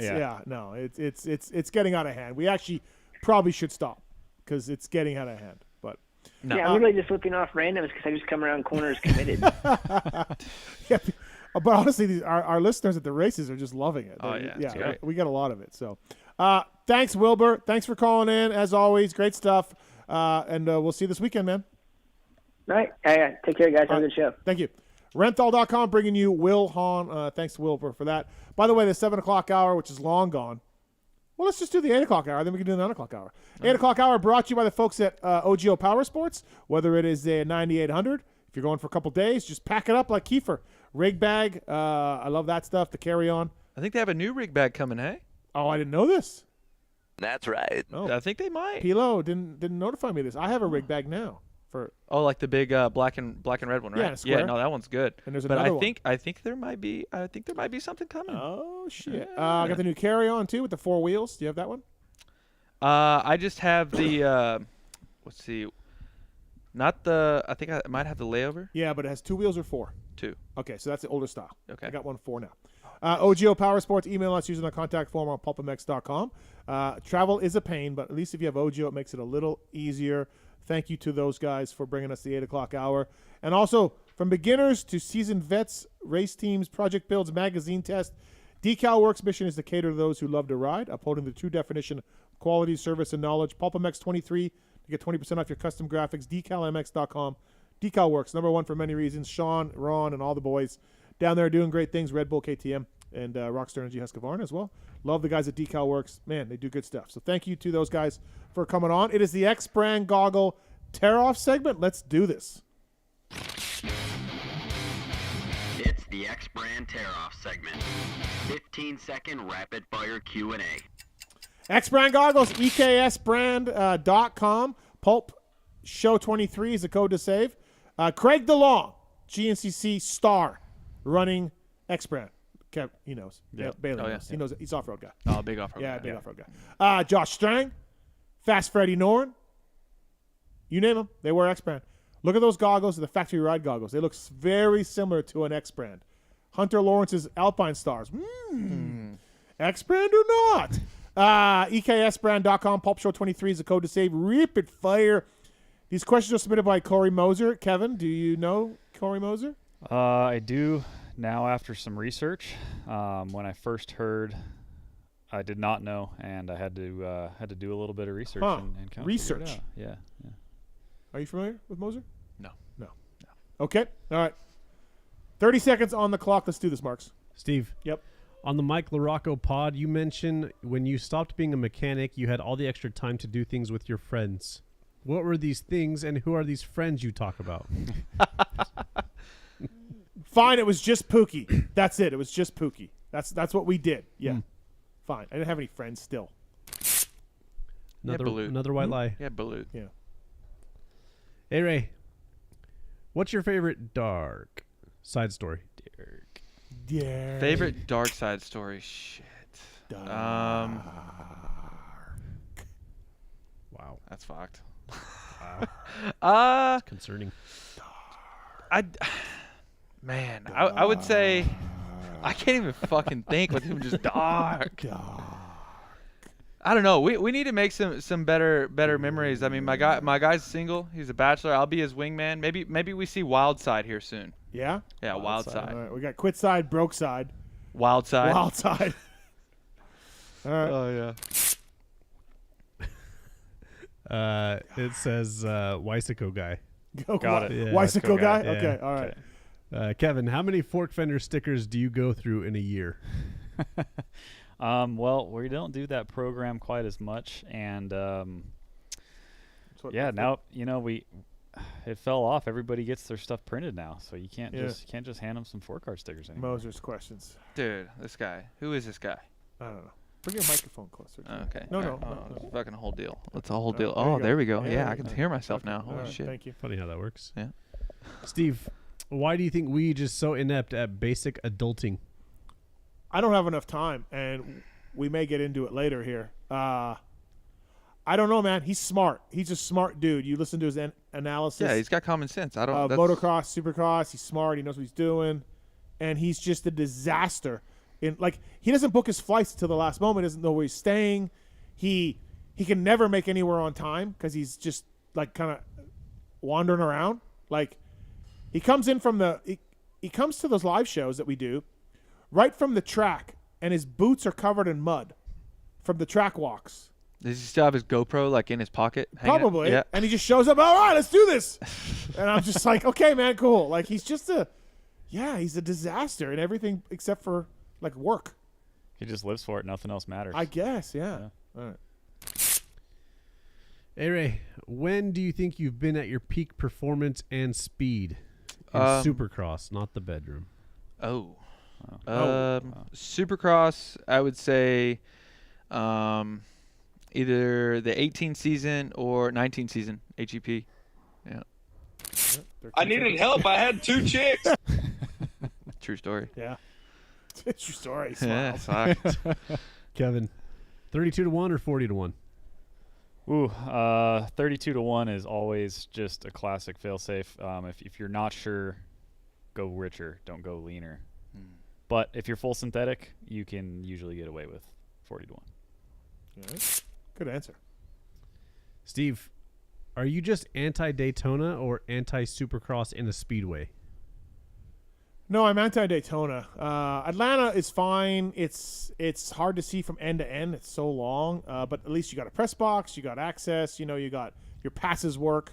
Yeah, I think they even have like some what are those things? Projectors too, right? Like right. on the sides of the track. Yeah, it's just Daytona, man. It just sucks. And like Anton was texting me about how bad Daytona sucks. Julian from PRMX was texting me about how bad Daytona sucks. There's JT's talking about security guard problems. It's just. Anton went on a rant this morning. It was great. Oh yeah. Oh yeah. Hey Ray, what's the most significant or notable thing you've learned from Troll? I don't know. Maybe that sometimes less but better quality is more. All right. TrollTraining.com, by the way. John Westling, Alex Martin, doing an online training program, whether you're an experienced vet, whether you're an amateur racing, whether you're an off-road guy like Kevin Bailey. TrollTraining.com. Learn from all their mistakes that they made over the years and have them dial in a program for you. There's different levels you can subscribe to for different price points, and they'll answer your emails, and they'll set you up a training schedule. And TrollTraining.com. We're going to get Amart into the show here one of these weeks. So he's running the LA Marathon, and he's going to come up here. Yeah, he's training for it right now. Yeah. I don't know how he runs, and it's like 2 degrees outside. He says it's fine. He says you just Running dress in the for it. snow. You don't even know for it. I said, do you ever see bears and stuff? He's like, no, but coyotes. Dude. So. Nuts. All right, last one. Kevin, what's the leading cause of a piston imploding? Imploding? Hey, Ray? Yeah. Man, that's tough. I would say not a single leading cause, but leading cause is, especially on a forged piston, if you don't have the right piston to wall clearance, that's cold seizure, you're not warming it up, and the piston wall clearance is too tight. What's the piston to wall clearance? Is that like the A, B, and C that you see like on the back of the cylinder? So A, B, and C is a pretty common thing for cast pistons because they have a less thermal expansion rate. They don't expand as much with heat, so you can really fine tune the diameter of that piston with the diameter of your cylinder bore. But with a forged piston, it's stronger material, but it does expand more when it gets hot, so you have to run more clearance. Okay. So that it doesn't expand too much and then hang up in the cylinder. And then otherwise, of course, just tuning, fuel, everything. If it's detonating, you can, if it's super lean and burns hot, you can get something hot enough to burn a hole on top of a piston if you try really hard. I've done that. Yeah. What's the thing whenever like the spark plug little tippy thing fucking falls off and it just fucks everything up? Yeah. That's happened too, yeah. Right. Yeah. All right. X-Brand Goggles, choice of champions everywhere. I want to thank Kevin Bailey, Wiseco coming in. They've been manufacturing pistons right in the USA for over 80 years. You look at Hunter Lawrence and Jet Lawrence and Chase Sexton and Colt Nichols. They've been using Wiseco pistons at Factory Honda. Full range of performance components for dirt bikes, UTVs, ATVs, jet skis, and more. Garage Buddy rebuild kits. So you're going to need some of those when you go through your bikes. Oh, yeah. It's a bike in a box. It's just Garage Buddy rebuild kit. Yeah, Here's it's everything you need. Boom. Right. Now, do they still have like for two strokes? Do they still have the one ring, or like? Yeah, we were just talking about ring? that's a Racer Elite Series, right? For yeah, two strokes? for a 250, the Racer Elite Series of piston is a single ring, more of a race design, but a lot of our 125 pistons and smaller bore pistons like mini bikes and stuff are also single rings. Oh, got you. Yep. Okay. So check out Wiseco. There's a code to save on PulpMXshow.com with Wiseco, and our listeners have been using that a little bit, Kevin. So thank you for that. Yep. I've sent you a few emails as well. So they've got a lot of going on at Wiseco, and thanks for the support the last few years on the show here. It's been great. So yeah, thank you. Awesome to be aboard. I use Wiseco for all of my like my two-stroke builds, right? Like it's super tough to find parts for a CR250 right now, and I hit up my boy Kev Dog over here, and he helped me out. Sales have been good, I imagine. Yeah, two-stroke stuff. Good. Yeah, we kind of followed the industry, post-COVID was just the highest of highs, and people were pulling old bikes out of the garage that they hadn't ridden and rebuilding them. So, no, it's been good. I think if the industry can retain even half the customers that we gained during that era, it's a good thing for us. And I didn't know this, but you told me this morning you worked at Pro Circuit way back in the day. I did. Yeah, yep. Worked he's at a shop PC guy for 3 PC. years. Yeah, nice. Yeah, which, as you know, like when you're a shop guy at PC, you do everything, right? Yep. Answer the phones, 100%. go in the service department, do whatever. Yeah. One of the things that I don't want to say dreaded, but kind of. So during Anaheim, come A1, A2, a lot of people visiting from Europe, really stoked, which is cool. Yeah. Huge fans, but a lot big groups come in for tours. Yeah. And we would have to rotate out, and when it was your turn to take a tour, it was just like because it just got old after a while. Yeah. So they would just say to you, "Hey, man, like I didn't know they even did that. I didn't know they did tours. Yeah, I didn't either. That was pre-COVID, probably not anymore. No, but but even pre-COVID, they would say like.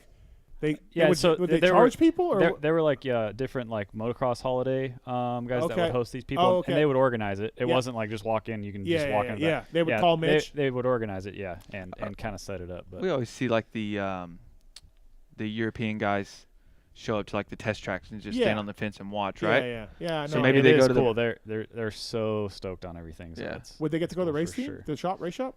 Take them back there. Kind of depended on the day. Oh, okay. Yeah. Sometimes. Yeah. That's kind of neat. Yeah. You've been at Wiseco, race-winning brands for 6 years now, right? Yep, it'll be 6 years in May, almost. Yeah. Oh, nice. Almost. What's the difference between you mentioned forged piston, you mentioned cast piston, billet? What's the differences? So, forged, when you're talking a forged piston, that is technically the strongest if you're talking pure tensile strength. So when you're forging a piston, you're taking a puck of aluminum and you're using pure force and heat to smash it over the top to generate the rough shape of the piston, and that kind of takes the molecules of the alloy and aligns them kind of around the shape of the piston, the pin boss, the skirts, and everything like that. So once you do all the finished machining and everything like that, that grain structure is following the curves and the shape of the piston, so it gives it higher tensile strength, which is its ability to bend without breaking.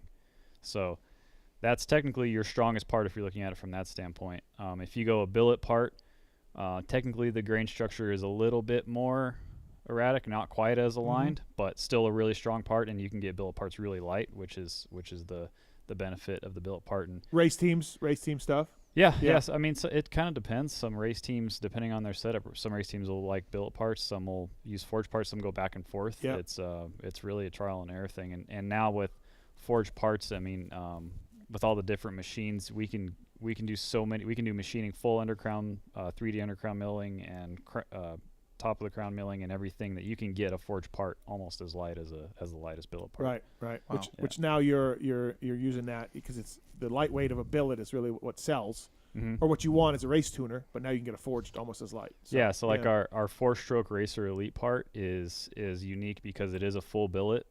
So it's very light. It's available off the shelf. And it also has an asymmetrical skirt, meaning one side, the major thrust side of the skirt, that sees the most the heaviest push up against the cylinder is larger than the minor thrust side, which is something that like the automotive industry, NASCAR has been doing for a long time, and it just wasn't really a thing in power sports and moto. So that's one of the unique things about the 4-stroke racer elite part 2. And how busy does Factory Honda keep you guys? Definitely busy. Yeah. Oh, wow. Different compression ratios, different materials, different valves, pockets, right? That kind of stuff. You know, they know what works. Yeah. So they definitely stick with what works. You know, a few tweaks here and there, but you know, they like to be planned ahead and have plenty of parts. So big runs and big parts orders. Do they share with you much of what they're doing? And I'm not saying to say it on the show, but do they share much with what they're doing and what you guys can do, or do they just say, hey, we just need this compression, this material, this valve size? No, it's definitely more collaborative than that. So, like we'll get when we're doing a full custom part, and this applies whether you're just a regular customer or factory on it, doesn't matter. If you want a full custom part for the project you're working on, you can send us a complete cylinder head, send us a cylinder, a gasket, spark plug, and everything. Yeah. Kind of put it all together and do a laser scan of it, so we have a full 3D scan of the combustion chamber and can design the part specifically for whatever. So you'll do that for an average like a customer, like if they want to wait and pay, you guys will do that. Yeah, there is a minminimum quantity for custom order runs and things like that. But that's within the scope of ability. Yep. Now is that like 4 to 6 weeks? No, not quite. If something like that, no, not quite. A little bit. He's just trying to get a piston here. Yeah. We already have the Yamaha stuff scanned, so you're good. Oh yeah, we're ready. It's interesting for sure. What sells a lot? What moves a lot for you guys? Like we mentioned those Garage Buddy rebuild kits, or like. So that's kind of an interesting one. So if you guys were to guess, the number one selling power sports piston from Wiseco, like to this day still. YZ250. Close. It is a 2-stroke piston and it is a Yamaha, but you got to think a little more outside of the box. It's a 2-cylinder. 2-stroke piston. Yamaha. 490. Oof. Air hammer? No, not an air hammer. Yeah. 125 then, I guess. JR80. I have no idea. Banshee. Yeah. I was going to say Banshee. Yes. Banshee. I was going to say Banshee, but I'm like, look, those are so old now. They haven't been made for so long. Guys are still making them running Banshees. way too fast. A 350 2-stroke. They do drag races. 350 2-cylinder, 2-stroke, which probably attributes to why it's the best selling because there's 2 of them for every motor. Yeah. But there's still a thing, Banshees. Dude, guys used to show up because like we have that night track back in our backyard. Yeah. Guys used to show up with Banshees, dude, and race those things. Yeah. I was going to say it, but I'm like, look. They're monsters. It's 2022. Banshees haven't been made since the mid-'80s, late 80s. I'm like, they can't still be going, but they are. They're still going. Banshee's number 1. And Glamis. And the Blaster is number 2. Blaster's number 2. YZ125 comes in at number 3. Okay. But yeah, 2-stroke pistons are still our number 1 selling part. So I would if think anybody says 2-strokes are dead, they're not. No, I think, Peyton told me that, since before COVID, even pipe sales were great, and they're still going. So, I think the 2-stroke guys are definitely going to be back. Well, interesting. And again, use the PulpMXshow.com. There's a code there, and you can email us as well. We'll pass it on to Kevin. He can help you out. So thanks to Wiseco for coming on board and bringing you Kevin Bailey as well. Trevor says Banshees were made until 2012. 12, really? Really? Wow. Oh, I thought they were done way before then. I would have said like 06 or something like that. No, I thought it was like early 90s or whatever. Honestly, I thought it was that long ago. No, they were the same for a long time. Yeah. But they were still making them. Yeah. Shit. Yeah. All right, so thanks to the folks at Wiseco again. And you don't get to go too many races, but here and there. Yeah, I go to local races. I work out of Southern California, so I go to Anaheim's and I go to Arizona. I used to come to Vegas all the time when the race was out here. So. Yeah. Great. Well, thanks for coming. I appreciate it. Good job tonight on the show and everything. So, Race Tech Rant. You got one. Yeah. What is it? What's your Race Tech Rant? It's Weege. There's no excuse for his performance with his son this weekend. Zero. Which part disgusted you the most? Who owns a motorcycle and doesn't have a Motion Pro tire gauge? Yeah, I don't know. Or like a nice tire gauge, right? Like one that works. Yeah, I mean, he's got those little gas stations. He's in the sport. He's media. He knows who Dirt Bike TV is. He knows who Jay Clark is. Jay Clark has a tutorial on everything motorcycle on his Instagram. Like all you got, it's a minute video. His front tire had 8 pounds in it. His back tire didn't have the bead set in it. He was missing his pivot. I would understand if it was his bike. Yeah. But it wasn't his bike. It was his kid's bike. Yeah. That's clutch was shot. Yeah. I mean, there's Band-Aids for that. I mean, shit, man. Like, I just feel like there's no excuse for it. He just said he doesn't want to ask anybody for help because then they're going to think they don't want to help him, you know, despite these people all being his friends. You know? He should know what kind of, like, family vibe the whole motocross community is, you know, like it's not even, I don't think anybody thinks like that. Of course not. If somebody needs help, even like, you know, or somebody gets hurt, somebody else will run up and load your bike for you never met before. Yeah. You know, it's just how it is. J-Bone, I guess, was just real busy at the speedway with his kid. So yeah, J-Bone. A tire off. He said he doesn't know how to operate a air compressor. Yeah. You plug it in and just flip the switch. Like, what? How cool is it that one day, though, his kid will be able to say, like, yeah, James Stewart's mechanic worked on my bike when I was little. Yeah, I mean, that's freaking cool, right? But I mean, like, you're Jason Wygant. Like, there's no excuse. You're around the sport every single weekend. You commentate on the sport. You know, it's just, I don't know, man. I feel like he needs to learn a little bit. And just go to Jay Clark's Instagram. Just tell him to go to Jay Clark's Instagram and just scroll. Jay Clark, Wiseco. Yeah. Yeah. Yep. See? Yeah, so that's your race tech rant? Yeah, that's my race tech rant. 23 code. Yeah. Race tech, I mean, granted, I've made some mistakes. Yeah. You know, like in my earlier years whenever I was a kid. Yeah. I put my dad's Masterlink on backwards. I don't think they get a blowjob before the main event. No, we've all made mistakes. The first time I ever pressed a steering stem out of a clamp as a mechanic, I didn't know. I had no idea. They're like, hey, press this stem out of the steering clamp. I went backwards. I went the wrong way. I went from the bottom through. I didn't realize the stem had a little crown on it. You know what I mean? And broke the clamp. And I'm like, oops, my bad. I didn't know. I thought it was a press fit round stem all the way through, push it through any side. You know what I mean? I didn't know. So yeah, we've all made dumb mistakes, right? But you were attempting to maintain the motorcycle. Yeah, I was. There was no attempt. There was no attempt at maintaining.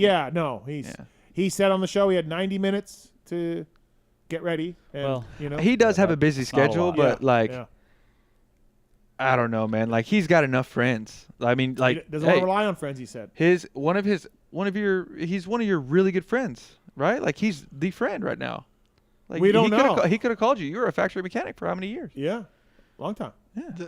The tire gauge is really, like, when you bring that up, I think he mountain bikes, he dirt bikes, not even just for his kid, like for himself. How do you not spend $20 on a gauge from Amazon? Right? I mean, it's like literally, I mean, I know he doesn't like spending money, but still, that's exceptionally insane to me. He could call someone and get a Motion Pro. Yeah. That's the favor thing. He doesn't want to do that.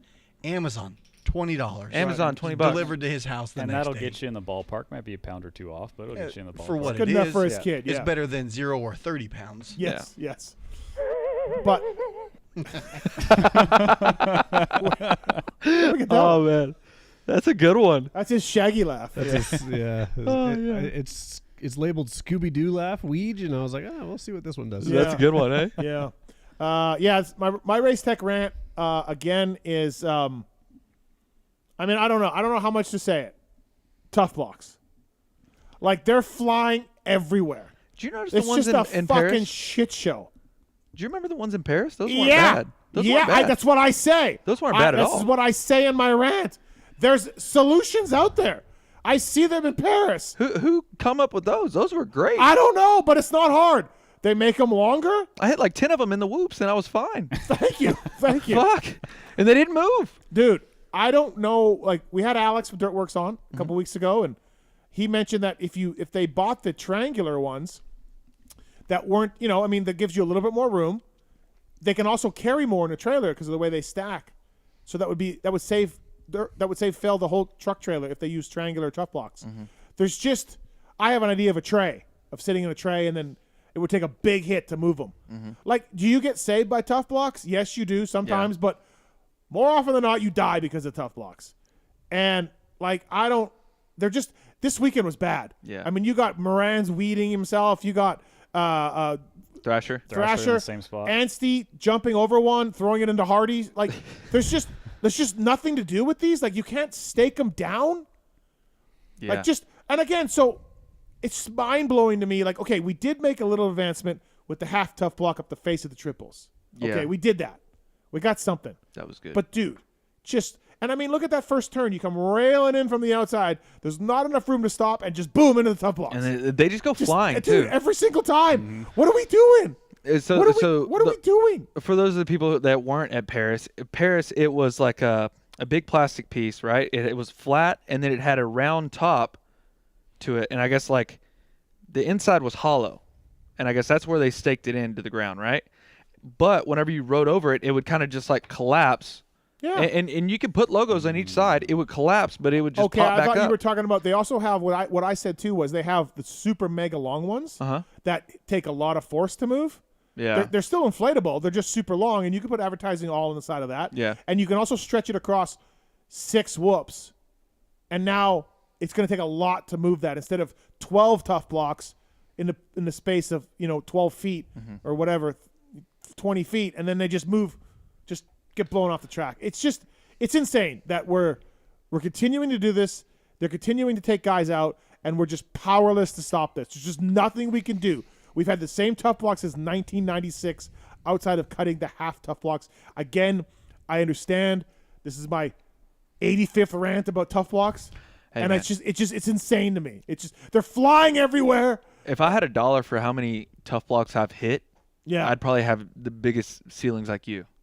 These aren't that big, sir. Well, this is a bigger. house. Well, I wouldn't be roommates with Kenny Taco Bell. Right, I've been okay, fucking maybe climbing through my window. You wouldn't have a spider monkey climbing through your window named Kenny Taco Bell. Yeah. Right. I don't know, man. That's my rant again. I don't know. I mean, it could be the fact that the series starts at Daytona, gets repeated over and over when 78% of the people that have the lead after Daytona win the championship. Yeah. That could be my rant too. My rant could be, anything. I don't know. But I'll just go tough blocks. Yeah. Just please help us. Especially on the start too. Like it's almost every start. Dude. People have to you're going to end up hugging that inside, and somebody's foot peg's going to catch tough block every time. Just move them. Yep. Move them, because guys are coming in hot and they're going to blow through it. Why are we doing this? Like, it's just insanity to me. We're causing injuries. I don't know. And then no one seems to care. I came up with the nets, or Kevin Windham came up with the nets, or whatever you want to say. They work great. They need more of them. Yeah. I'm right there with you. I don't know. I know that there's a solution out there. There's got to be. Yeah, we just don't know yet, I guess. Look, they could even go. It costs money. That's the solution. It costs money. That's why they don't want to do it. Make them triangular. Make them exactly how they are now. But even if you make them triangular, you give the foot pegs more rooms. Now you have a base, and as a rider, you're getting near the base. You're not going to die. You got a little bit more room there. Will you still catch it? Yes. But is triangular shape better than square? Yes. Yeah, I would say so. But then you can also go back to all the stuff that you just said about Paris and the longer inflatable ones that I'm talking about, or a tray. Put it in a tray, put a little lip on it so that it really takes a big hit to make it move. So still moves if you hit it, but it takes more than a breathing on it, which is what it takes now because they just move. Yeah. So maybe if they want to spend all that money at once, maybe they could phase them in. So we start with whoops and start straight. Yeah. No, it sucks because then next season. Listen, yeah. Give them a bunch of money, make them shape of Pistons, Wiseco, Piston tough blocks. There we go. All right. I don't know. And sometimes it takes a dig dugs a second to like see that. Oh yeah. And then you got guys like Phil coming in. No, just die. I mean, Cole Thompson kicked that over a berm onto the middle of the track, and Phil just died. Why? Last lap, he's just. Dude, why are we like? How is that okay? Like Cole Thompson makes a mistake, not on purpose, and Phil has to die. Like what? How does that even? Why are we doing that? Why aren't we realizing that this is stupid? Kicking a tough block into another lane in front of an unsuspecting rider. I mean, look, I don't want to take it that far, but if somebody got seriously hurt, could they not probably sue for negligence? Where they're like, hey, Feld, you've seen these tough blocks go into the other lane all the time. You've done nothing for this, and now I have a broken neck. It's not unreasonable to think that a lawyer could make that case. It's not out of the scope. No, it's not. But I just year after year after year after year. And speaking of tough blocks, Skippy, what's up, man? No, I was curious from A-Ray's perspective. Did you listen to the Dirtworks guy talking about tough blocks? Yeah. Did you disagree with his as well as Steve's ideology towards like coming up with ways to make these things not move, or what do you riders think? I mean, at this point, like, I mean, I don't want to come off as like a pussy or something, because we all got to deal with it right now. But yeah, I mean, if you talk to a lot of the riders, I mean, they're like, yeah, they save us, but for the most part, like, whenever we hit them, like, we're fucking eating shit, I mean, right? they do save some people, but Yeah. not as many as they hurt. Yeah, so every time you crash, you're trying to like jump off the bike and try to hug one of those things, but half the time that doesn't happen. No. And I don't know, but like it seems like most of the time they don't do a lot of good for us. You know what I mean? It's pretty dangerous sometimes whenever those things get to flying, because you never know. Things change at Daytona, right? Do the Daytona people view it any different, or? I don't know. I might have to ask the Grand Marshal there. Oh yeah, maybe. Yeah. I don't know. I think Alex from Dirtworks, Skippy, was just like, in his eyes, when I was talking about a tray and spikes. Right. He's like, shit, that's like two more things I got to worry about. Like, right. Lay a tray down, hit a spike. Now that gives him, look how many tough blocks there are. Think how much hours that would be. And so that's what he's looking at. Because they're already tight what for about time. the ideas towards saving trucks? Like, remember you saved a whole truckload, right? Yeah, he said make them triangular. They stack better, and he did the math and said they could save a whole truckload. I don't know, man. I don't know, Skippy. I'm trying. I got nothing, boys. All right, thank you. Love you guys. Be Appreciate it. good. Thank you. Zach, you want to talk about tough blocks too? Yeah, it's a simple solution, guys. Hay bales. No. We can't do hay bales. Oh, my God. Can you imagine A-Ray hitting a hay bale and just exploding himself everywhere? Yeah. Yeah, well, hay bale explodes, A-Ray explodes. They both look great on TV. Yeah, that's true. Hey, it'd be like more fireworks. Yeah, bunch of O'Neill, enjoy the ride. Just yeah, going it's just around. opening ceremonies in the LCQ, just fucking hay bales. Just Thanks, Zach. Yeah, Thank you. See you guys. Thanks. Hay bales. Luke gave us $5 on YouTube and says, does anyone see Justin Cooper winning a 450 Supercross or motocross title? I think it's too early to tell, right? I'm asking. Luke's asking. I'm gonna go. I'm gonna go no. You all right, Kevin? I would lean to motocross first. Yeah. Title. Yeah. I think that's a lot more. He does ride a 450 good though, man. He rides it so efficient. He rides it efficient, like the proper way to ride a 450. So if the 250 Outdoors are starting right now, would he be your title favorite, or would Hunter Lawrence or Joe Schmoda or RJ or like? I think I still have Hunter. Yeah, I'm gonna go Hunter. A little ahead. Yeah. I think I'd still have Hunter too. Yeah. Yeah. All right. Well, thanks for the money, Luke, and thanks for the question as well. By the way, the guys at Works Connection, PulpMX 20's code to save at Works Connection. Pro launch start device. It's fantastic. Factory Honda uses it. Star Racing uses it. Over half the field uses it. We're going to give one away. That's right. Live or email? Let's do live, man. Email. All right. Email 314. Hell yeah. Wins the Works Connection Pro launch start device at contest@pulpmxshow.com. Contest@pulpmxshow.com. The 314th email wins. Taking it way back. Pro launch start device. Does that work? Yeah, that's great. Okay. All right. Yeah. So thank you to Works Connection for that. WorksConnection.com. They're only available in red, by the way. I tried to make them in blue, but that didn't really work. So thank you to the folks at Works Connection. Thank you to folks at Motorsport.com and Fly and Decal Works and Michelin Motorcycle Tires, Renthal at Cherby's, Renegade Racing Fuels, Firepower, Maxima, Pro Filter, OGO Power Sports, FMF, Guts Racing. Love the guys at Guts. PulpMX 23. Pulp Show? Pulp 20. What's the code for Guts Racing? I forget it now. We'll find out. I just put the tall seat on my bike. Oh, you did? I'm gonna test it. I'm gonna try it out tomorrow. Travis Preston wanted me to try tall seat on the Blue Crew. I don't know if I'm gonna like it because it's pretty tall. Yeah. But yeah, we're gonna try it out tomorrow. All right. Thanks to the folks at Guts Racing. Atlas Neck Brace. Noof was in last week. That's your guy, Noof. Yeah, dude. Yeah. You guys are bros. MotorcycleIndustryJobs.com, FMF, Works Connection, Get Data, WUSA. Love the guys at W.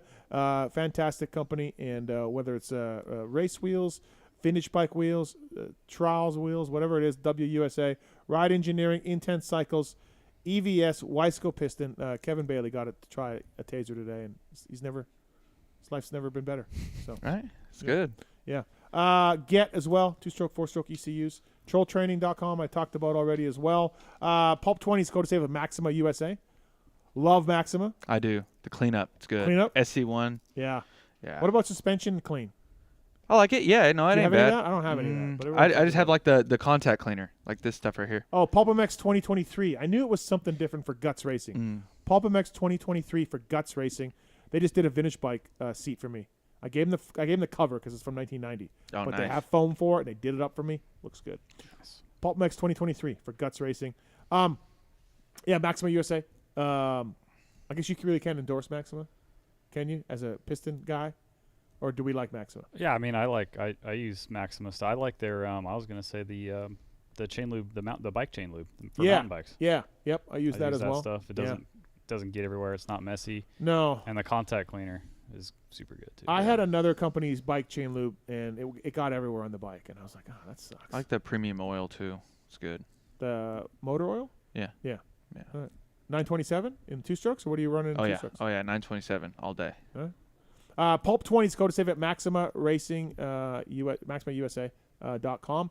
And Pro Filter as well, Pulp20, oil and air filters for street bikes, dirt bikes, side-by-sides, everything else.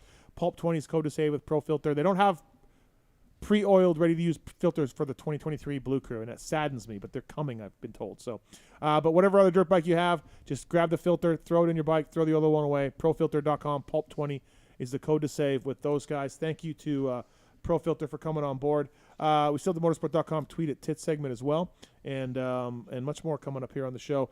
I guess let's talk Indy a little bit. We see the same three guys. Anybody getting in there? I'm gonna say no more guys like get in there. I'm thinking that Cooper and Eli are going to run a little bit away from Sexton. That's what I think. With the way that track develops in the main event, it gets super ruddy, like gnarly, right? And I think when the track breaks down that much and it gets that gnarly and sketchy, I think those two, I think they really outshine everyone else. Like you think back, some even like a mud race, right? The gnarly one at Salt Lake, whenever they lapped into top 10, they were just gone from everyone else. I think that Indy is its own animal in that aspect, just with the way the ruts are. I don't think it's as bad as that anymore. They've gotten a little better at it. I mean, it'll with be the way the weather is, you know, like the dirt that they bring it in and it's frozen, and then once they get it in there, it thaws out and it just gets soft and shitty, you know. So Kevin, 78% of the time, the guy who's leading the points after Daytona wins the title. I would keep. I mean, are we going to keep going on that? You think Tomac right now? If you're going to ask me, yeah, I'd put my money on Tomac. 5 up on Webb. Yeah. But if we were to see a fourth bike in that equation, that it would probably be a green bike, like we talked about in the beginning. If there was a chance for their fourth bike to be in that equation, probably be Anderson. Yeah. I can't see him. Anderson's the only guy. I mean, Barsha's feisty and he can get in there. But he was better this weekend. He's been better. He was good at Oakland. No, I thought didn't he run in top 3 in one of those Triple Crowns for a bit before he crashed? Yeah. I think he was up there. Right. Mm-hmm. He's been good. Yeah. But yeah, Anderson I think will be in the mix if anybody. But man, I just think those three will run away, and maybe I'll go Sexton. I don't know. Mm-hmm. I can't. You seem more confident in Tomac and Webb than I am. I'm on the Webb wagon right now. I think that, dude, he shows up on race day like no one gets to him. Like he'll see right through you, and he's so locked in. I think this is the point in the season when he's like mentally thriving. Yeah, and I dude, it's like he's possessed by demons. He's got demons. Well, you've been on the edge of that. Yeah, on the other end of that. He's my man. He can. Yeah. He can go whenever he's. Yeah. I just think that he's got a little bit more, and I think with Indy being a smaller stadium, and with the way he can cut down in the turns, keep everything tight, shorten the track, I think Indy's going to be good for him. All right, Steve's on 3. Steve, what's up, man? Welcome to the show. What do you want to talk about? Hey, thanks for taking my call. You guys were talking about Justin Cooper a bit ago. He's been riding super good. We saw RJ take a heat win, and Joey Savacci's been doing good. And it just seems like these three guys kind of stand out to me. It would be just great to just like keep them there in the class, just to kind of mix up that mid-pack, of the field. Like, what's going on with the industries with these kind of like weird kind of deals, and at what point do the riders kind of work something into the contract, or they could just abandon ship on like the 250 class and just kind of ride out the 450 class from here on out. Like, they want to win championships, man. Yeah, but I mean, we look at like Justin Cooper, right? I mean, he's focused on this 250 championship, and sure, he's a favorite, but it's not necessarily going to be a shoe-in with Hunter the way he's riding, and then we've got like a wild card like Tom Vial, and even RJ, like he's on the west coast of the Supercross. I mean, we pretty much know that Jet is going to take it, barring there's not going to be some catastrophe. And he's done great. And just hearing him tonight with the confidence that he has, and even with some humility, like he's going to be a pretty good 450 rider. And you just got to think, like, at least with those two guys, I guess Joey's a little bit different of a case, but I mean, those two guys are showing some promise of being a 450 guy, and that's kind of what you want to always be when you're coming through, This has been my thing for a long time. It's like the whole 250 Supercross thing. Yes, they don't have rides, and they want to stay down and make a bunch of money. But you know how you can make a whole lot of money? Is being a top 450 guy. That's how you make a whole lot of money. Now you're making millions. Yeah. And that is the ultimate goal, right? Like, so when Marty and J-Mart and these other guys say, I don't have rides, so I'm just going to stay down here, take dives, make my 250 a year. That's great money. 250 a year is great money for all of us. I think some of them are. I would say both RJ and Justin Cooper are more than that. Yes, I'm just talking in a general sense. Like, I would think they are. Yeah. And their teams too. Like, their teams have got to be like stoked on their performances. And I understand budgets and everything. It just seems kind of crazy to me. You're going to put a guy back in the 250 class just because of the way the contract's written up, and who knows? They may kind of get stuck there anyway. Like we saw J-Mart on a Honda a while back, thinking that he was going to go up to the 450s, and things happened, and he's been in the 250 ever since. And you see these guys chasing this 250 dream, and I don't know, because they want the security of a title and wins and money, and they don't want to put their balls out there. Years ago, Bradshaw, one and done. Mike Rudowski, two and done. Mike LaRocco, one and done. Chad Reed, one and done. Like, these guys were wanting to get in that class and get the hell out of it. And that was, and even Barsha, two years and out, right? Yeah. Like, it has become this place to park yourself now and be 30 years old. And yeah, but I think a lot of those guys, Joe, like they came out of the 250 class and were straight shoe-in top tier guys on the 450 class, right? Like, they were, like, Barsha was getting on the podium. Won his rookie year. Yeah, he won his rookie year, and I don't think Justin Cooper and RJ Hampshire are going to win a 450 main event or an outdoor on but if they just keep grinding away, they'll get better. They're losing development time, and again, you can make millions. Yeah, I mean, I understand what this guy's saying about Justin Cooper. It's not a shoe-in for him for the outdoors, but if you talk to Justin Cooper about the outdoors, like, he's coming in, he's going to be ready. Like, his eyes are locked in on that championship. You're like, hey man, it's not a shoe-in for the outdoors. Why don't you just move up to the 450 class? Well, if you talk to him, he's like, hey, I'm putting my whole life on the line to freaking, win this outdoor championship. Well, if you're looking at just to bring like Joey Savacci like back into it too. I mean, but Joey pointed out that's not happening anymore. Yeah, it's true, but I mean, he's kind of proven it, at least like with this year. Just be a solid top 50 guy. Don't have to chase after. Joey's a bad example. Joey doesn't have a ride. Joey's not making any money. So that's a bad example. It's not great. Okay. But he's a people's champ, but he's not making the money that AC's Thanks for the making. call, Steve. Thanks, man. Appreciate it. Thank you, guys. Yeah, I feel like as a racer, you want to be driven to do your best, and the best is the 450 class, and that's the competition. That's where, and if you make it, you don't have to be an all-timer. You can be Jake Weimer, Nick Way, Cole Seeley, and make millions. Yeah. Over your course of your career. So you don't even got to be an all-timer. But if you can be a solid top 10 guy, which I feel like Justin Cooper and RJ Hampshire can be, you can run that out for a long time. I mean, but look at Shane McElrath. Do you think that I don't put him in that category though? What do you mean you don't put him in that category? He won a Supercross championship. No, he moved up to the didn't win a 450. Supercross championship, did he? Did he? McElrath? No, Did he lost to Sexton. Oh, okay. Well, shit. He won a World Supercross championship. That's what it is. Yeah. Yeah. I guess you're right, but he moved up to the 450 class. I mean, I would say him right there with Sabachi, same deal, right? I mean, Sabachi's results are better. 5 different teams in a year and a half, so he's got a little bit of a tough start to get rolling, and now his bike has a Kickstarter. But look, there's risks in it. It's not 100% shoe-in, but I mean, after a while, you just get tired of riding 250 and I would say that. Yeah, I mean, but like watching kids come into the class, beat you, and then move on, and you're just still stuck in this 250 purgatory. Yeah, I don't know. I feel like as a racer, you'd want to do better. You right? That's just me, though. I guess. I don't know. I think Justin Cooper, him and RJ, I think they have a good chance at getting some good results in outdoors. I don't know about like championship, because there is some good guys. Things happen, yeah. But I mean, do you think if they move up to 450 class for outdoors, do you think they make more money riding a 450 in outdoors than staying down? No, because they're not contracted to it. They don't have that ride. They don't have a deal, right? I'm talking about signing a deal as a 450 guy, right? No. Honda's got a spot open like Colts, Supercross only, and so theoretically, you're thinking for 2024, Sexton's gone, Jet's there. There's a spot there. You can go for that, Yeah.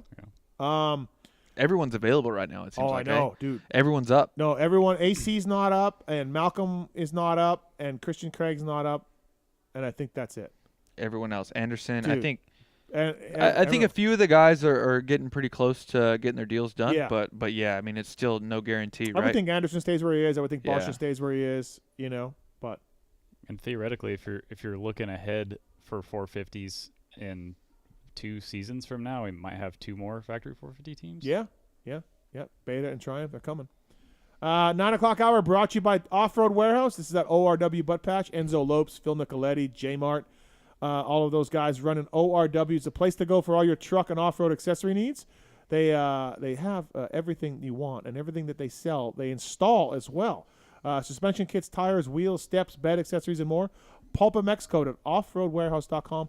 PulpMX code at offroadwarehouse.com. Get your bike to the track with style and performance from the ORW guys, and I'm sure they'll be doing something for the Atlanta Supercross for a signing out east there when the race is there in a little while, and they have stores throughout the West Coast, but really the best way to save, use the code PulpMX at offroadwarehouse.com. Motorsport.com, tweet at Tits segment. Let's do this. We interrupt this broadcast to bring you this important bulletin from Motorsport.com. It's the Tweets at Tits Q&A segment where your twatted questions find answers. Motorsport.com. Great guys. If Jason Wygant wants to buy an air pressure gauge, an air compressor, tools of any sort. Use the pulp code. Piston. Pistons. Yeah, maybe throw a piston clutches. Go through the banner on PulpMX.com to go to Motorsport.com. I've been ordering the shit out of parts for my project bike. Our own Talon Taylor's a gearhead there now. I got a petcock rebuild kit the other day on Motorsport. That's what I'm talking about. Heck Your petcock. Yeah, petcock. Yeah. How's that petcock? Petted. Yeah. Motorsport.com. Go through the banner. Please check it out. Great quality service there. A dedicated team of gearheads. Well, everybody but Talon is dedicated anyways. And, thanks to the Motorsport.com guys. Really appreciate them coming on. Of course, the personal sponsors of Phil Nicoletti, among others. These questions submitted at PulpMX Show on Twitter, and the guy in the corner reads the best ones out. Let's do this.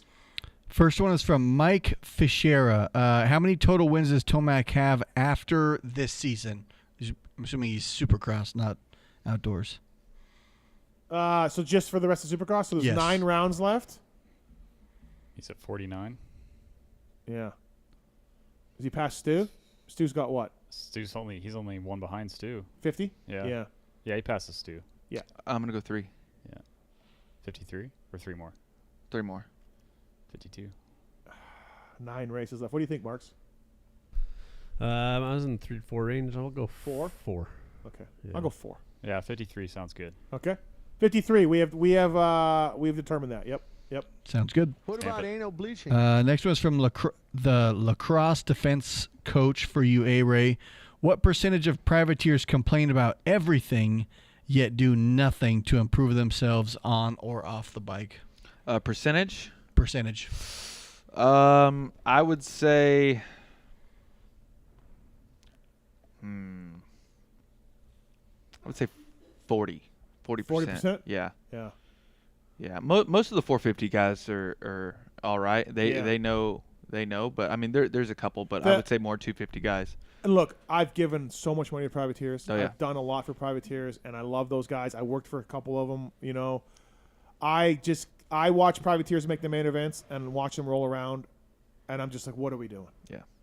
Are we just riding 7-minute heat sprints here? What are we doing? Are we trying to get in the mains and do good, or we're just happy? It just depends on are who we you're happy? talking to. Are we happy putting out on the gram that we race Supercross for a living, but we don't actually race it? We just get in the main event and ride around? I don't know.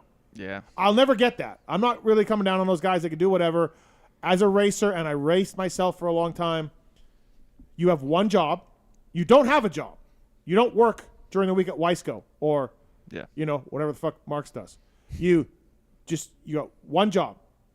And you can't be in shape for that one job. It's amazing to me. But I will say, like guys like Carnell, right? Yeah. He's not flying to every race. He's driving his van. So, yeah, he can maybe ride one day a week. But, I mean, I would say that it's tough for him. Like, everything he builds up preseason, like, say, if he went to practice and all that, like, for every day that you don't do something, I think you lose, like, 3% of fitness or something like that. Yeah, I mean, you have to be there's on gyms top of on the road. I'm not even talking about car now. I'm talking about 250 guys. But but whatever. Yeah, I just...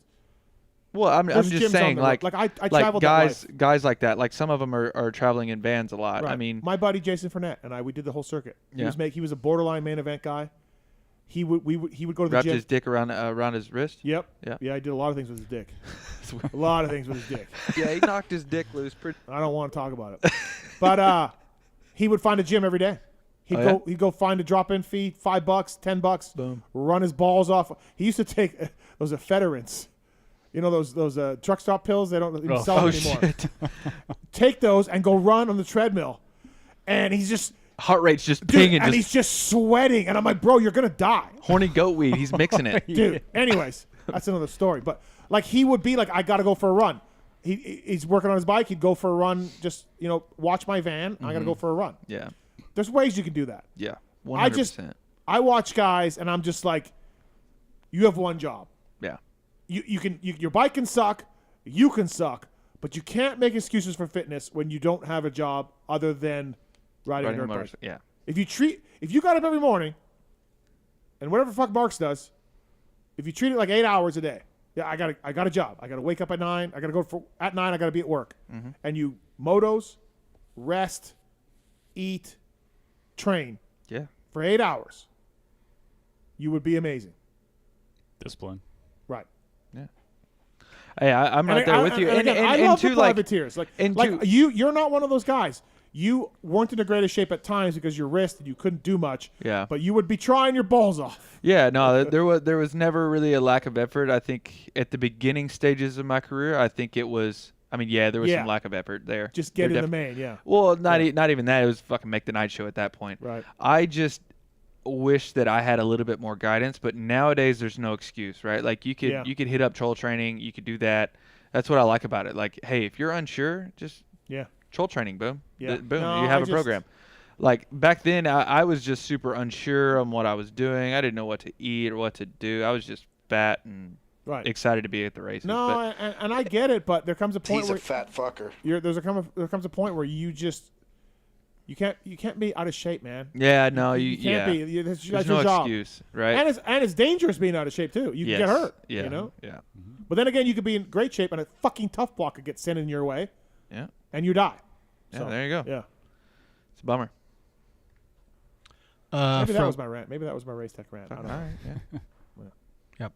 From Jacket on the Parade Lap, Steve, at what point do we, the moto community, call Moto Youth Services on weed so that poor Lane doesn't continue to suffer? I saw a tweet today, #FreeLane. dude. That's a good I love one. that. That's like my new favorite one. I feel like Yeah, we that should, laugh. we should keep that in the rotation. Yeah. Noted. Free Lane. Poor kid, man. He probably doesn't know any better. He's still got a but smile also, on his face. I'm also, sure. on top of all of that, his wife, Elisa, who is a smart, beautiful, wonderful mom, is a helicopter parent. So she'll tell us some stories about what she's like. And, like, you know, she's trying to wrap her kid in bubble wrap, right? Oh, man, yeah. And every outcome is the worst possible outcome for Lane. Do you think she hears any of these podcasts of what we just putting his kid through? I don't think so. With a seared off pivot bolt? No. Yeah. She would never let him. Yeah. I rode with no front axle nut on my bike for a while, but I mean the pinch bolts were tight at least. All right. I just torqued them down a little bit tighter and it was fine. Okay. That's good. From Tyler Smith, Ray, did you enjoy your time riding Cowie for Gateway Cycle? He says the place still smells of burnt clutch. I never really rode for Gateway Cycle. That was what is that? Where is that? It was in Kentucky. Oh, okay. It's in Kentucky. Yeah. That was more like the Vonlinger brothers. So what they did was back in Taft, California, when we had the Supercross Academy. It was the whole team there, right? Oh yeah. They pretty much like supplied all the you bikes. You were there for the Bowers incident. Yeah, I was there. It was yeah. It was a whole deal. Yep. I've known them for a long time. Shit, that was 12, 13, 14 years ago. Yeah. But yeah, like so Gateway Cycles, they pretty much brought like all the bikes and like sponsored a lot of the guys. But so you were not a Gateway Cycles racer. No, I don't think I ever got a bike from Gateway Cycles. Okay. Yeah. Did you ever burn a clutch in their facility? No, I don't think so. I'm sure I burned a clutch that came from there for sure. Yeah, I definitely like called them and ordered stuff because I think I got a discount there. Okay. Yeah. Next one is from Jim Marchant. Has there ever been more riders aged 30 or older in the 450 mains than this year? How about the fact they're all parents too? There's like they're all dads. Back in the day, it was just John Dowd. That's it. Everyone else was just banging chicks left and right, and it's just Dowdy. Different times, man. Different times, man. Absolutely. Those were the days. Sexton's like the only one, right? Yeah. That's young and like not. I feel like guys are sticking around and racing longer too. Yeah, yeah. We know we had RV and Dunge retire kind of early, you know, but they had $30 million in the bank, right? So they're like, screw it. But these guys now, I don't think the money's as good as back then. They're not as good as Dunge and Villapoto, and they're just like, fuck it, keep racing. Benny's got a kid. I mean, Josh Hill doesn't have a kid. Justin Hill does. He's younger brother. Yeah. I mean, there's a lot of people in here that have kids. Yeah. Yeah. Next one is from Jimmy G. If Roxon does not win a Supercross this year, does he ever win at a USA Supercross again? Does he ditch the US Series entirely for World Supercross? I don't know what he's going to do outdoors. He's got an outdoor option or World Supercross. I think he wants to go race outdoors. To be honest, yeah. I think he does. Okay. Yeah, I'm not for sure on that at all. Right, but yeah. But hey, does he win another US Supercross? God, I said, but this year I'm like, he's gonna get one. Like, and I'm starting to back down from that. He's still spicy. Triple Crowns, right? He's got one more Triple Crown coming up. Yeah, he's good at those. Yeah, I'm gonna go. Yeah, I don't know. Before he retires, yeah, he wins another one. It's hard to say not. I don't see it right now, but it's hard to say no. Yeah, and I think he goes World Supercrossing as opposed to outdoors. Yeah. And you just watch like the videos of him like preseason at HEP, like just straight on the Suzuki, like that flash he had just in his Instagram videos, but I haven't seen that since really.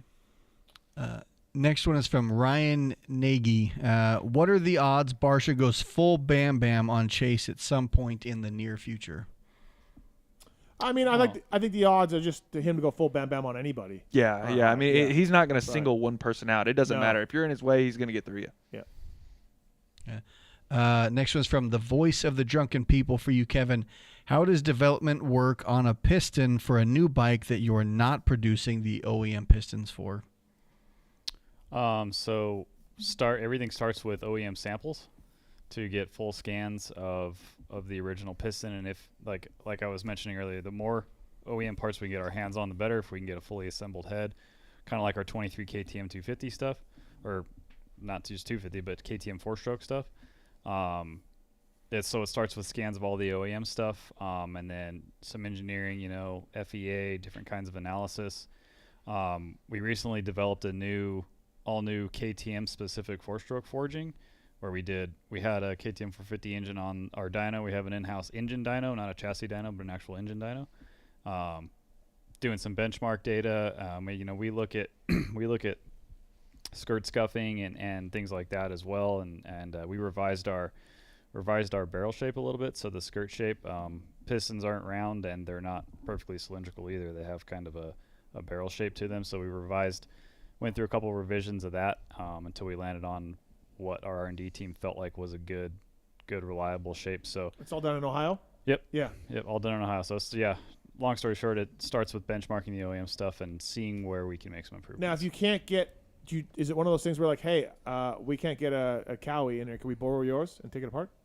Like however you can get your hands on one? If we can't order one from OEM or something, we'll use that. That's where a lot of like different team partnerships and racer partnerships come into play too, because they'll send us stuff, we'll send it back after we. I know I got hit up by a few people when I got my 23 bike because I was one of the first ones that have it, and they were like, hey, so I sent Works Connection stuff, I sent Guts stuff, to model it. So yeah, I mean my bike's been at Hinson, like we're still developing that thing, so it's good. Yeah.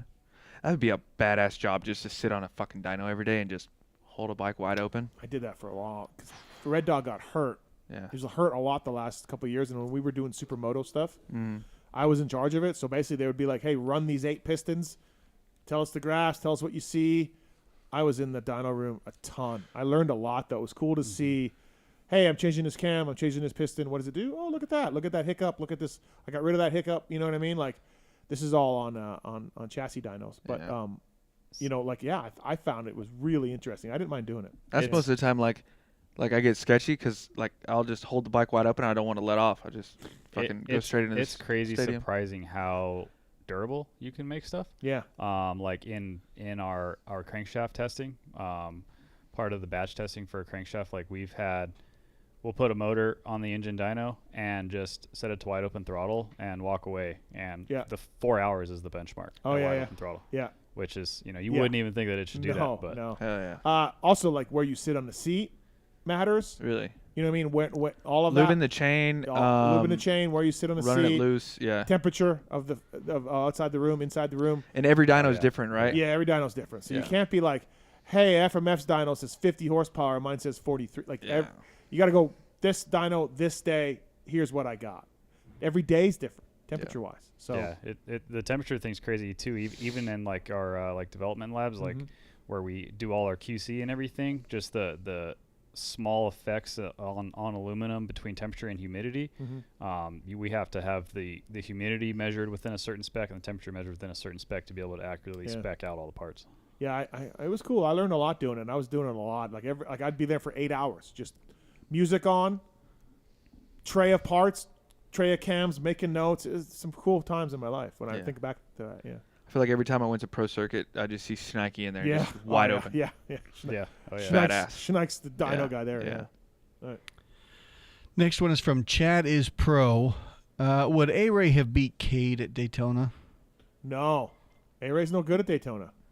I qualified good there, but I shit in the night show there. It sucks. You did take Cade out though. I did. Yeah. I did clean him out. Felt good? Oh my god! Anytime I get to freaking punt Cade off the track, right, just made me want to taunt him the next fucking lane. Next one is from Josh Hartwig. A-Ray, you could show up to any local race and destroy everyone, but describe a time where your mind was blown at how fast a rider blew by you. A rider blew by me, dude. I mean, that happens all the time. What do you think, like a local race or a pro race? They mention Tomac at the outdoors or Sexton Supercross, but just whatever first thing that comes to your mind. How about Tomac at the Yamaha track or something, right? Like where you're just like, oh my god, yeah. Tomac at the Yamaha track. He this year we were doing a mud moto after a rain. We did a short. We skipped a lot of the track. It was a short moto. We did a 20. No joke. I was like, okay, if that was a main event, I got 16th. Yeah. He lapped me 3 times. Granted, I crashed. Yeah. But I still rode good. Like the whole main, like I rode good. Yeah. I thought. Yeah. And he lapped me 3 fucking times. Dude, crazy. Unreal. Next one is from Abide Moto. Kevin, do I not need to order A, B, and C tolerance pistons when ordering from Wiseco? That is correct. We do not have ABC spec. All of our pistons are forged, and you basically the size that you see on the website listing or wherever you're purchasing it from is the size of the bore that piston is made for. So we manufacture the piston to be at the proper clearance for that bore size. So if you see a piston like a YZ250 piston listed for 64 millimeters or whatever it is, that piston is machined to have the proper clearance for a 64 millimeter bore. So there is no ABC spec because of the forged material. Okay. Next one is from Jared Renner. Who is most likely to finish outside the top 5 first? Webb, Sexton, or Tomac? Big crash from Sexton. Outside the top 5. That's how it would happen. I mean, shit, you could just get another weird ride from Eli. I mean, hell. Yeah, he got 7th or whatever, right? Yeah, he was 5th. Yeah. What, Tampa? Yeah, 5th. 5th at Tampa. Yeah. I'll go crash with Sexton. Yeah. Yeah. I agree. Yeah. From Dr. Mantis Toboggan. Why did Tommy Tenders leave Team Fried? I don't know. I didn't hear anything. I knew there's he left, there's a lot of that like going on, I think, over there. I don't really know the stuff on it, but I've been hearing. Sounds like you do. I've been hearing stuff, but I don't know if it's like true or not. I don't know. I don't know. I mean, to me, it seemed like Tommy was working for Racer X and doing more freelance stuff because it was making him money. Yeah. And so maybe the fried guys don't like him making more money or doing outside jobs. I don't know. It wasn't the chicken tender thing. I know that. No. So. Okay. 17K. 17K. Yeah, 17K. Next one is from Dennis. Who do you think would make a good non-industry, non-two wheels guest that you would like to have on your show? Non-industry, Sammy Hagar? Betts? Yeah, Betts. Betts Betts is great. Good. Yeah. I don't know. I did a podcast with Vanilla Ice. That was kind of cool. Oh shit, that's badass. He was pretty cool on the podcast. So he's a PC guy. Oh, is he? Yeah. You know, occasionally, always, but always runs pro circuit pipes and all that stuff. Right. So yeah, I don't know. Let's go with Betts. Love Betts. Okay. He's been in here before though, for sure. So. Fuck my ass. From Thirsty, how many bikes does a factory team go through in a full year, indoors and out? Well, they go through parts, right? They don't go through bikes. They'll go through 2 frames in Supercross, 3 frames in outdoors, and whatever parts they kind of need. Mm-hmm. So it's not really any bikes total. Cases, probably 2 sets of cases, and in Supercross. They never sell anything. You said they cut them up and whatnot when they're done, right? Or dispose of them. They destroy them. Yeah, it's very sad. There's a box of just bare aluminum frames and stuff in the back of the PC race shop toward the end of the year. Yeah. Same at Yamaha. From Chris Rom, how big do you think Ouija's eyes got when he had to pay for a 50 clutch? Yeah, $300 he said. And then it broke? Yeah. But I assume that the guy who put it in covered it or something. They said Yeah. he didn't lose Loctite or something. So $300 seems like pretty steep for a right? first pack. That's what I thought. I don't. Yeah. Yeah, it's for 50 though. Those things are I haven't crazy. bought parts for a long time, but that seems crazy. There's got to be like retail on it, right? Like I that. don't know. Even then. That clutch must have been like fucked. Like the basket, everything. I think they did a basket. Just pounding me 7 days a week, just on my ass. Between that on my ass, you got you fuck my ass, and then you got that one. He's just in my ass. I forgot who that was about. We got bets.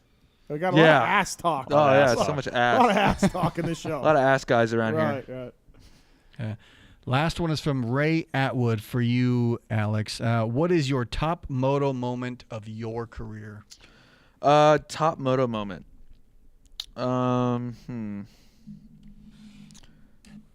I would say, fill in for Factory Yamaha, right? It's pretty neat to say that. Yeah, you got 10th at High Point. What would you get? 11th? I think it was 12th overall. I got 11th the second moto for 12th overall. like 14-11 for 12th or something. Would you go top 20 in points in Supercross or factory Yamaha? Factory Yamaha ride, man. Yeah, factory Yamaha. It's pretty cool. Yeah, it's fucking badass. Cade can't say you got a factory no, ride. Fuck Cade. I mean, I can't say I got suspended for 2 years either. No, so. you can't. Yeah, you can't say you took a bunch of illegal drugs. Yeah. No, I think my favorite part was when you were leaving the truck at the end of the year and you had your arms full of all the just merch. full of shit. No, that was at Glen Helen. That was the first race. First race. Yeah. You were just like, I'm getting it. I still got it, dude. I still got everything. I still have all of my water bottles. I only gave one jersey away, and that was to Mike Medina, my mechanic, Cholo Mike. I still have all the jerseys, all the gear. Dude, I have fucking like the team shirt, the jackets. Yeah. Everything. How weird did they look at you when they just see you walking out with? I mean, like it wasn't bad. It wasn't bad, right? What about like when you got the bike stolen? I had to pay for that. I know. Yeah. It was a bummer there. That was no, because like I gave the other one back that didn't get stolen, and then like they sent me a video of them just fucking crushing it. Like we were talking about that aluminum thing, and I'm like, I just sat here and paid for a bike that got stolen. Like, you guys are gonna crush the other one? Like, fuck. Yeah. You paid them, and they just sent you a video of just burning cash in a trash can. Yeah. You went 11:15 for 12th at High Point. 11:15. Yep. Yeah. It Cunningham and Pike got me. I think it was either Cunningham or Baggett. They got me like the last lap. I was in 9th the whole moto, and I tipped over. You know that fucking turn, that tight right-hander before that thing. That right-hander, I just fucking tipped over. Before you go back down to the Cunningham. Pike and Cunningham, yeah. Oh, tough beak. That's motorsport.com. Tweet at Tits segment. And That's all go through the banner and help us out on that, will you? Ride Engineering, Pulp Fan 20's code to save. Got some clamps from Ride Engineering way back in the day. Way back in the day on the Husky, yeah. Whether you have a standard model KX450 or the SR model, there are two must-haves for this bike. A 22mm offset triple clamp to get rid of the push, and a full performance linkage from the Ride Engineering guys. The clamps are completely out of stock, but the linkage is available and has 3 advantages. It keeps the rear under control and driving forward. It holds the back down under hard braking, and it does a better job absorbing acceleration bumps. The improved bump response comes at a cost of stiffer springs to control bottoming. Available in 2 colorways for $474. Pulp Fan 20, ride-engineering.com. Pulp Fan 20 is the code to save with ride-engineering.com. Thank you to those guys as well. Another thing I'm going to talk to you a little bit about, Kevin Bailey from Wiseco here. The race winning brands that you work for, one of the brands is Recluse. Mm-hmm. And they've been 3, 4, 5 years now, more and more in the pro pits. A lot of people using Recluses, a lot of teams using Recluses. Some put the clutch covers on, some don't. Yeah. No, that's been a very... All Recluse's partnerships in the pits has been very beneficial even for product development. I mean, it's feedback from not just rider feedback, but a lot of feedback from the, team engineers and mechanics and things like that have led to most of the, updated current parts that are on the shelf that you get from Recluse. So. Yeah. I've always thought I've said this many times, it's obviously there's different stages. There's an auto clutch. There's a clutch that works like a normal clutch, and then there's ones that kind of work in between a little bit, and that you can use a clutch if you need it, but otherwise it won't overstall. There's different models, obviously depending if you're riding enduros or whatever. I've always just said full mutters, throw in the auto clutch. Yeah. Right. Yeah. I don't know why these teams don't do that. My dad has one in his 450 home. Dude, if you're a team, just go have a rider ride with one time and be like, hey, now you know what it does, you know how it feels, and then we're throwing it in a mutter. Yeah, I don't know why these guys don't do that. They're a lot different than they were when they first started out. Yeah. So the auto clutch functionality, it still 100% operates like a normal clutch. Mm-hmm. Now, like if you could get on a bike and ride it like it has a normal clutch and not know it's auto, and you wouldn't even know that it was in there unless you let the clutch out when you're sitting there in gear or something like that. Yeah. But yeah, just being at just the little things, like being able to, even like in off-road stuff, if you're tired in your technical section, whether you don't have to feather it to not stall, or you can just focus on, or you can just, I mean, I've raced local races at Glen Helen, and you're exhausted and you don't have to pull the clutch in to break down the hill. Just small things like that saves your arms. I think it's definitely benefiting. But they've had star guys run, it's depended on the race and things like that. But even outside of mutters, it's been rider preference. But they've had guys that'll run the auto clutch for a little bit, or the manual stuff. So. Yeah.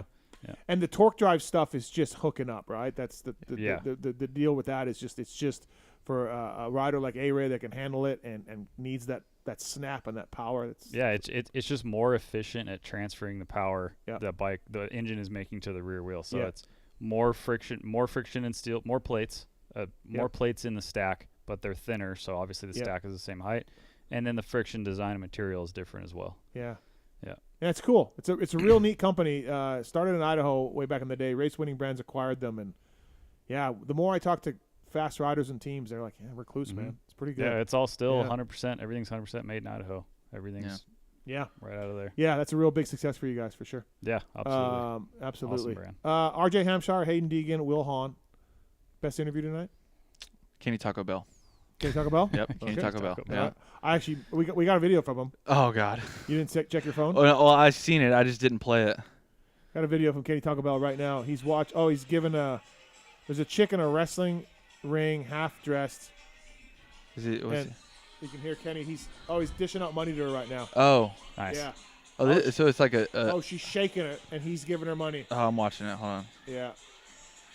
God bless Kenny Taco Bell. Oh, my God. Yeah, God bless Kenny Taco Bell. Oh, man. Now he's got his arms up. Yeah, now he's. Oh, man. She's shaking it for him.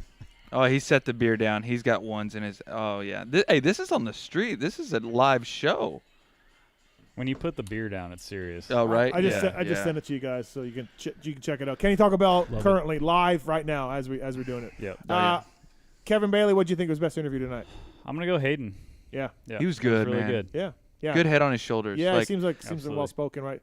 You can tell he grew up in front of a camera and everything. Yeah, but I mean, you sometimes like behind closed doors, you get these punk kids, right? Yeah. And they can put on a face, but I personally don't think that he's one of those kids. Yeah, he has. Yeah, I'm sure he cuts up with his buddies, Yeah, but I think he's a really good kid. And he's really genuine. He loves what he's doing. You can tell. Yeah. I think he's doing the laps. He's still loose, and he's gonna have a big one or two because he's loose. Mm-hmm. But he'll learn. I think he's had one or two in practice qualifying already, right? Yeah, the one in wherever that was where he hit the triple. Yeah. I understand where you're coming from with him being loose, but at the same time, a kid his age, whenever the gate drops in the main event, I think that his racecraft comes out, right? Like, no, I'll agree with that. He can, for his young age, he can dissect the track and change his lines up. Yeah. And I think that's tough to do whenever you're super young like that. Hell, I'm almost 30 and I still don't know how to do it. So I'm still working on it. So keep giving it, man. Keep trying. Yeah. All right. Well, thanks to those guys for calling in. Kevin, thank you, man. Appreciate it. Thanks for having me. Went Taser Ride, got the Pulp Show, you got the full experience. So a full experience. Ceilings, sushi, a mountain bike, e-bike ride, and ceilings and everything. Sushi's amazing. Yeah, you got it all. Life's complete. Thank you for the support. Wiseco.com. If anybody has any questions about product, email me using the contact form on Pulp, and I'll pass it on to Kevin. He can help solve your problems or give you some advice or make you a sale or whatever for your bike or whatever you got there. A-Ray, always fun. Thanks for coming up. Yeah. Swap Moto Live, people can catch you on that weekly. Oh, yeah. Weekly, every Monday. This is my third podcast today because we did one earlier. We did Privateer one earlier. Yeah. Grinding it, man. Love it. So we'll see you at Indy this Saturday at the race. That would be awesome. But yeah, thanks for coming up. I appreciate it. Kevin, thank you as well. I want to thank Swisscore and Roto and Marks. Yes, sir. Thank you. My pleasure. All right. Tits. Yeah, buddy. Yeah, thanks. Congrats. We made it. Great work tonight. Thank you. Are you coming in Thursday? Most likely I'll be here.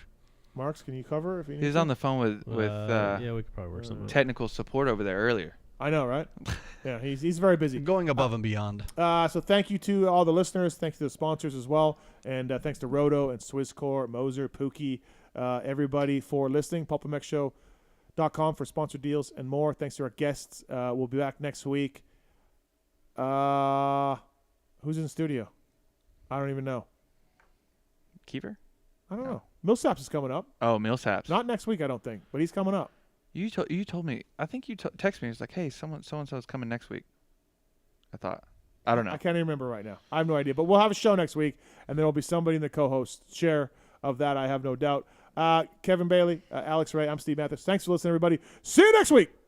And if I'm fucking sprayed eagle, if I'm doing some like dirty shit or whatever. Mm-hmm. There's something I want to get off my chest, and it's about that summer. when you went away to community college, I got an offer to do Playgirl magazine, and I did it. I did a full spread for Playgirl magazine.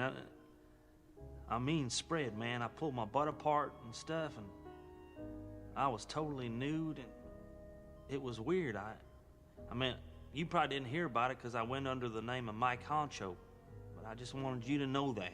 If you could hear me, if it got into your brain somehow, that I spread my butt cheeks as Mike Honcho.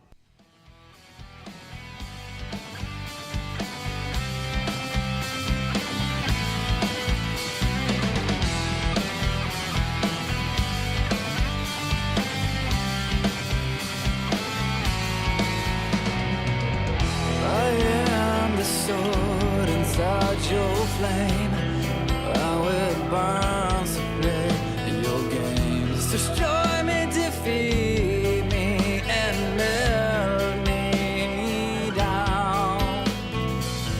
You cast me a complete